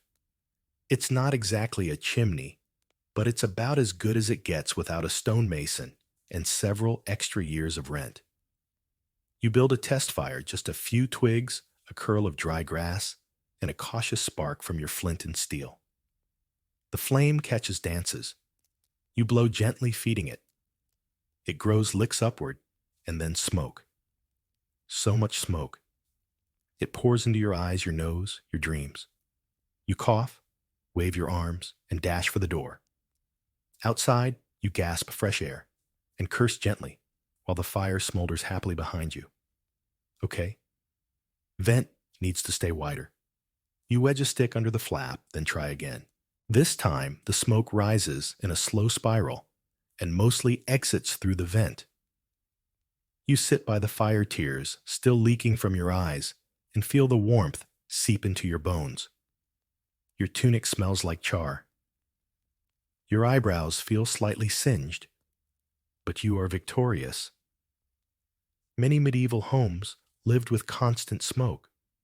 Without chimneys, smoke simply accumulated inside, curling upward to blacken rafters and sting eyes. Some peasants built separate-out kitchens to cook without suffocating. Others just tolerated it, developing that timeless peasant squint that says, "Yes, I can see through the blur of misery." You line the hearth with a few personal touches. A curved stick to hang pots, a flat rock for baking, a loop of twine to hang herbs for drying lavender if you're lucky, onions if you're practical. You also carve a small fire symbol into one of the stones, something you saw once in an old chapel. A sunburst with radiating lines. Maybe it's a ward. Maybe it's just for peace of mind. Either way, it feels right.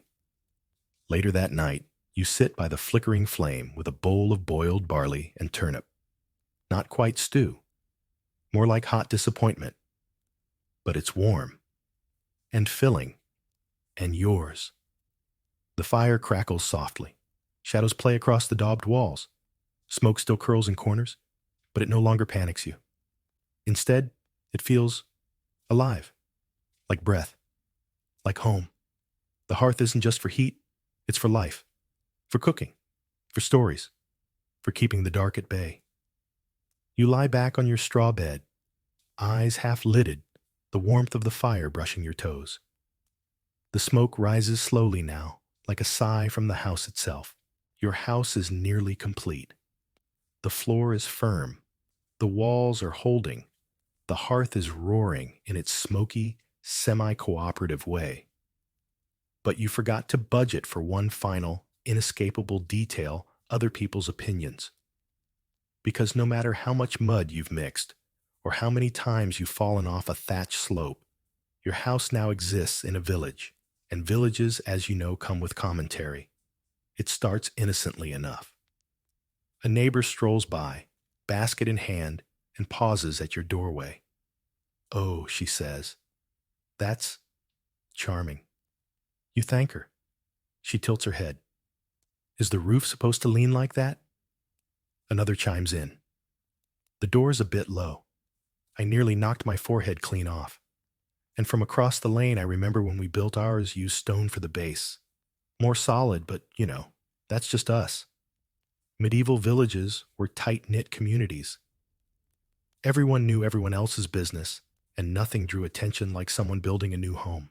Historians suggest that even in the most rural corners, construction was a public affair open to praise, critique, and unsolicited advice.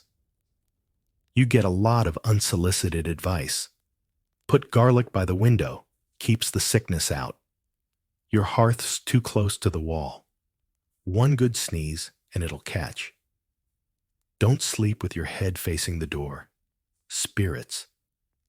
At first it gets under your skin. You worked for weeks on this place. You hauled timber. You daubed things that shouldn't be daubed. You smell like victory and manure, and all they can do is point out your slightly tilted chimney flap. But after a while, you start to realize something. They're not mocking you well. Not only. This is how people connect. How they welcome you. How they say, "You're one of us now." Let us poke at your house like it's a communal bread loaf. One older man brings you a gift, a crooked broom he swears will sweep out bad luck. Another gives you a small carved spoon for stirring stew, she says, or self-defense. You even get a visit from the reeve, the village official, who manages things like taxes and rent. He stands outside your home for a moment, then nods. Well built, he says, inspecting the beams. Crooked in places, but honest. It's the best review you've had all month. You decide to throw a little feast. Nothing fancy, just some bread, a pot of turnip stew, and a few mugs of ale borrowed and bartered from half the village. You light a rushlight, sweep the floor twice, just to show off and open the door. They come. Neighbors, children, a goat or two. They eat, laugh, admire your bench, argue about your fire vent, and most importantly, fill your house with life. The walls echo with stories and footsteps. The hearth glows with warmth. The roof keeps the rain out mostly. Someone sits on the stool and promptly falls over. You all laugh, then blame the goat. It's not just your house anymore. It's part of something larger. That night, when the last guest leaves and the door swings gently shut behind them, you sit alone for a moment. In the quiet, in the soft crackle of fire, in the afterglow of full bellies and full hearts. The house still creaks. The window shutter flaps in the wind. One wall might be sinking. But somehow, in spite of everything, or maybe because of it, it works. You made this. From sticks and mud and stubbornness. And now it stands. The fire has burned low.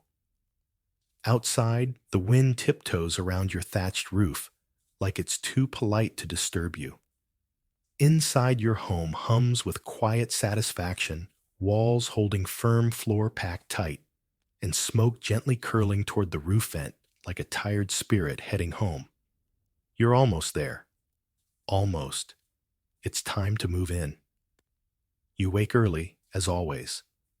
The sky is still more gray than blue, and your hands instinctively reach for the tools you've barely set down in weeks. But today, the task is simpler, gathering up your scattered life and placing it gently inside the walls you've built. Your possessions are few. A clay bowl with a crack. A knife with a handle smoothed by years. A tunic that needs mending. You wrap them in cloth, not the corners, and walk the short distance from the neighbor's barn, where you'd been sleeping, to your new home, your home. The first thing you carry in is the straw mattress. You pat it down in the corner, beneath the shuttered window, adjust it to avoid the one suspiciously lumpy bit of floor, and stand back. You try sitting on it. It sighs under your weight, like it's just as tired as you. Then comes the bench. Then the stool, which still wobbles. but now you embrace it as a personality trait. You carry in your kettle, your spoon, a few bundles of dried herbs, and that duck-shaped rock you've stubbornly declared a hearth guardian. Each item takes its place. Every corner of the room slowly fills, not with things, but with memory, with meaning. That shelf. That's where the rushlight burned too low that one night and set your curtain smoking. The peg near the door. That's where your best cloak will hang, the one you only wear when no one's mucking out pigs. You step outside, take a long breath, and look at the house from a distance. The roof still leans. The chimney flap creaks. One wall looks like it's trying to sneak away when no one's watching, and yet it feels like it's always been here. As you move in the final basket, a collection of roots onions, and hope you notice something carved into the doorframe. It's faint, a little wobbly, but unmistakable your initials. Scratched there one night when you thought no one would notice. You run your fingers over it. You smile. A neighbor passes tips their cap. Well then, they say. You're in. You nod. I'm in. That night you light a small fire. You curl up on your straw bed under a blanket stitched with patches. You listen to the wind tugging gently at the shutters and the soft huff of smoke swirling upward. The house breathes with you. And you lie still. And you think, this is not the finest house, not the biggest, not the straightest, but it is strong and warm and mine. You close your eyes, feeling the straw shift under you, the fire's heat flickering across your toes. You've built a home from mud and timber, from sweat and laughter, from borrowed tools and sheer will. You've made a place for yourself in the world, and now, at last, you rest. Let the fire fade now. Let the glow soften into shadow. Your house is quiet. The walls, packed with daub and dreams, hold in the night's calm like a gentle breath. Outside, a light breeze stirs the thatch, each reed rustling softly like a lullaby written in straw. Your body, heavy with earned fatigue, sinks deeper into the straw mattress. It cradles your spine, your shoulders, your tired legs that carried beams, stamped floors, and chased stubborn goats. You are held now, not by effort, but by shelter. The fire whispers at your feet, its last embers sighing low, curling upward, with the patience of time itself. The smoke rises toward the open vent, drifting into the dark sky. Out there, stars blink above your tiny home, scattered like barley across the heavens. And within these earthen walls, your heart begins to slow. The aches of the day soften.